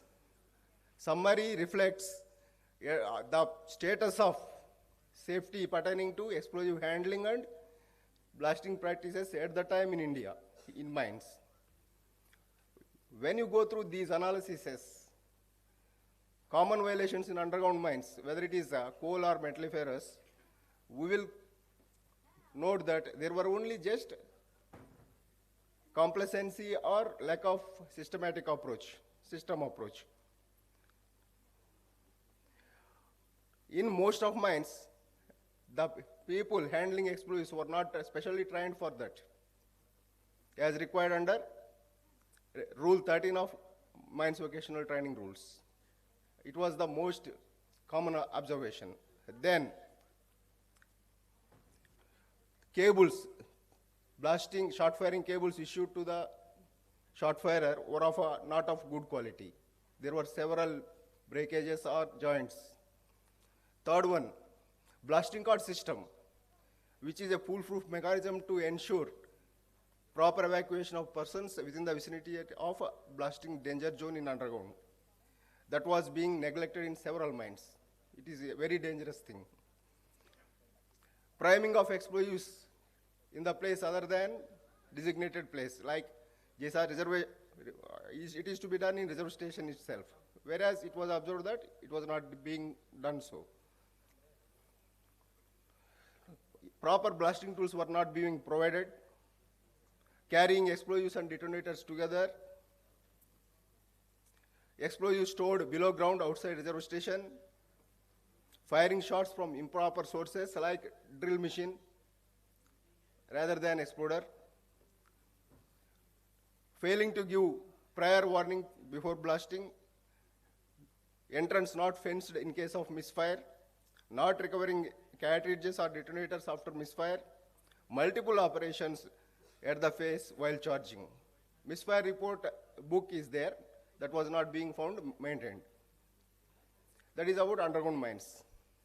In case of open cast mines, whether it is coal or metalliferous, particularly mechanized mines, similar things were observed. Another persons were handling explosives which were not authorized by the manager. Not qualified blaster in case of small mines. No blaster shelter. It is a major subject of discussion. Blasting shelter of substantial construction was not found. Poor maintenance of blasting records. It was told by speakers of morning session. Blasting records were very poorly maintained. No system of, rather I will say, inadequate system of checking contrabands or mobile phones. Absence of comprehensive emergency training. Inadequate code of practices for explosive handling. Exploder not calibrated. Inadequate PPV. Lack of training, particularly for contractual employees who are involved in explosive handling. Inadequate monitoring of ground vibration and air overpressure. We will be speaking about AI and continuous monitoring system and several things.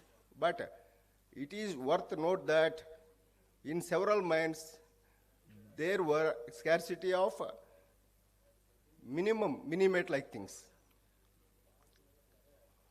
Lack of awareness and training on guidelines. These were the major observations in open cast mines, particularly mechanized. And our special drive was also in small quarries, stone quarries. As you see in this, no qualified blaster was appointed, absence of designated blasting shelter, no record of explosives, no misfire record, blasting conducted without scientific design and supervision, lack of protective footwear, helmet, gloves, and for the blasting crew. No initial periodical medical examination, and this is Rule 13, no training provided to person handling explosives. Finally, recommendations is like this. We summarized for explosive transport, storage of explosive, short firing tools, drilling and firing short holes, use of ANFO, dipole blasting, electric short firing, taking shelter, misfires, blasting near build-up areas. These were found.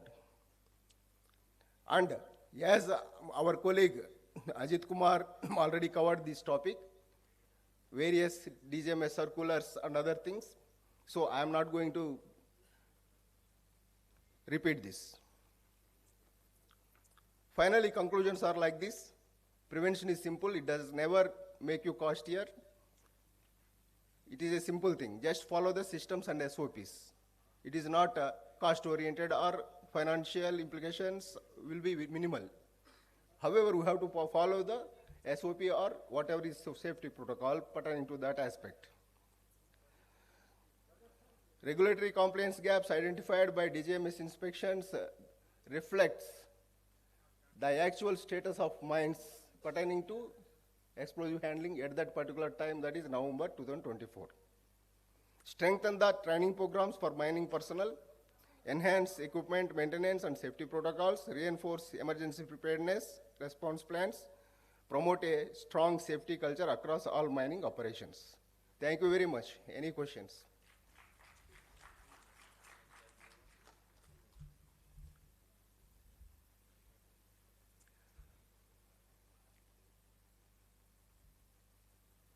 Thank you, sir.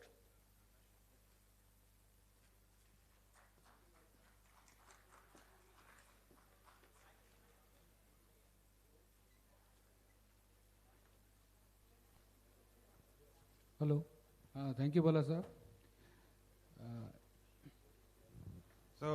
I think Bala Sahab have given a lot of inspection results. So I will request Bala Sahab to circulate whatever findings he got from his inspection. So if he can circulate to the academic institution also, so that these findings can be discussed in the classroom. So when they will go to the mines, definitely they will take care. So thank you to Bala Subramaniam ji. Thank you very much. So now the next speaker is Dr. Himansu from Simfer.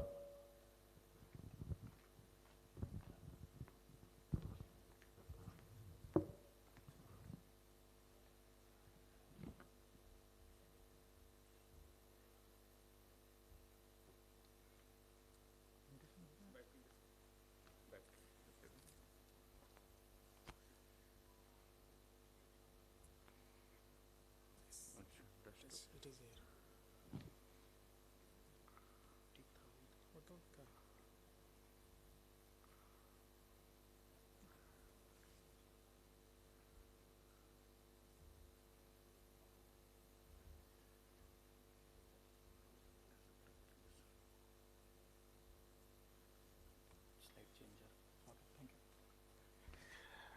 Thank you, sir. Respected chairman and co-chairman, sir. Dear audience, delegates, ladies and gentlemen. So I am going to present today on a very relevant topic, that is impact of inaccuracy in the design delay timing of delay detonators on reliability of blast-induced ground vibration prediction equation. So From today morning, we are discussing about the accurate prediction of ground vibration. So we have proposed different techniques that includes like empirical techniques, statistical techniques, and sometimes multivariate techniques, machine learning techniques as well. But the thing is that when we are gathering the data, we consider that there is the impact of charge weight per delay. And for charge weight per delay, we consider that whatever the delay detonators we are using, we consider that they are accurate. But actually, we found that while testing, we may get inaccuracy in the delay detonators. So whether while developing the predictors or while using the predictors, it may result into the discrepancies that will further affect the reliability of our predictor equation. So for that, what should be the solution and what should be the way forward, that I am going to discuss through this presentation. So these are the very common predictor equations that has been developed over the years. I am not going to discuss about these predictors. And this is the findings that when there is a delay gap of just 8 milliseconds between two holes, we consider that there is single MCPD. But if we will increase the delay gap from 8 milliseconds to 9 milliseconds or further higher, we will consider that they are firing at a different delay interval. But what happens is that if we are firing the holes with accurate delay detonators, then what will happen? So you can see through these animation. So this will happen when we are firing with the accurate delay detonators. But when we are using inaccurate delay detonators, so there may be two types of inaccuracy. First type may be in the inaccuracy in the sequence. So you can see, so here it was expected that after 1, there will be firing of 2, but 3 got fired. So 3 is firing after 2. So here it is inaccuracy in the sequence of the delay detonators. But another thing is that even the sequence is maintained, but sometimes what happens that these 2 detonators got fired simultaneously because of the inaccuracy in the delay timing. So if this happens, then what will happen? While developing the predictors, you have considered that your MCPD is 10 kg, but actually it was 20 kg. So this is the problem. So to take care of these problems over the years, different initiation systems has been developed. We all know about this. But what to do with when we know that this type of situation is there? So what we can do is that we can make the predictors more reliable, depending upon the testing of scattering in the delay detonators. So for that, we did one case study. So we conducted, we gathered the data from different iron ore mines in different part of the country. Some of the iron ore mines of Tata Steel Limited and some from NMDC Limited. So, and after that, we developed predictor for these mines. And while developing the predictors, what we did is that we segregated the data into 70:30 ratio. 70% data we used to develop the predictor, and 30% again we used to check the reliability of the predictor, whether these predictors are reliable or not. And while doing so, we also did a scattering analysis in these different mines. So you can see these are the data we have collected, and based on that, we have developed different predictor equations. So these are the predictive model. Simply USBM squared scale distance predictor equations we have developed, and accordingly we have tested the reliability of the predictor equation as well.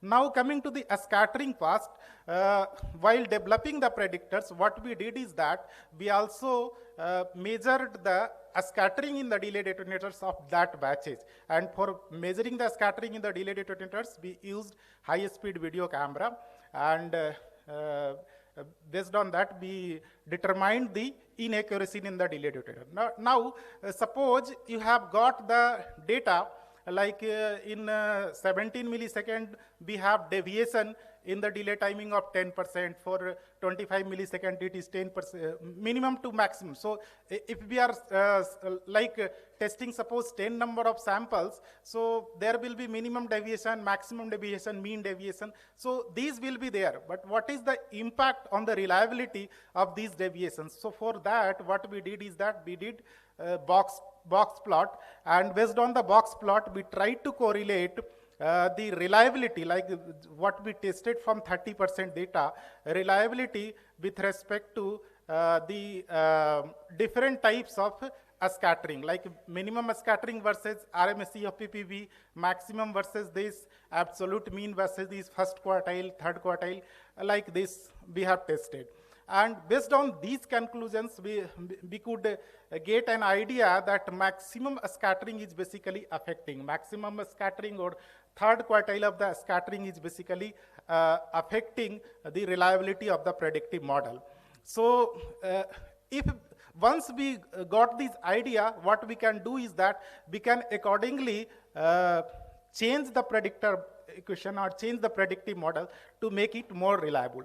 So this is about the conclusion. Now what is the solution? For that we decided to have some way forward. What is the way forward? If this problem is there, then what we should go for that? So obviously first solution that comes to our mind is we should use accurate detonators. Now you can see that I have put the image of electronic detonator over here, but use the term like accurate detonator. Because I consider that so far, whatever detonators are available, electronic is most accurate one, but still we cannot conclude that always electronic detonators are accurate one. So obviously we need to go for the accurate detonators. So this is the first solution. Now, while going for the first solution, if there is a small mines with very low productivity, they may not prefer to go with this high cost electronic detonators. So then in that case, what will be the solution? So another solution is that why not we should develop the predictor with higher confidence level. So that at least we can ensure that while going for the higher confidence level, we can ensure that no, your PPV will be certainly less than this value. It will not come near to this value, but it will be less than this value. So based on that, we can increase the safety factor. So this is second solution. And while going for second solution, ultimately we are going to compromise with some sort of productivity. So what is the third solution and appropriate solution? Appropriate solution is to go for the testing of a scattering test, and based on that, why we will just develop one predictor equation, we should develop predictor equation with this is the predictor equation when we have full reliability on the accuracy of the detonator, scattering, accuracy of the delay detonators. If there is 10% deviation, then this will be predictor equation. There is 20% deviation, then this will be predictor equation. So that can be another solution. So these are some of the solutions related to that subject. But coming to the big mines, when we are going for the big mines, so what we can do is that for that we have solution like we have just taken one prototype trial at one of the mines of Tata Steel Limited. So where despite of using just seismograph, which is being placed at one place, we have used fiber optics based sensor. So this fiber optics based sensor used to continuously monitor the ground vibration over a different period. And based on the period, we can get the real-time data. So this real-time data is going to be very much useful. You can see it is going to be very much useful, and it will be helpful for the mine management. So what is the way forward for responsible mining? With that, I would like to end over my presentation. So based on that, we have collected some sort of thoughts. First one is, suppose right now what we are doing, we are following basically DGMS Circular 7 of 1997. So I have given some sort of thoughts. You can go through it. Like it's the time to think for these regulatory revisions. So the regulatory revisions would be like in the form of, right now we are developing the predictors based on this 10 blast and 15 data. So this may be useful for a small query, a small mine, but whether this much is sufficient for each mining site, that we need to think about. A square root scale distant predictor still we are using, and it is there in the regulation as well. We have seen different presentations related to machine learning and multivariate statistical analysis. So whether we should continue using this or we should replace this with most advanced predictor equation, that we need to think about. Another thing is that you can see that DGMS circular has been framed considering that there will be maximum transfer of vibration 2 times from ground to a structure. So this is one of the data that we have recorded in one of the Vasri plant. And here you can see that there was the case of perfect resonance. And in this resonance, the vibration at ground was 0.254 mm per second, and the structure it was 2.286 mm per second. So it was like about 10 times amplification of the vibration from ground to a structure. So why we just want to consider that every time there will be amplification of 2 times only. Sometimes it may happen that in the case of resonance, it may happen that it may go beyond 2 times or 3 times. So we need to think that whether we should consider the regulation related to ground vibration or we should go for a structural vibration monitoring as well. And another thing towards the responsible mining is that why not we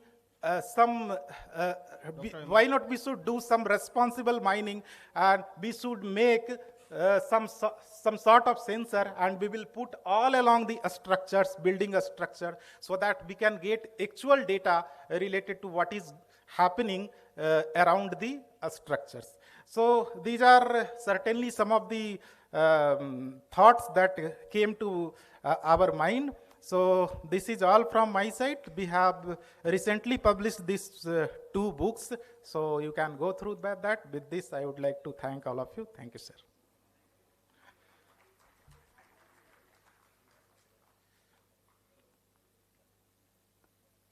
Hello. Yeah, thank you, Dr. Himanshu. So if you have any question, please ask.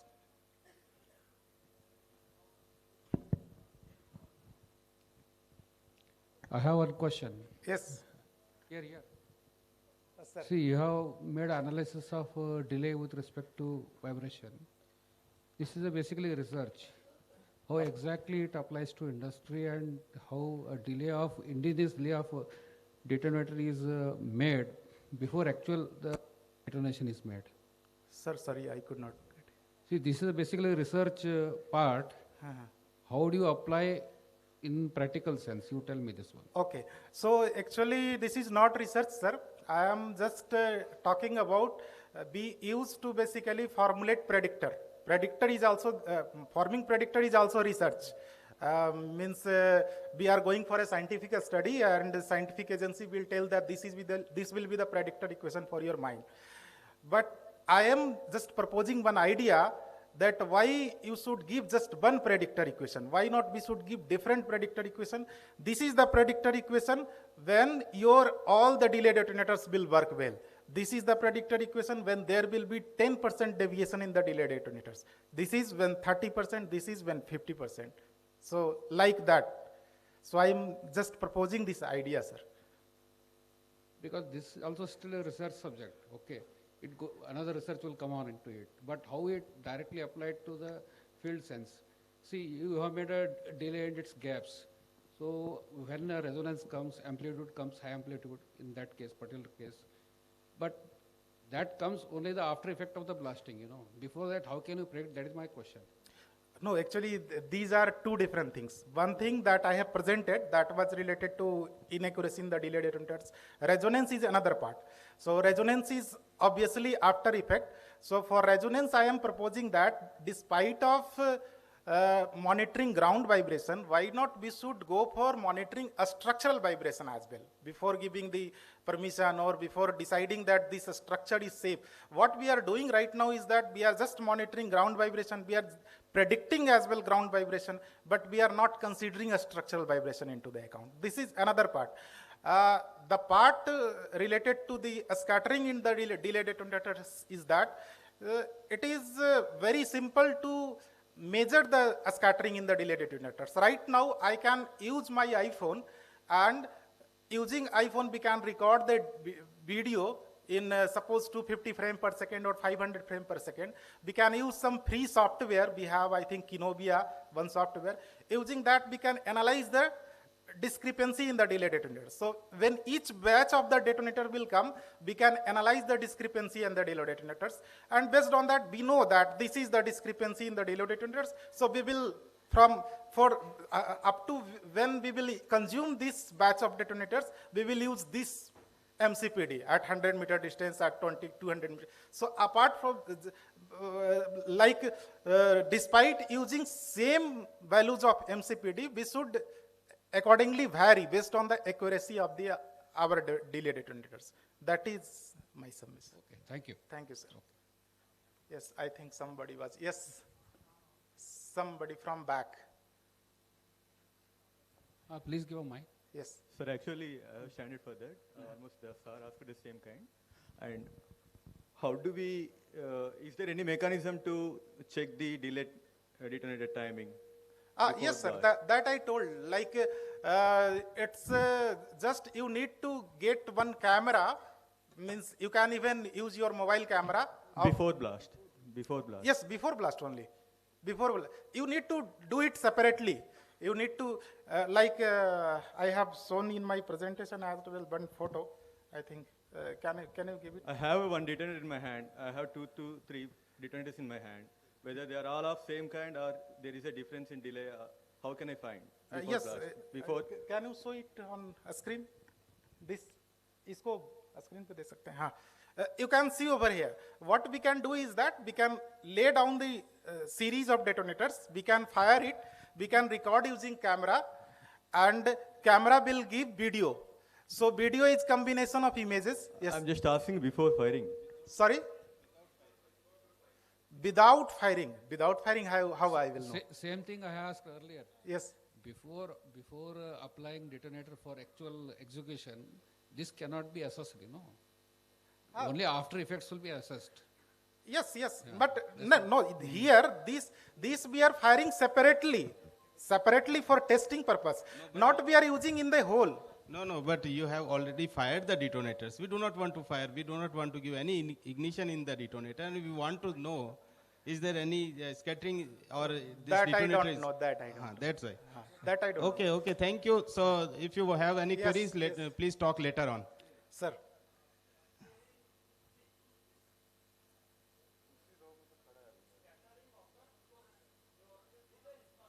Yes.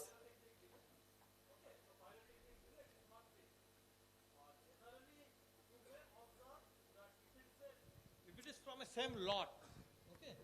If it is from same lot, then that scattering tendency will valid for you can consider that is valid for that particular lot. Yes, sir. That I know. Otherwise, no one can guess. Yes. What is the case. Please. Otherwise, it is Okay. Discuss later on also. So thank you, Dr. Imanso. Thank you. So the next presentation is by Dr. A.A. Kher from VNIT. Here, sir.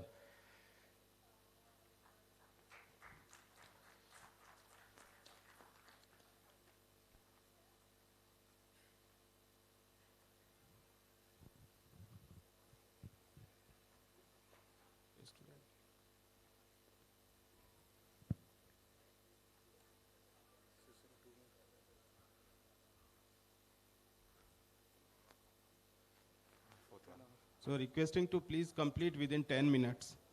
Yes.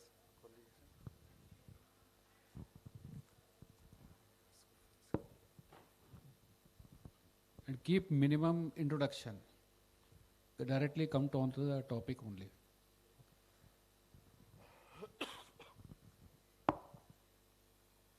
Yeah, thank you, co-chair and chairs and ladies and gentlemen. I'll be presenting on behalf of Dr. Anupam Kher. I'm from the industry partner, AMA Commercial Private Limited. So together, AMA Commercial, VNIT and Techspin Foundation have developed a unique product called Sure Blast, which is a initiator for non-electric detonator. This has been approved by DGMS and is a proprietary patented technology. So the background for this is because electric detonator is being banned, and the best alternative available as of now is electronic detonator. So this project was conceptualized in 2023, and after 2 years of rigorous field trials, we have finally developed a robust product. So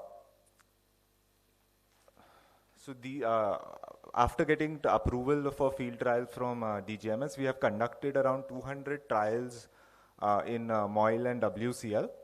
And some of our corporate clients which is successfully using this product is L&T.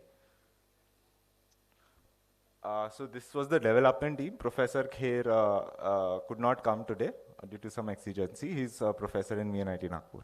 So this is the way this product works. It has two parts. One is a downrange initiator and the other one is a power pack or a exploder type of device. Between them, we can use a standard 2-core cable. Any DGMS approved blasting wire can be used. So this system works on the principle of corona discharge. Due to a high voltage spike, ESI spark is created inside a concentric electrode, which gives a sufficient shock to directly initiate the shock tube. So without using any electronic detonator or anything, we can directly initiate the nonel safely and reliably over a long distance.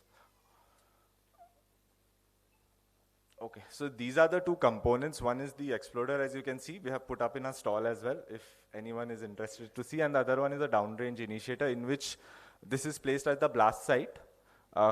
And inside this downrange initiator, we can insert the nonel, and there is a small electrode if it's visible. That electrode gets inserted inside the nonel tube. That electrode is 1 mm in diameter. So this is just the connection diagram. This blasting cable can go up to 200 to 300 meters. And this is how the shock tube is connected with the downrange initiator. Okay, so these are some technical features. The device is very light to carry. It's less than 2 kgs.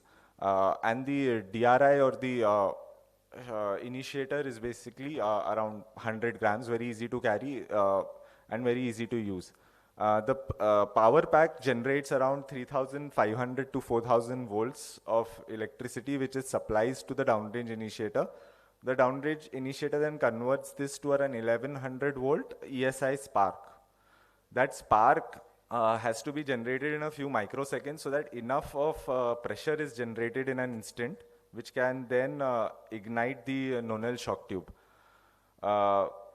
And this is our patented technology. This happens very reliably, and we are the only one who can do this at a distance. Rest of the shock tube initiators have a problem that the shock tube needs to be taken to the blast shelter and then they can initiate it, but our case we can initiate this from a very long distance. So this gives a huge cost savings to the mines. And this is much more economical than current electronic detonators as well, which are available. As electric detonators are already banned, so we will not compare our product with electric, but what are the advantages over the current factory set electronic detonators which are now being used to initiate nonel. So we have done a clause by clause comparison. So the first clause is most of the electronic detonators are basically tested at 240 volt RMS as per the BIS standards. Higher than that, no over voltage testing happens. So our device, because it works on a principle of corona discharge, so it cannot fire below 1000 volts because air does not break below those voltages. So at any case, our device will not function without a 1000 volt pulse. And some sir before my presentation previously was mentioning that there have been cases in electronic detonators if the chip malfunctions, in probably a rare case, but if that happens, that electronic detonator becomes very dangerous. And someone at our stall was also mentioning that some of the detonators are bursting in their hands from someone from CIL. So electronic detonators have some problem which can be solved but has not been solved yet. But this, because of the mechanism, this how it works, it can never initiate until we want it to initiate. Even in millions, if you want to say, there's zero chances of initiation because of the mechanism how this works. Second point is the ESD testing at which electronics are supposed to be safe at 15 kV at 15 kV volt. This can easily, this is safer to up to 4 to 5 times the voltage. Around 50 kV, this will not fire. This is very safe in harsh electromagnetic environments or cases of thundering. In thundering anyway, blasting should not happen, but in case there are in case sudden thundering happens, this will still not fire. So this is very safe. Next is whether tracking is available, because security concerns require so this is fully trackable, as is the case of electronic detonators. Unauthorized use, we can definitely give password if is required. So this is very secure to use. Now the last point is unintended firing. As was mentioned by previous presenters, that electronic detonator does contain a fuse head, as similar to electrical detonators, and that fuse head is a problem because that fuse head can initiate with minor currents as well. So even how good the chip is designed, but no manufacturing process is perfect. So if a chip fails, that fuse head will get fired. But in this case, we do not have any fuse head, and it is directly initiating the non-electric detonator. And nonels are known to be the safest detonators available in the market. So the combination of a non-electric initiator with a non-electric detonator is the safest as of now. And world over, non-electric initiators have been used. The only problem with the non-electric initiators is that the nonel, the length of the nonel used to be long, because from the blast site to the blast shelter, the currently available technology requires that if your blast face is, and the distance between your blast phase and blast shelter is 200 meters, you require 200 meters of nonel. But in our technology, you don't need to do that. You can directly, you can use a blasting cable in between. So we have given a consumable part as well, and in between you can use a blasting cable. So the economics of the blasting still works out for everyone. So with this, I would like to end the presentation, and this is a small video, but yeah. Okay, video is not playing. This is just a video how the product works, and but we have a live product working at a stall if anyone would like to visit. And thank you for your time. If any questions, please let me know. Yeah, thank you very much. So I have one question. It is a shock tube initiator, na? Yes. So can we use it in below ground also, or in the hole also, if I want to initiate the explosive directly?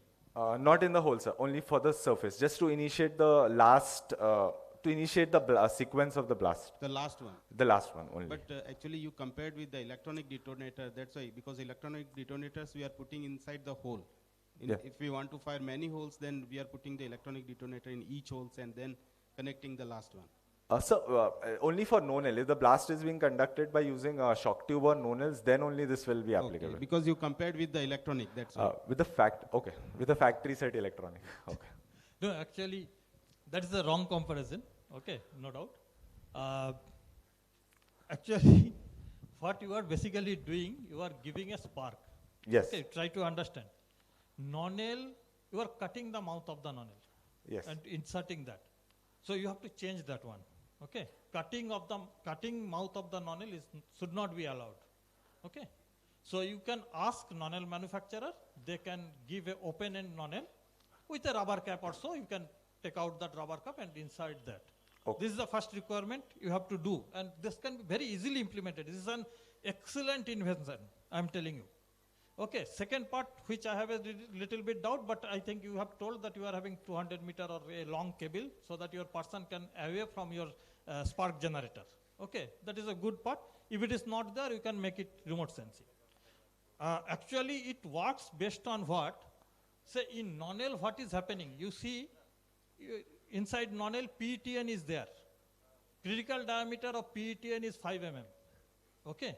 So inside nonel, it is basically deflagrate. It will not detonate. So you are basically allowing the deflagration of the PETN. Okay.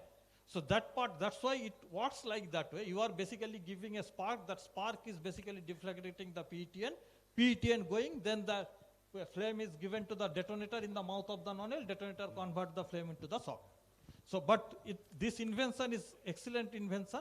That modification, whatever is required, you follow up with the explosive manufacturers. They will sure provide you that part. That cutting part, you just remove that. Okay, thank you. Okay, thank you so Okay, much. thank you.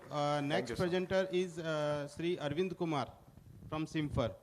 So I request Sri Arvind Kumar to present his paper and stick to within 10 minutes. Thank you, sir. I will try, sir. Yeah, directly come to your work.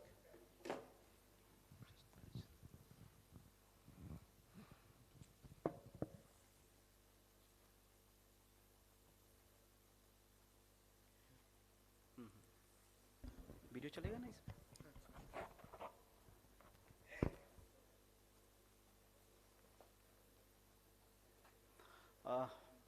Good afternoon, all of you. Respected chairman, co-chairman, and my dear friends. I am Arvind Kumar, and I am from CSR Simfer Dhanbad.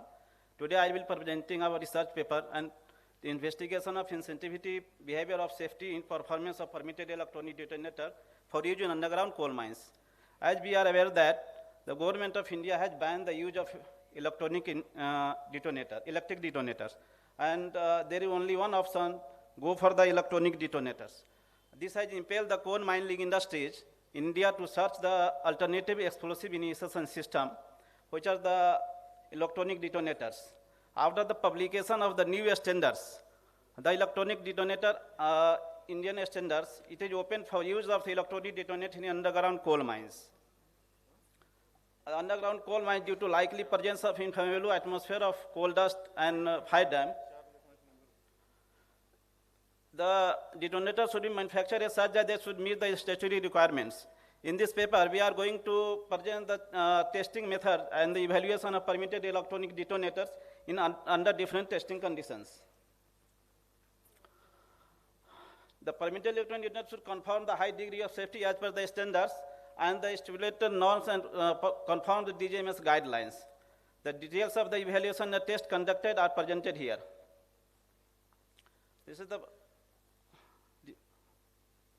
as per the Indian standard, there are two standards divided into two parts, grade A and grade B. Grade B are using to be permitted electronic detonators, which are the pre-programmed and copper-coated or otherwise detonators. That there are two types: requirement test and type test. Type test, when the manufacturer has started the manufacturing of the detonators, they have followed all the parameters which are given in the permitted detonators, or para should be complied. Other than if you are using the open cast mines, except the gas sensitivity test and coal dust sensitivity test, all the para should be complied before the start of the manufacturing of any electronic detonators. So here we have tested the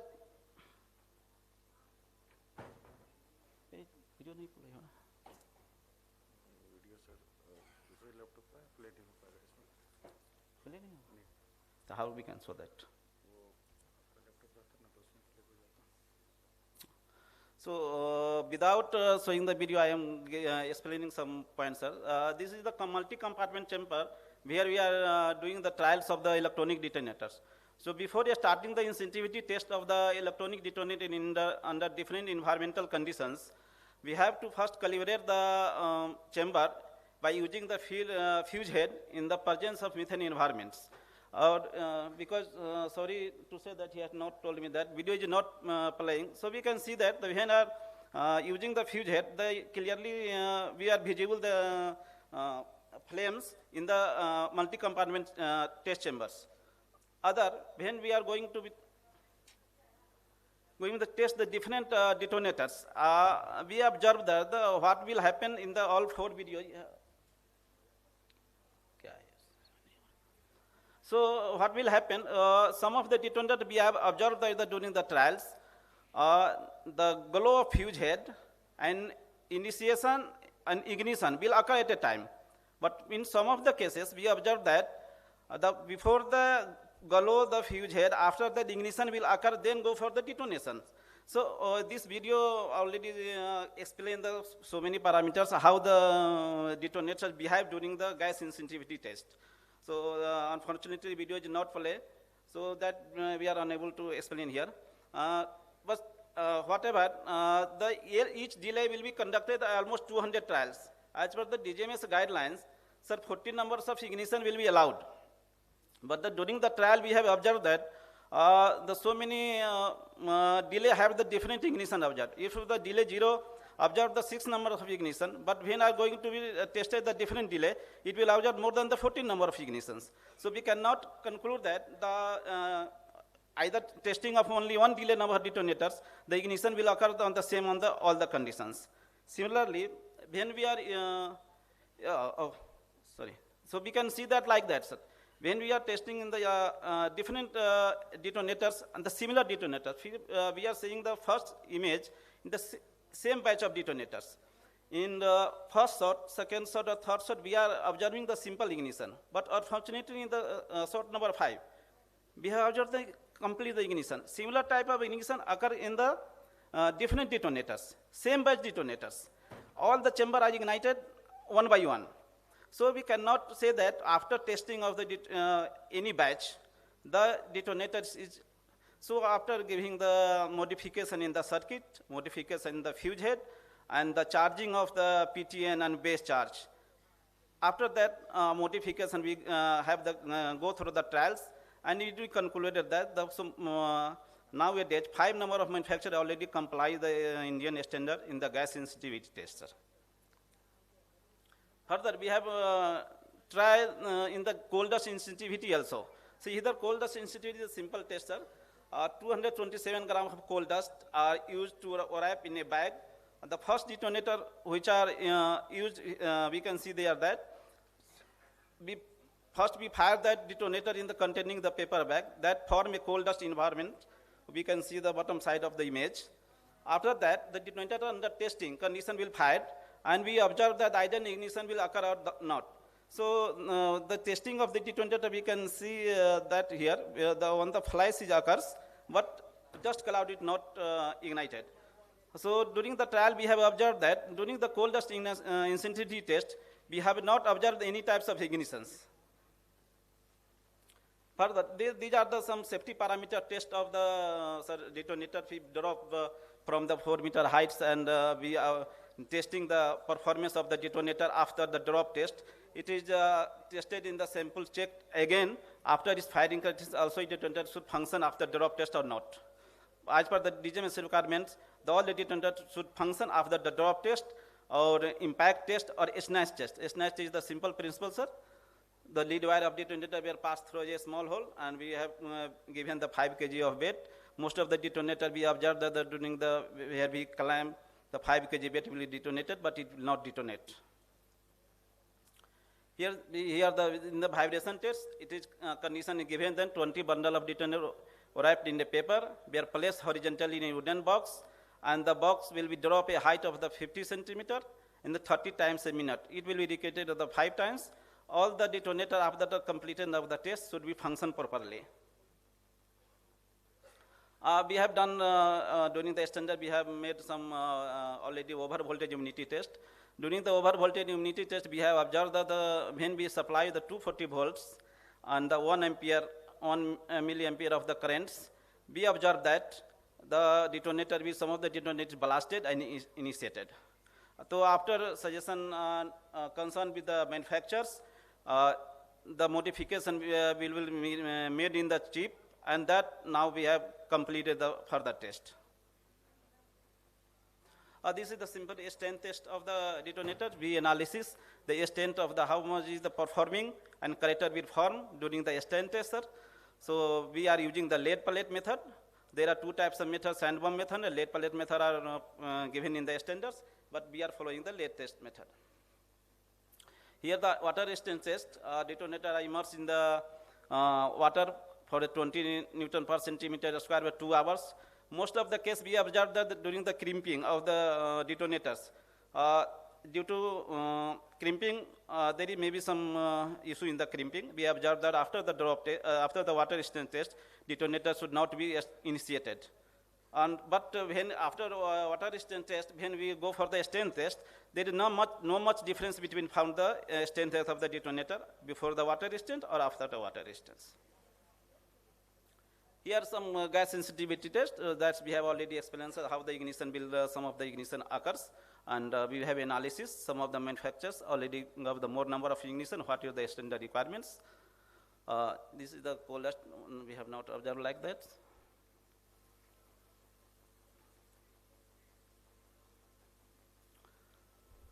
So major concern about that, in the gas sensitivity test, we have observed during the trials, gas sensitivity test, over voltage humidity test, and the water resistance test.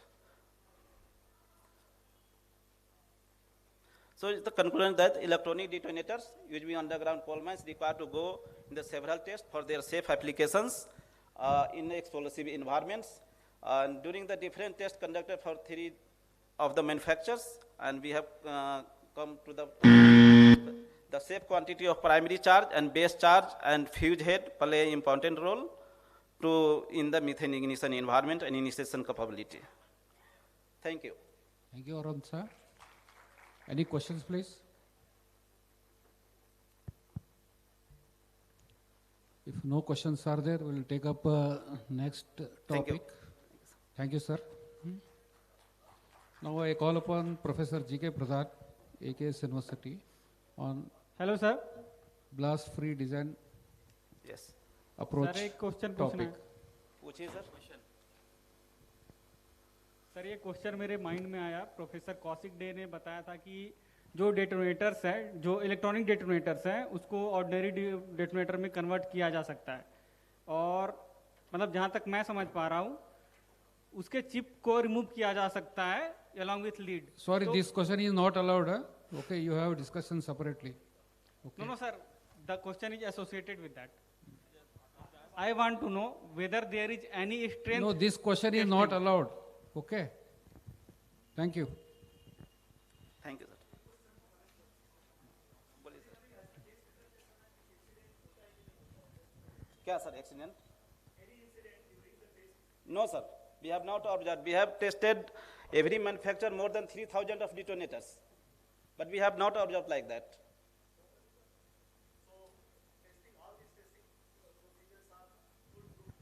Yes, sir, foolproof. After the testing, our manufacturer procedure the same process. What we have done the test, the complete safer of the electronic detonator used in the mines. Yeah, and my second question is the methane range that what you have told that it Methane comes sensitivity, yes, sir. it comes under from 5% to 15%. Yes, explosion will take place. Yes, But sir. you told me just ignition took place. No, sir, we have conducted the trials in the 8% of the methane environment. Because time is very short, that's why I escaped the slides. So Okay. we have conducted the trials of the 8% of the methane environments. Okay, okay. For the experimental purpose, we have already conducted the test in the 55%, 7%, and 12%. Okay. And we have recorded some data. It is under publication, sir. Got your point. Okay, Thank you very much. Okay, thank you, Arvind sir.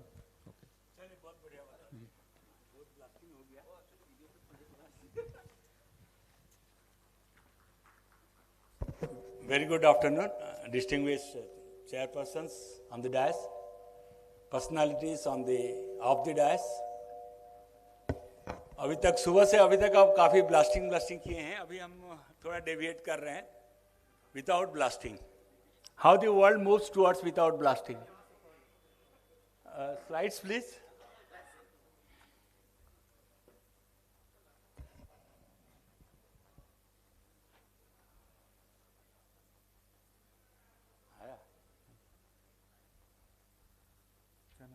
GK. प्रधान.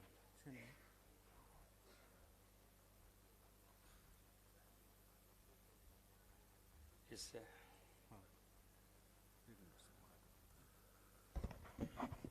ठीक है. ये आ गया machine यहाँ नहीं आया. Okay. See, blast free में we are the number 1 in the world. Why I am telling you? Because largest number of surface miners are there in India. When we compare the global statistics. And that credit goes to coal mines. Why this has started? The first surface miner came in the coastal region of Kutch, where the coastal authorities didn't allow blasting in the limestone mines. So they have to go for alternate method of excavation. That's why the surface miner entered there. From there it came to Lakhanpur, and Lakhanpur has opened the doors for the more and more use of surface miners in the coal benches. Our entire surface miners can be divided, can be of two types. One having a cutter in the front and the other is cutter at the bottom of the unit. All the bottom in the unit, they can cut up to 20 to 30 megapascals. And the cutter head in front of the machine can cut as high as 120 to 130 megapascals. With this, our popularity of surface miner is owing to the thickness of the coal seam, hardness of the coal seam, and also it improves the quality of the coal significantly, giving a size product. And most of our fellow mining engineers handling with the coal sector, they must be understanding their prices for the cut coal is much better than the blasted coal. And today I think majority of the coal mines, except for the dragline benches where the large benches are maintained for coal, and few other mines, blasting is not there in any other places, only it is cut by surface miner. When it comes to hard and very hard, there are 2-3 types of machines in the world. They can cut up to 120 to 130 MPa. We were associated with a trial using the hard rock cutting surface miner of having a front end cutter in a bauxite mine laterite. And it gave a fairly good result, but owing to several cost part of it, because the machine cost is very high. It is almost 25 crores. The initial investment, nobody was interested to invest it. So, but of late, TESMAC of Italy has an MOU with BEML recently in the International Mining Exhibition at Calcutta. I think BEML may come up with some hard rock cutting machines. The second is the ripper. This is one of the oldest method of cutting without blasting.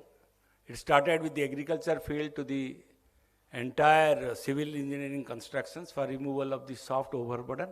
But the harder ones have come with the 900 HP, 1200 HP and 1300 HP dozers to cut very hard rock in the bauxite sector and limestone sector. Some of the mines also, coal mines in the overburden, they have also tried with reapers.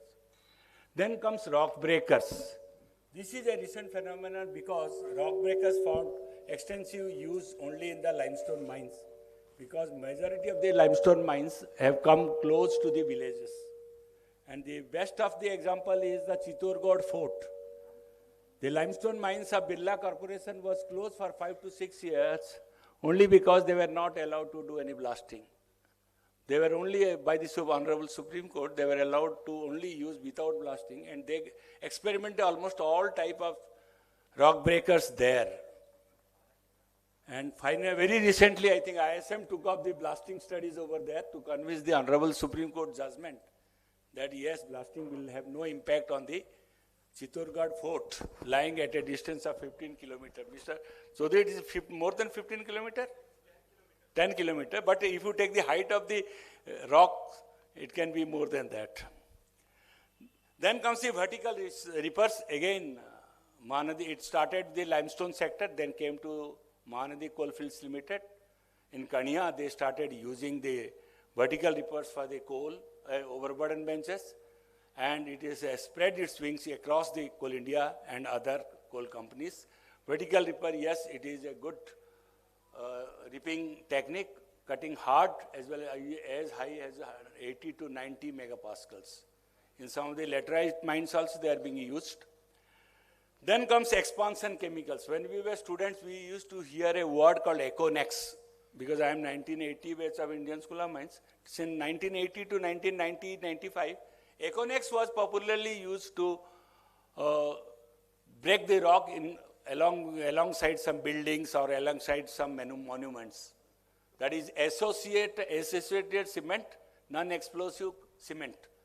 This has come in variants. It is now manufactured across Jodhpur and other places. You will find plenty of factories are there manufacturing the expansion chemicals. You make a paste and put it inside a hole of 32 mm diameter, and after, depending on the strength of the rock and the temperature prevailing on the area, it will start cracking the big boulders. Even up to 150, 130 MPa, megapascal rocks are broken by that. Plasma is advanced, and what we have found that some party in Ranchi, they have developed it for some specific use in railway construction sites. Then I find a paper on liquid carbon dioxide. This is a Chinese invention. They have gone for using in a cylinder.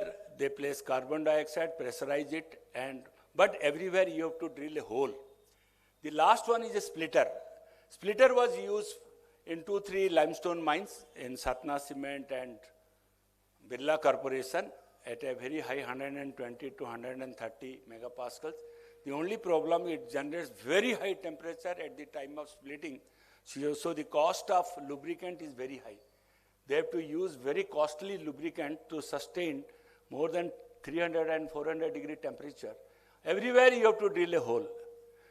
Right from beyond this 4 to 7, everywhere you have to drill holes. So the additional cost of drilling is an integral part of the rock breaking system. But in the top of everywhere, on the top from 1 to 3, you don't need any drilling. So the drilling cost is avoided. However, the material cost is there. But I think with the use of surface miners, we have balanced it. This is the vertical ripper. This is the splitter.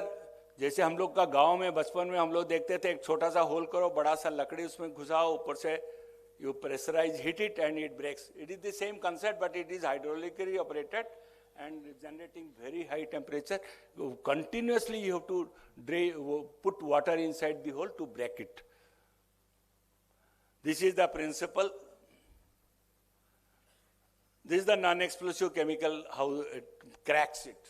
Many of the granite quarries, all the granite plate manufacturers, they don't use any explosive because it creates micro cracks, so that the recovery of granite blocks reduces from 30. Average standard in India is 25 to 30% of recovery of granite. But if you go for blasting in any of the benches, the recovery comes down drastically to 10% and less. So they have, wherever they are coming across some unwanted thing to be removed, excavated, they use this non-explosive expansion chemicals. This is the liquid carbon dioxide, simple formula. Increase the pressurize the carbon dioxide.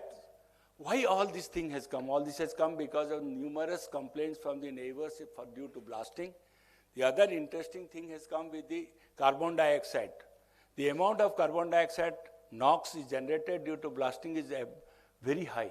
If the blast fails, the amount of CO2 to the atmosphere and NOx to the atmosphere becomes further more. That's why the research all over the world is now going to go for hydrogen peroxide based explosives. Because now our entire explosives are based on ammonium nitrate based. The research is going on to reduce the carbon footprint as well as the NOx generation to go for hydrogen peroxide as a basic raw material for explosives. This is all from my side. Thank you very much. Hello. Thank you, Pradhan sir. So in blasting seminar, you are talking about the non-blasting activities. So definitely the blasting people may not be happy with but it is a very good I am 67 plus. I think more than 45 years I have spent in blasting. So I thought, let me take some break out of blasting and come. Because the hard rock surface miner, why I was very much interested, I am telling you this, I will take a half a second to explain. National Nalco has got a bauxite mine, one of the most modern bauxite mine in Odisha. And the day I visited there when I was under deputation to Ministry of Petroleum for some conservation issues and petroleum products, there in the night I visited a site where the blasting was going on. And the previous day when I came back to Calcutta and switched on the TV, I found in the same place, 9 CISF Jawans were killed by the Naxalites. So I took मैं एक शपथ लिया कि नहीं ये blasting को हटाना है यहाँ 9 आदमी जिस जगह में 24 घंटा पहले मैं खड़ा था 24 घंटा बाद वहाँ 9 आदमी का लाशें गिरा हुआ है around 6:37 o'clock in the night. So इसीलिए मैंने I took up and the matter was so much highlighted because CISF का 9 जवान मरना मतलब it created panic in the Home Ministry. Then I wrote to Secretary Mines, Madam Santasila Nair was the secretary.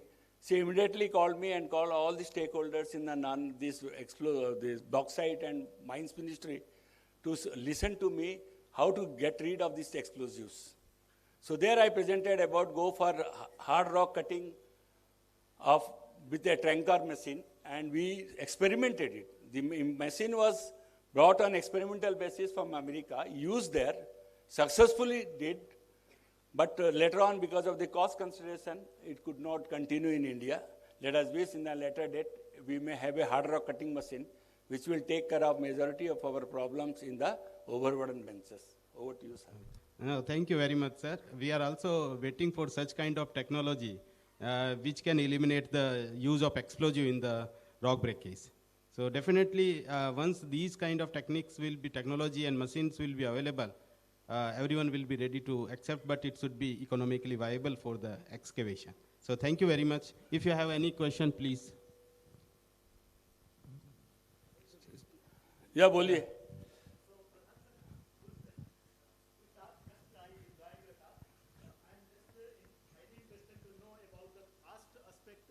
Of the plasma blasting and the chemical that expansion method. Plasma blasting part, it is only of theoretical interest. I put it, it is a part of a technology I put it. But my direct exposure was, those are the photographs of Bailadila, which I have told, it is almost 3 times the cost of blasting. See, blasting is the cheapest, nothing more cheaper than blasting. No, blasting is the cheapest and it can never be replaced when it comes to cost. No, I understand, but there are some certain structures and we want to do, we want to excavate without blasting. So at that place, we can make use of this technology. So for that, I'm highly interested to know. Yeah, अभी आप देखा होगा जब hi tech city में हैदराबाद में गए हैं, बड़े-बड़े ग्लासेस का बिल्डिंग है, वहाँ पर भी this is used widely. वो 32 मिलीमीटर का जैकमर में होल करो, 15 होल कर दो, there should be temperature should be there, not that in a cool weather. Professor, okay, thank you. If you want to get more information, you may contact to Sure. No problem. Dr. MP Roy also. Yeah, he is actually he actually working on plasma blasting. Okay, thank you, Pradhan sir. So the last presentation for this session is by Mr. Rajiv. So requesting Rajiv to present his paper.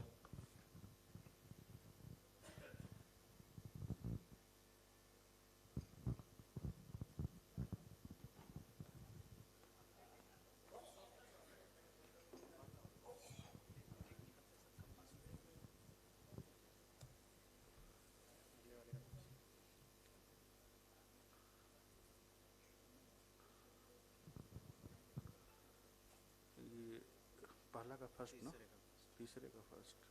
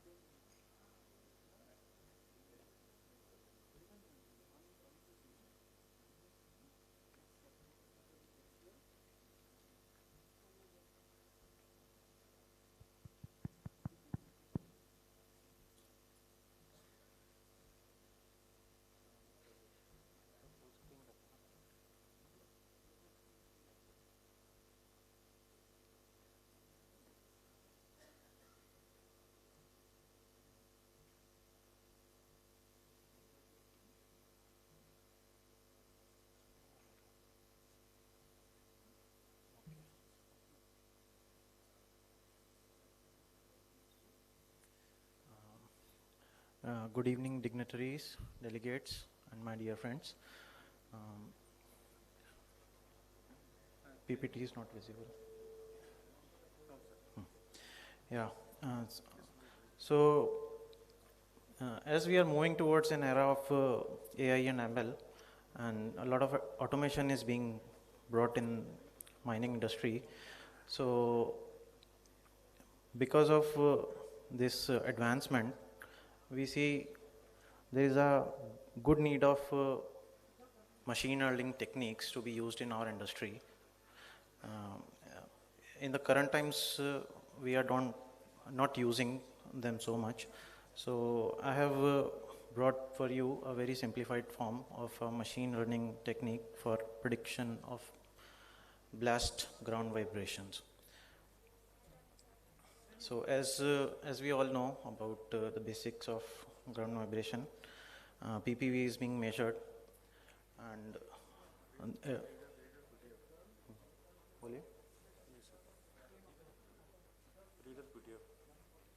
नहीं चलने दीजिए ठीक है yeah. So predicting the blast before it happens is difficult, but nowadays we have got a lot of data. So that data can be useful for predictions. Machine can do a lot of maths. Earlier we have got a traditional method of prediction, which is so my study is basically for this CCL coal fields, and I have selected 3 mines. Some data from those mines, 33 blasts were measured using seismographs, usual monitoring methods, and then I have got 91 data set, very small data set. This is an experimental phase for like industry guys. So these are a few of the pictures where we did the study. So USBM predictor is being used since last 60 years or maybe more. DGMS standards are also based on those standard equations. So how can we use machine learning in industry on a day-to-day basis? So this comparative study started with all measured data. Then we took 2 machine learning techniques, random forest and gradient boosting. There are many other methods available. In those 2 techniques, we have taken these 10 input parameters, which are usually being taken. Although USBM only use a single scale distance parameter, so you can easily calculate it on a calculator. But these machine learning techniques uses a lot of parameters, because solving a complex problem is the major usage of these machine learning techniques. So let's say we have taken 10 parameters, we can take more or less also.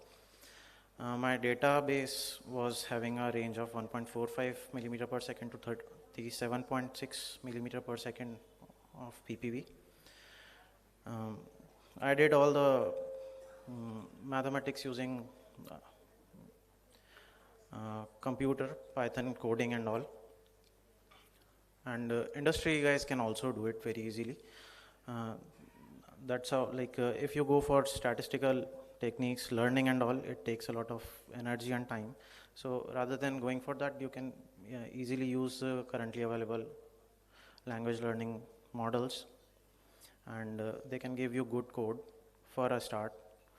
You can start with any kind of machine learning technique.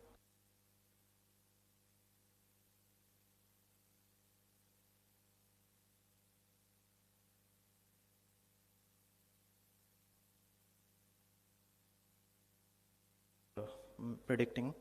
So then, as I have mentioned earlier only, this training and testing data set split is there. So the model simply gave me this equation, although they don't give equations, they just give you the values of predictions. So they give me these equations. The USBM model gave us a simple equation, and this random forest have also given me a very large kind of equation. So at the end, for my comparison, I have seen like USBM for this smaller data set, USBM has already performed very well, 85% predictions went very well, and random forest a little lesser, 83, and gradient boosting was lesser.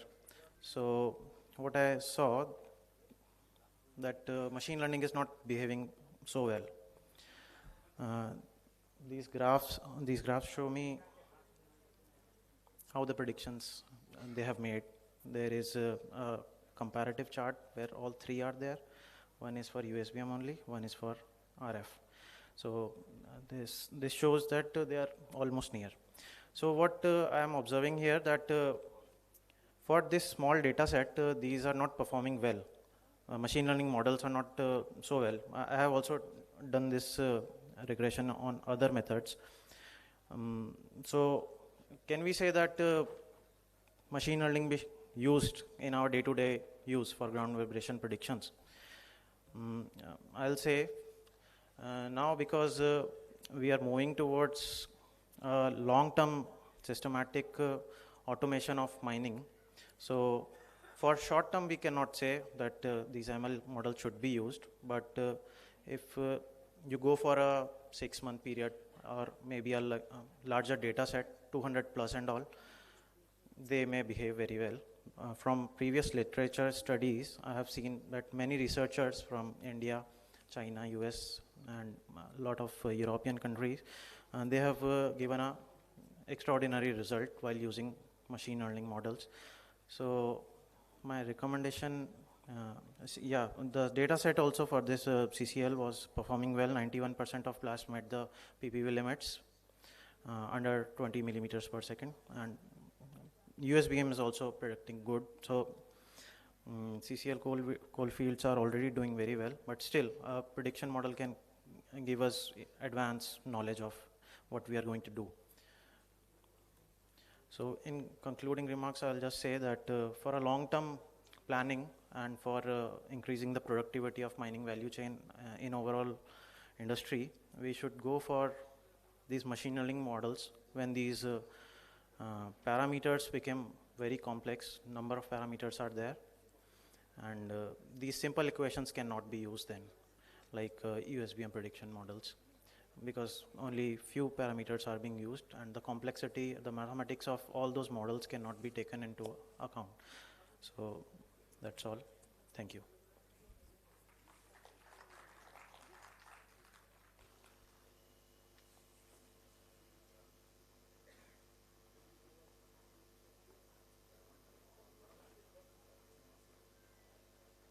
Sir.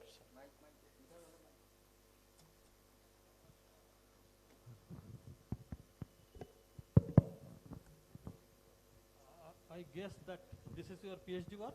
No, sir. This is not PhD work. Actually, you discuss with your sirs. So this comparison actually is not required. Say, okay. If you are trying to compare between Syskin formula and this random forest model or any other AI machine learning techniques. Right. So those are basically made for large number of variables. Okay, yeah. Yes, undefined sir. variables. Yes. But USBM, this basically Syskin formula is derived one. Okay, it has come from the parametric number analysis. Of parameters. Yes, sir. I have seen it. So it is a proven one based on that. Okay. Right. So that's why this comparison cannot be made. Okay. But sir, what I am trying to say here is we have to use machine learning for this. That is okay, but for that comparison is not required. Yeah. You use. Yes, okay. yes. We have to use it, and for that only I have made a comparison, small comparison. There many other models are also there available, but still this machine learning will be very fast. Machine learning is basically degraded by comparing. Okay. That is more appreciating. No, sir, it's not degraded. It's I'm still confirming that over a larger data set, and if there are multiple parameters involved, not only in mining, blasting, in other processes also, mineral processing, maybe your machinery optimization, everywhere. Okay, thank you, Rajuji. Yes, sir. Thank you, everyone.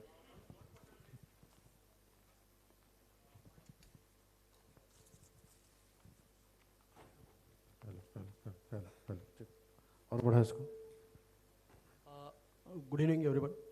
Actually, as a practicing mining engineer, the main variable at site is maximum charge per delay, because already we have a statutory guidelines what should be the PPV for any type of structures which are adjoining our mines. So instead of predicting PPVs through AI or ML models, why can't be a tool or a model which can be using a machine learning predicts what should be the maximum charge per delay, because that is the dynamic one which blasting officer has to take a call for that patch of blasting, seeing the constraints over the ground. So that prediction is more valuable than predicting PPV, what I think, and I can keep it open for discussion. Right, sir, right. Both are interconnected, sir. As you get the PPV, a control design model and blast design will be available to you according to the previous database also and according to the mining conditions that you have. This PPV is still important. Without that PPV, you cannot design this MCPD and blast design. Anything else? Okay, thank you. Thank you. Hello. बहुत बहुत धन्यवाद. यह ज्ञान यज्ञ सफल हुआ. आप सब विद्वानों के संग भर दिए आपने आज इस विमर्श में नव रंग. यह तकनीकी सत्र अत्यंत सफल और विचार उत्तेजक रहा. मैं हमारे सभी 7 विद्वान वक्ताओं का उनके उत्कृष्ट शोध पत्रों और गहन विश्लेषण के लिए हृदय से धन्यवाद देता हूं. Thank you, Mohit. Now I take this opportunity in calling all our seven participants of this session. I would name them and I would request sir to please come on the stage. Ranjit Kumar Paswan, scientist SIMFO, sir. N. Balasubramaniam, DMS. अब सभी लोगों से मेरा आग्रह है कि एक बार जोरदार तालियों की गर्जना से इन सभी का स्वागत और अभिनंदन करें. Dr. Vivek Kumar Himanshu, Dr. A. Kher, Shri Arvind Kumar, Professor G.K. Pradhan, Shri Rajiv Verma. I would request all of you to please continue clapping for these participants, please. May I also request Shri M.M. B3 DTG Central Zone and Professor B.S. Chaudhary, sir, to come on the dais to felicitate our participants. Can we have a huge round of applause, please? हम हमारे presenter को स्मृति चिन्ह भेंट कर रहे हैं और एक लाइव फोटोग्राफ. हमारे सीसीएल परिवार की परंपरा रही है स्मृतियों को संजोने की, और यह लाइव जीवंत चित्र उसका ही एक परिलक्षण है. एक बार जोरदार तालियां आपकी तालियों की गर्जना के बीच में हमारे 7 विद्वान वक्ताओं का धन्यवाद देना चाहूंगा कि उन्होंने आज इस अवसर पर हमारा ज्ञान वर्धन किया है.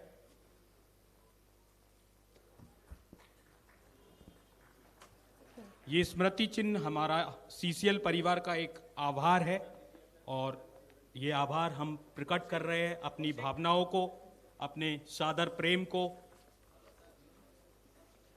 CCL is committed towards its fulfillment in nation building, and organizing such seminar is one such event. And we continue to thank our participants for this important address and deliberate talk on this seminar today. Thank you, participants. Can we have the claps coming in, please? Thank you. Thank you so much.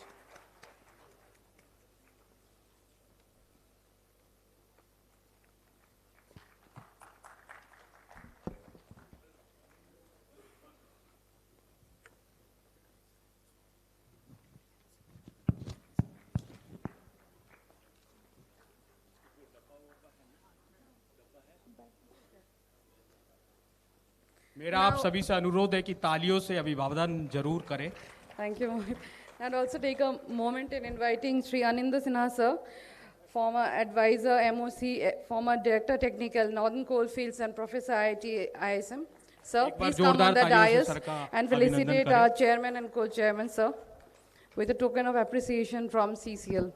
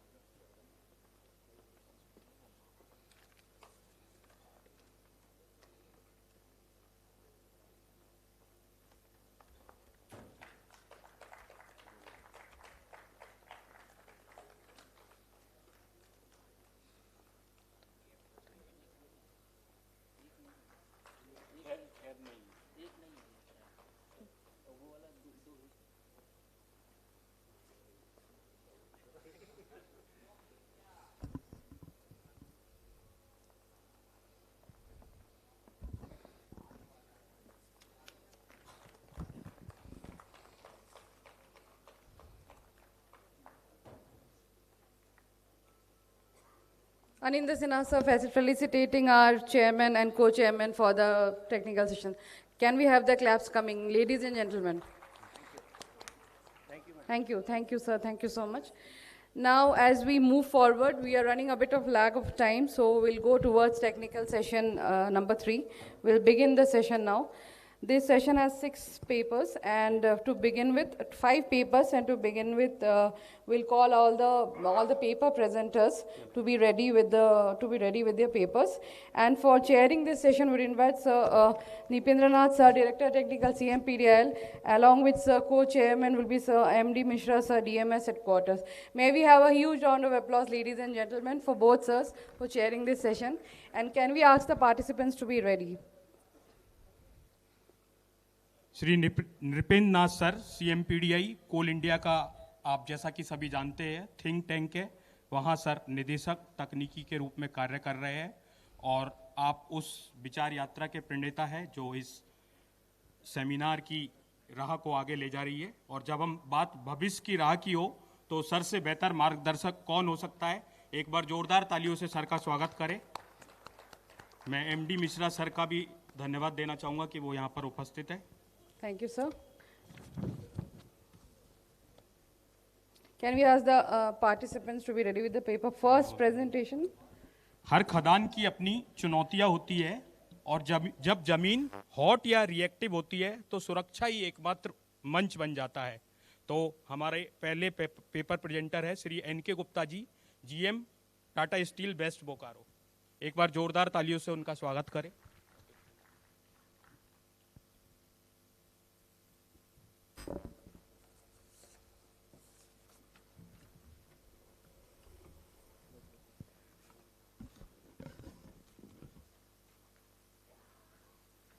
लग गया।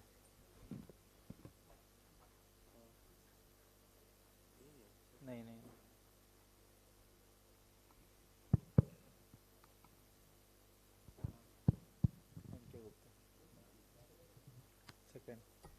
एक list of paper इधर दे दो भाई।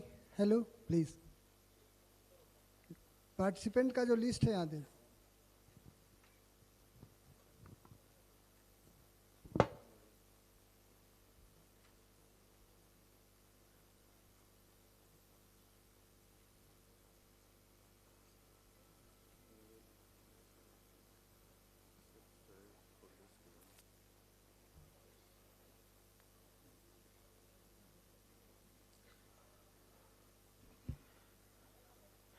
Good evening to chair and co-chair, sir, and good evening to all.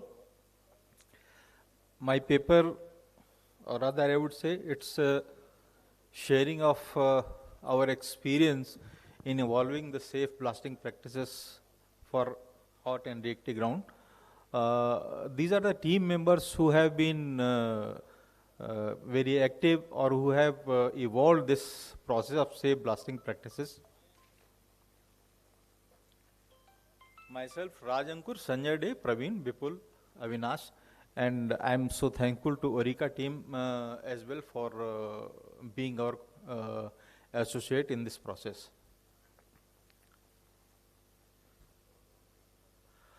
This is history of West Bokaro open cast coal mining. In fact, we started in 1947 with underground coal mining, and during 1983 we started with open cast mining. In continuation, later on, we started mining of underground developed coal galleries. And in 2022, when we had first sign of spontaneous heating or fire was noticed during open cast mining. So, first of all, what is the definition of a hot and reactive ground? Reactive ground is a kind of surface or ground which reacts with the explosive. If we are charging in a whole explosive, it reacts with the explosives, and in the process it generates heats, which in turn can cause accidents, incidents because of higher heat. So that is reactive ground. Hot ground, it is divided in 3 parts: elevated temperature ground, then high temperature ground, and hot ground.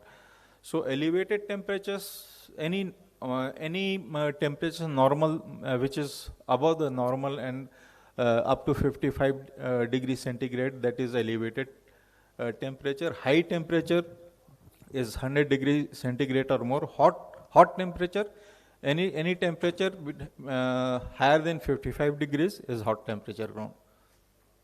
So why the need to evolve the safe blasting practices? These are some of the world practices. Frankly speaking, the real statistics in Indian mines, we could not find out that what are the number of accidents because of premature blast arising out of hot and reactive grounds. That was not able. So these stats we got from the Orica team. So these are the stats, accidents around the world which occurred because of hot and reactive ground, which resulted in premature blast, resulting in various fatalities and other injuries. Similarly, while we were in the process of evolving our procedure, our safe blasting procedure, incidentally, one accident took place in Urimari, which causing many fatalities, which you all are aware of. During this process, we had also undertaken a study the extent of hot grounds in our mining lease area. So the colored portion, what you see is the area affected with fire, and that this part is while the study was going on. These were the areas which were hot. However, during the course of mining, spontaneous heating, it goes on increasing. Now, another reason for having a safe blasting procedure in hot grounds was that it was identified as top risk in our safety management plan. So, being a safety-focused company, it was more of a necessity to evolve safe blasting practices in hot ground. So, what were the initial practices? Initial practices, there was not much of literature available for blasting in hot and reactive grounds, except for maybe that we have a circular from DGMS in this regard, where no explosive other than slurry or emulsion can be used. Only DF can be used as downline in the hole for blasting, and holes only up to 80 degrees centigrade. If it is above 80 degrees centigrade, no charging. These are the circulars, these are the safety precautions which need to be taken as per the circulars. So initial blasting practice, again I said, it was drilling the holes, then we used to take the measurement, then priming of the hole by connecting DF. If the temperature is more than 80 degrees centigrade, then we have to fill the hole with water, quench it. If the temperature goes down, then go for blasting. Or if temperature is not coming down, then we had to discard, no charging. So this was the initial practices. For cases where temperature is more than 80 degrees, so we took some blastless method, like use of as Pradhan sir was talking right now, use of higher capacity rock breaker or rock breakers. Then if the ground is hot, then during the use of quenching it with water, it quenches the fire. It creates crack in the surface. So there are some places direct excavation with the high capacity shovel was also possible. So we used to follow that, and use of vapor. So what were the gaps we found in the initial practices? As per the initial factor, we down the line inside the hole, we would use a main column charge, that is emulsion, and then we would use a booster. Booster is the critical in the blasting process. That was the critical element, because it is a high explosive and sensitive temperature, which could cause premature blast. So this was the weakest link in this process.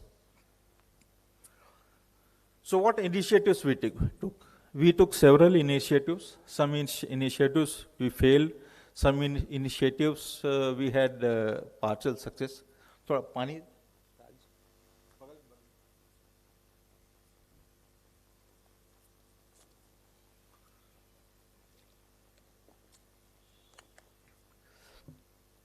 So we use following methods: use of expansion chemicals, water mixed with chemicals, that is CaCl2 plus MgCl2 to bring down the temperature, and PVC sleeves for hot holes. This we had partial success, and this is still work in progress. We cannot, we won't say that this experimentation is complete. This is still work in process. Then some experiments we have done, that is use of Pyromex explosives by Orica, Pyrocord DF, and Icon 3 RX explosives. I will describe in detail. So what is water admixed chemicals? That, as I said, CaCl2, MgCl2. We used to mix this chemical in various percentage. And we found this was effective in lowering down the temperature by about 30 degrees centigrade. But after about 1 to 2 hours, the temperature would again start rising. So it was a success, and we still use it. Next trials, as I said, it's still work in progress. We have to try it out with higher concentration of the chemical. But higher concentration, using higher concentration has got its own demerits, so we have to try it out at different concentrations. Then PVC sleeves. For this, we had consulted many blasting experts in South Africa. From South Africa, we imported some of the blasting sleeves. We used it, found it was useful up to a temperature of about 100 degrees. Beyond 120 degrees, beyond that blasting sieve would fail. Then also we have a department, separate new material business department, who specially deals in Tata Steel, who specially deals with products related with polymers. They make different kind of products with different kind of and different variation of polymers. So we invited them, new material business, our colleagues from new material business. We also showed them this and asked them to manufacture a sleeve which could withstand higher temperatures. So they came out and they supplied us with a sleeve, and that could withstand a temperature up to 120 degrees. So we have not yet tried it with explosive. What we did, we filled it with water inside the hole, and we measured the temperature from time to time, and we found that it is up to 120 degree, it is useful. So now in bulk quantities we have ordered. Now there is still a lot of work to be done, because it would involve, since whole temperature is more than 180 degrees, then we'll have to have further discussions with DGMS whether we can go it for it, not, because the circular says above 80 degrees you cannot charge. But it is the situation inside the sleeve, when you fill it with water, that is less than. So there is that we'll have further discussion with DGMS whether we can. So it's still work in progress, and it is partial success. Then hot and reactive inhibited explosives, which is our main evolution of the safe process. We had a discussion with different explosive manufacturers, namely Orica, and we also had discussion with Dyno Nobel of Australia. So both of them had a specialized product though not used in India. Both of them had specialized product. So since Noble, they do not have any manufacturing base in India, Orica, they supplied us the explosives. It was also being used for the first time in India. So we had to go through the approval process through PISO. They got approval from PISO. We tried it in our mine. So the Pyromex was tried successfully at our mine. We initially tried it at normal ground, and then slowly as we gained experience, we tried in hot ground. Pyromex, as you said, it's a high strength and robust detonator sensitive explosive specially designed for blasting in elevated temperatures. And similarly pyrocord. Pyrocord is a strong flexible detonating cord with a nominal core charge of 10 grams PETN. So it is also safer to use in hot grounds. So we did trial blast for Orica. Initially we used, and since Pyromex is a cartridge explosive, we used in normal ground, we used it as a main charge, and having as the normal, only main charge was replaced with Pyromex. We tried it, did it successfully. But the problem was, since it was a cartridge explosive होता है तो we have to engage more number of persons in the hot and reactive zone. Exposure of persons increases. It takes larger time. We also have, as per the circular, हमको 2 घंटे में पूरा blasting cycle complete करना है. So it used to take time. So then again we evolved. We then had next level of trial. We used Pyromex. First of all, we used Pyromex as a main column charge, and then we had a trial. We had a first single trial using Pyromex as a primer. We removed the booster को हटा दिया और ये Pyromex का cartridge को as a booster use किया. उसमें direct जो detonating fuse है उसको use किया. We first used in a single hole and it was successful. Then what we did normal bulk explosive as a main charge. We used this as a primer charge and did the blasting, and it was successful. Then we conduct number of blast, and it was found to be highly successful. Then we arrived at a conclusion, and we made a SOP of using this. In this process, what happens? The main pain area that was use of booster in the hot ground was totally eliminated, and the initiation was done from the surface. Inside the hole, no initiating system. So it was, that danger was completely eliminated. So this was an innovative process which we designed during course of our experimentation. We thought of sharing, and conclusion, what is the final conclusion of all this experimentation is, we have a 3-step process. For holes up to 55 to 80 degrees, we use quenching with water and chemical, then use Pyromex as primer, Pyrocord for downline, Icon 3 RX as a surface initiation, and emulsions as a column charge. So this is one category. Second category was 80 from holes 80 to 100 degrees. For this, as I said, we used chemicals. With the use of chemical, as I said, it would bring down the temperature up to 30 degrees. So if it comes down below 80-70 degrees तक आ जाता था और time मिलता था, then we will go for normal blasting. But if the temperature would, suppose fire is strong and temperature keeps on rising, so we would, in that case, we can use PVC sleeves. As I said, we have PVC sleeves. It's a work in progress. It has not yet been finalized. We have bulk ordered the PVC sleeves, While this is done, at the same time we'll have discussions with the DGMs and then we'll use it. Third category is over 100 degrees.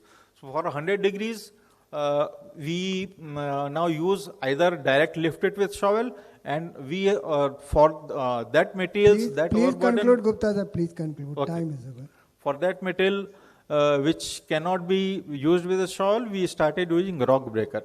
So first we used 3-ton rock breaker. Now we have ordered for a 5-ton rock breaker, and in future we are using higher capacity rock breaker up to 10 tons.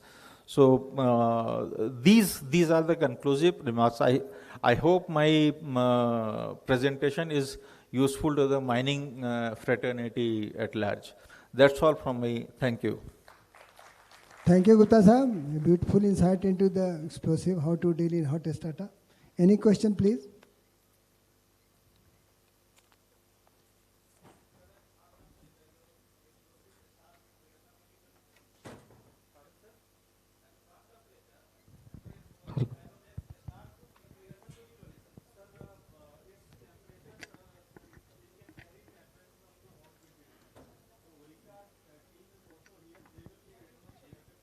But you have told me that here you are using on the 80 degrees centigrade your explosives.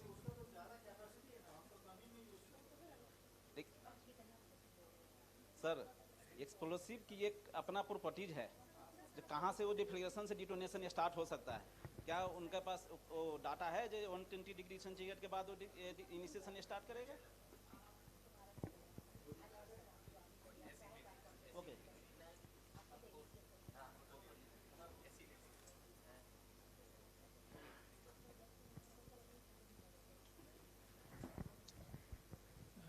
Any more questions, please? Thank you Gupta साहब. Thank you. आप क्या बता सकते हैं इसका cost क्या है पैरों में से, गुप्ता साहब? Cost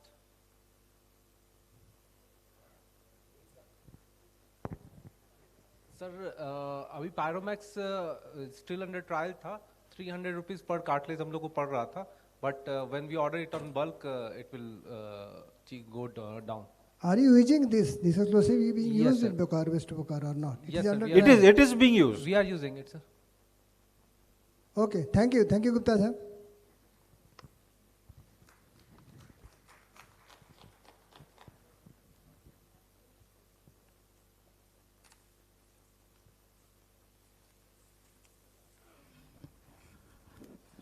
Next one is Rajiv Singh. Please come.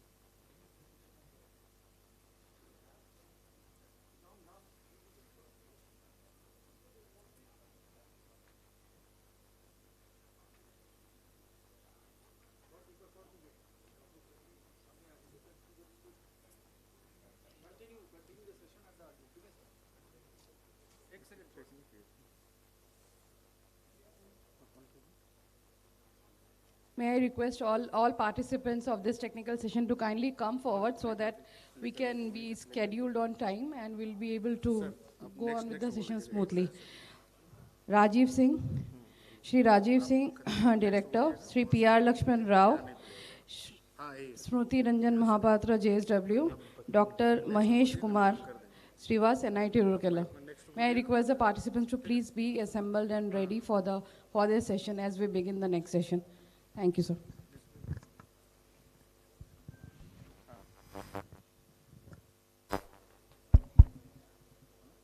Good evening, sir. Good evening, all. My presentation is based on AI-driven drilling blasting at Dozer Push Mining, PKCL. So, First of all, I really want to thank to Adani team, Bipin sir and Venkatesh sir, who has helped us to have trials on this drilling blasting for their dozer push mining. Next.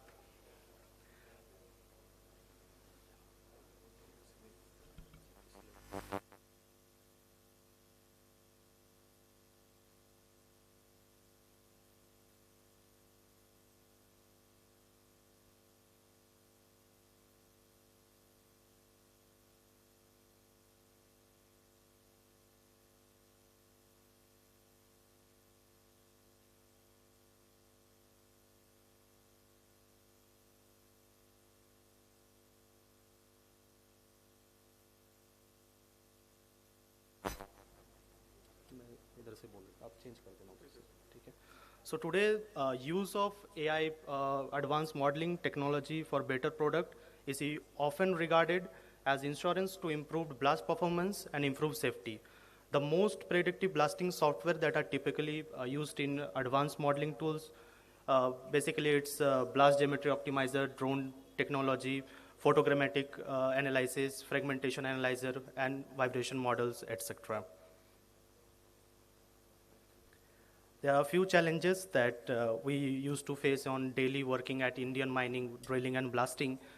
Basically, blast nuisance, blast vibration noise, improper fragmentation, and increased muck pile and hauling cost.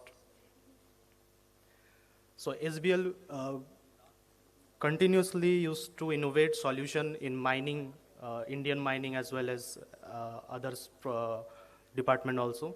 So we have a drill case solution for mining sector that is AI tools and technology which includes predict, pre, post, and access analysis modules over drilling blasting. So this study was done in Parsakate, that's open cast mine in Chhattisgarh, with designing of drilling and blasting with the help of AI tools, and the pre-blast, post-blast, and as well as prediction tools were used. Now in next slide, we'll see how these modules have worked. These are few of our modules which have worked definitely on this project. The first is survey and planning. The survey was done with the 3D modeling with the help of drone and DGPS, geological analysis of rock strata, as well as drilling with the technology that has been used, the smart drill which has been using there, whole road analysis, blast design, muck pile prediction, fragmentation ALI, vibration and air blast, as well as reporting of the system. Yep.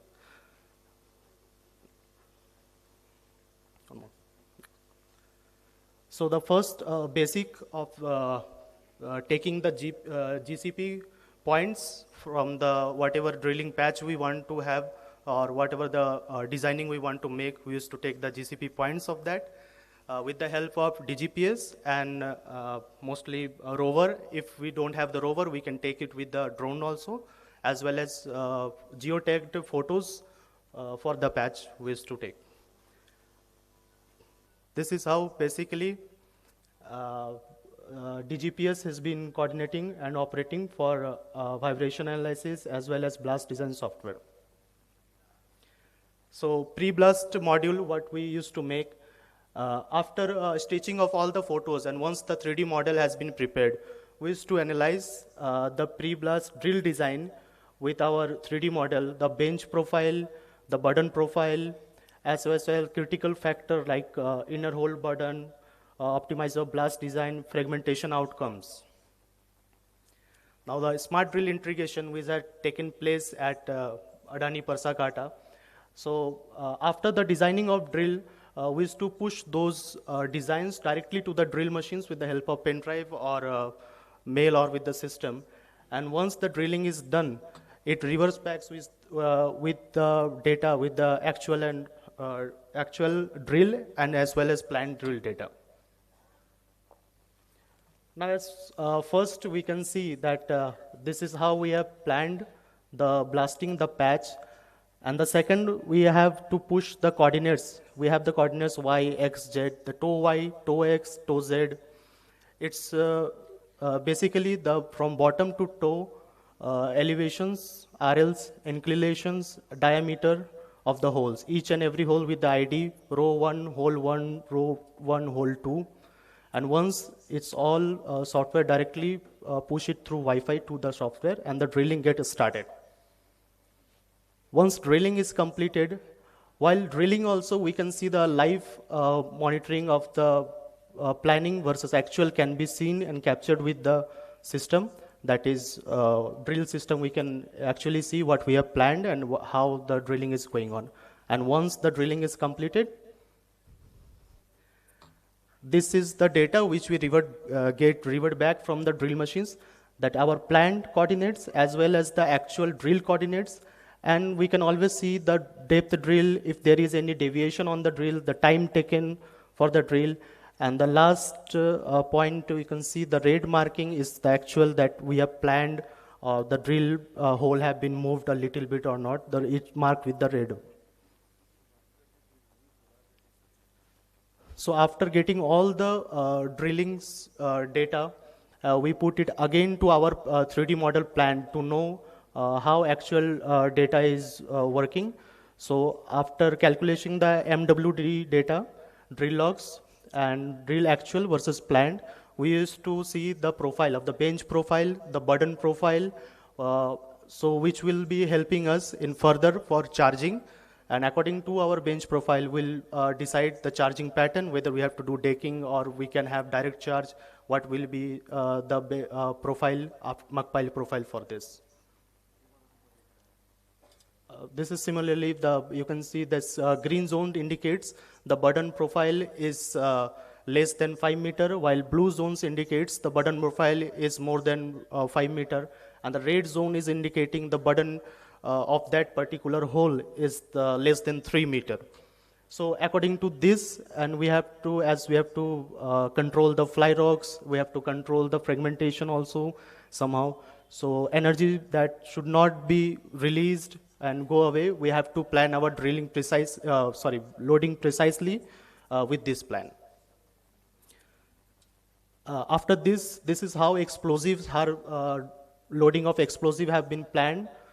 According to our drill log, we have to decide that whether we have to do decking or we can have a direct charging. So after this has been done on a system of all the holes, we used to put this sheet to our engineers who are on a field to have the exact amount of explosive that can be done, charging can be done over the phase. So the next part is having using of neodate that we have used there at electronics at our drilling and blasting. So while our neodates and real-time simulation can be done with the software, we used to check all the delay time and possibilities and predict that what will be our throw, how can be our fragmentation be good, and how that vibration can be less. With real-time simulation and pre-simulation, we used to select and give those data to the electronics for having accurate timings. The first photo indicates that how after giving the time design, you can see the throw direction of how it's ensuring that where the throw will be. And the second photos, you can see the bench. Second photo, we can see the bench profile that after time delay, that is a series blast or it is a diagonal charging, it can be used directly by artificial intelligence software, and it will lead to a less misfire and MCPT can be controlled over there. So this is the time design report we used to get of each hole with the location of that hole of easting and northing. Of exact GCP location of the hole, we can always give the time design, and as well as the timing perfection and decking also can be done. Directly these data can be interpreted to the electronic CBS system. This is a muck pile prediction.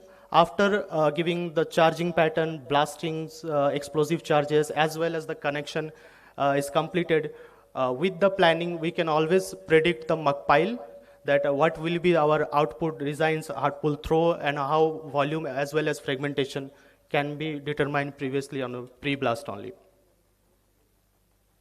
This is the post-blast analysis we used to do. So the first picture you can see, that's the volumetric, that what's the blasted volume and what's the throw. And this drilling marking is showing the real time of drilling that was done on that area. And the other area is showing that the patch after the blast, what was the throw distance, and the cast percentage can be calculated through this. This is the fragmentation photogrammetric analysis, which is done post-blast. After the blasting, the fragmentation analysis done with, it captures with the upper sides of rock size, and D80 indicates the rock size of 80% of rock size of overall blast. So one of our KPI was to analyze the backbreak and to reduce, there was a KPI we cannot have a backbreak of that blasting zone. So we have tried successfully to control the backbreak and also calculated the backbreak. There was a minimized backbreak after the post-blast. You can clearly see after the blast there was a half drill cut of the last row is still lying on the ground, while the others.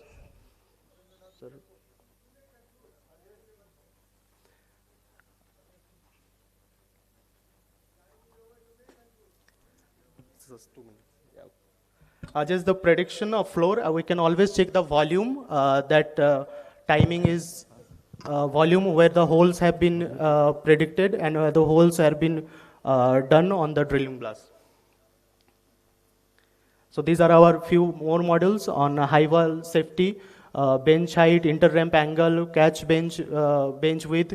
All this can be done with the photogrammetric analysis. There is the AI dashboard. After all the reports have been done, you can have our monthly dashboard reports.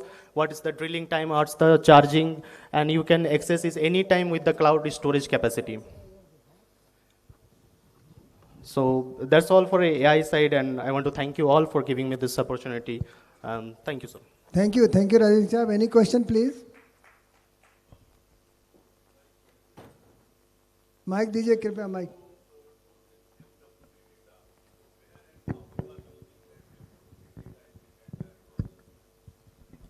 Sir, can you repeat your question, sir, once more time? MWD data. You have mentioned that MWD data also you are capturing. Yeah. So where and how you are using these MWD data in this entire process of optimization? Right. Yeah. Sir, after we receive this MWD data from the drill site, we used to put it on our present, like what we have planned on the 3D model. So after the 3D model, it gives us the actual planning of MWD data of the whole place positions and as well as the penetration rates also. So we are using it for the next step, that is the charging, while we will be using explosives. So according to strata, where we have got a loose strata or the burden is less, we have to do the decking. So for that planning, MWD data we have to use. Decking also, and also the density wise, the explosive variation is, if required, that also you are planning? Yes, sir. Thanks. Thank you, sir. Thank you, Singh Saab. Thank you. Any more questions? I request all participants to please stick the time.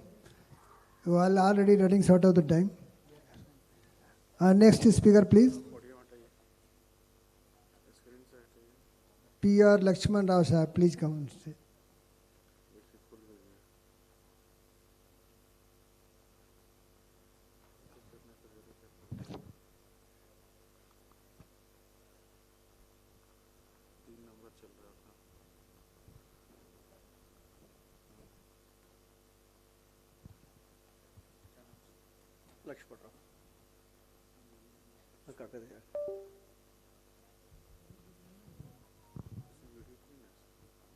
No video.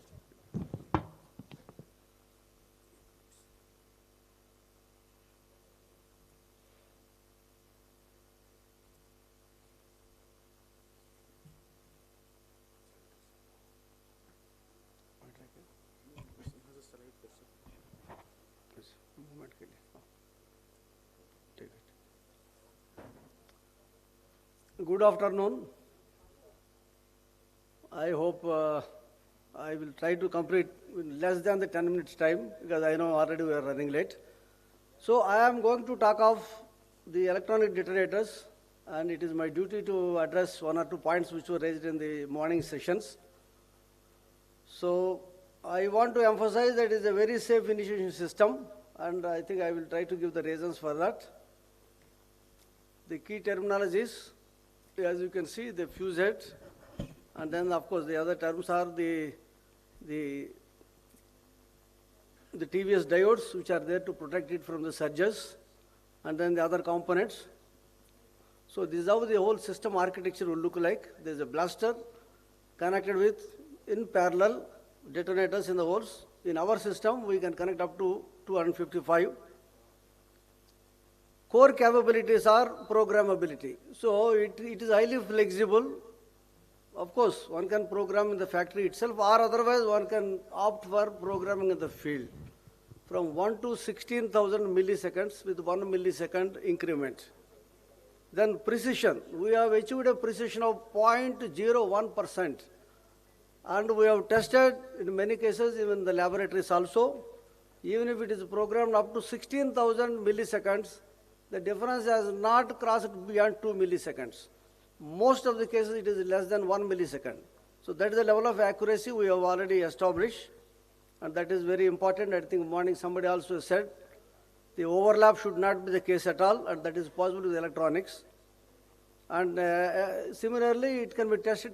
The health is verified at the last minute also, so that any damage even during the transportation also, we'll see that the detonator is out, so that there will never be anything that is unexpected.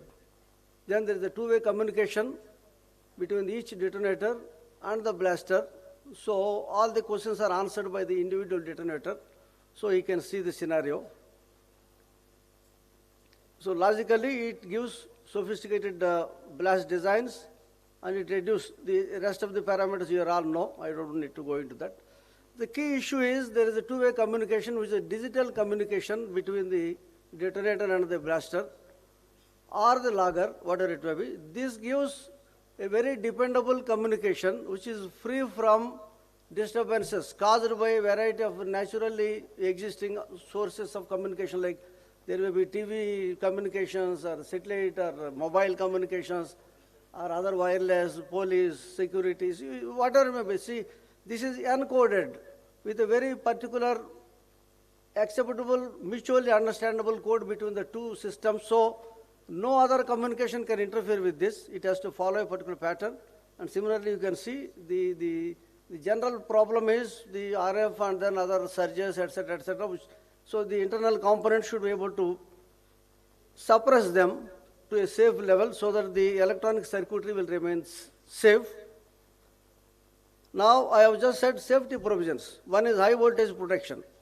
We have ensured that the detonators that we have developed are capable of meeting the BIS requirement of 240 volts AC, apart from the DC of 48 volts, etc. But not only that, we have also ensured that protection is there even for a normal electric exploder. Suppose in the field, the electric and electronic both look same. So if somebody uses a conventional electric exploder, that should not lead to any fire. So it can become inoperative, but it should never lead to any initiation, because that is not expected at all. Then similarly, all surges, etc., the system will take care. Then current limiting. Somebody raised a question as to what is the current that flows into the electronic detonator. Normally, 1 to 2 milliamp is what flows into the detonator when it is connected to the blaster. But it is stored in a very dedicated fire capacitor, it is called, that is released in one go when the fire command was issued. So that at the time, the fire capacitor will be able to release. In our case, we have ensured 5.5 millijoule guaranteed, whereas most of the fuses need only 4 millijoules. And second point, the delay counter, the microcontroller operation is protected by another capacitor. So the elapse of time, we have ensured that even up to 16 seconds, that is 16,000 milliseconds, if the detonator is programmed to operate after that much delay, and let us say with the very first fire command, the entire trunk line got totally separated from the blaster. That means no more power supply to the individual detonator. Then also the reserve energy should be sufficient enough to run the electronic detonator for the full 16,000 milliseconds, and it will have enough energy to make the fusee to fire. So that is very, very clear. It is established. There is no second thought about it. It was proved many times. Then digital control. As I explained logically, it is a microcontroller place. So there is a very clear digital communication. So the precision and accuracy and dependability, and also the coded, encoded, I will come to that point separately, the passwords. Then safety system states. The first system is when it is communication and programming is happening. At that time, capacitor is fully discharged. The fire capacitor is absolutely not charged at all. So it has no energy to lead to any initiation. Then logically, system it responds to low voltages, digital commands, and then personnel can move. This is absolutely because the fire capacitor is not charged at all. The second stage, when it is pre-fire, that is the entire system is connected on the ground and the pre-fire command is issued. At that time, the charging takes place. Charging, I mean to say the fire capacitor charging will take place. Then it awaits for the final fire command again. It doesn't initiate, it will wait for the command. The blast site should be clear logically by that time. Then the final action of release of the fire command. Then the energy is released, as I said. Then the bridge wire will get ignited and leading to the rest of the operations. This is how it is normally constructed. You can see, of course, we have shown only the minimal protections, but a lot more are built into the real electronics to be able to offer protections, as I said, from electric exploder to 240 volts to anything, actually speaking. Because ultimately, you all agree, the idea is, even if somebody wants to initiate, if he is not authorized, he should not be able to succeed. That is the purpose. So he may try to connect a battery, he may try to connect a 240 volts, he may connect maybe two phases of a three-phase system that is even 440 volts, or he may try to connect anything that is available to him. So nothing should lead to any initiation. That is what is required fundamentally. Then similarly, the naturally prevalent RF and other interferences, that should not initiate. So these are all the fundamental requirements. So ESD and lightning, then RF energy, as I said. Then there are international standards which have laid down the specifications. So now you can see in the picture, the fusee is at the end of the electronics. So whereas in electric detonator it is in the forefront, it is the beginning. So that is what another point was raised in the morning. So here in this case, the electronic circuit only will ensure release of energy to the fusee. So nothing in the forefront, nothing that is connected to the ground or the trunk lines or whatever is the issue, that cannot make the current to flow into the fusee. That is how the safety is built into the electronic detonator. Then logically enhanced security and accountability. There is a unique identification mechanism. So each detonator can be tracked even from right from the assembly line to the last point of usage in the field. So if somebody wants to have information, the blast data can be captured, it can be uploaded to the server, and it can be shown on a dashboard, or it can be sent to the government authorities as to which detonator was fired at what time and at what location and by whom, which blaster. All the data can be captured. So that is how the unique identification will help. And then this UID, once loaded in the very initial stage, cannot be altered by anybody. Then logically the digital inventory and system lookout.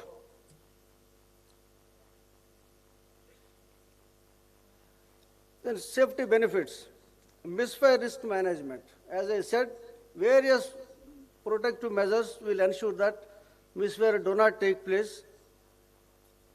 So as I said, again, conclusion, electronic detonator represents a significant advance in initiation safety, and then their multi-layered protections, and then the compliance with international standards, etc., ensures it.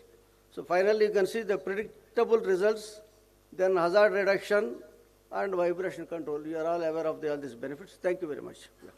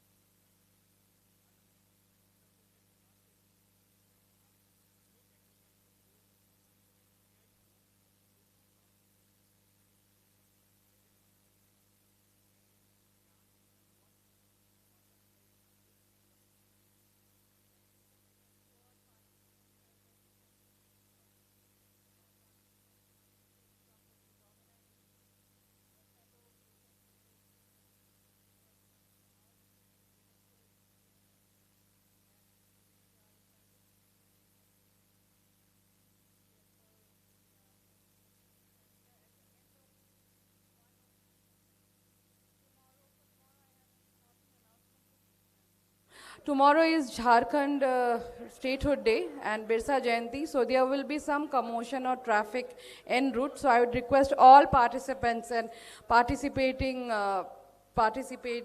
paper presenters and other dignitaries to kindly be here on time at 9:30. We are expecting to start the program by 9:45.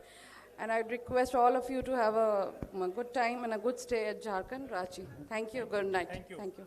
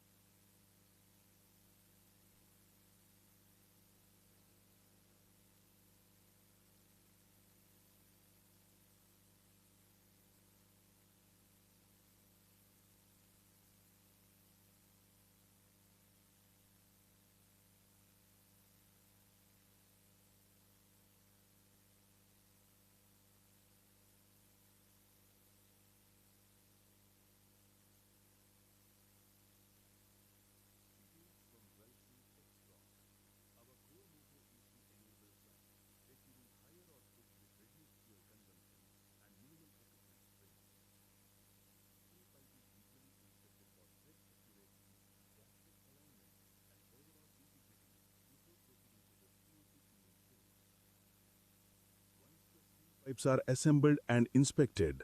They are connected to the liquid.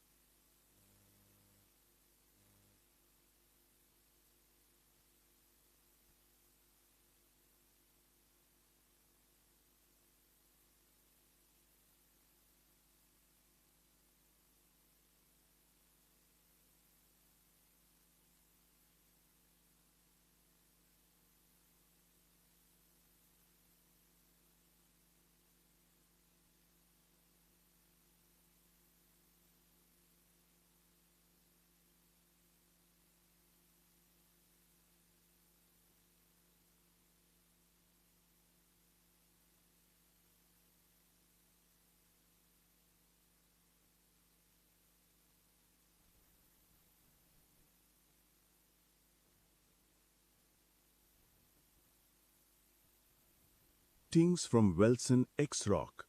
Our core motto is to enable sustainable mining practices through innovative and safe rock breaking solutions. For the first time in the Indian mining industry, Wilson X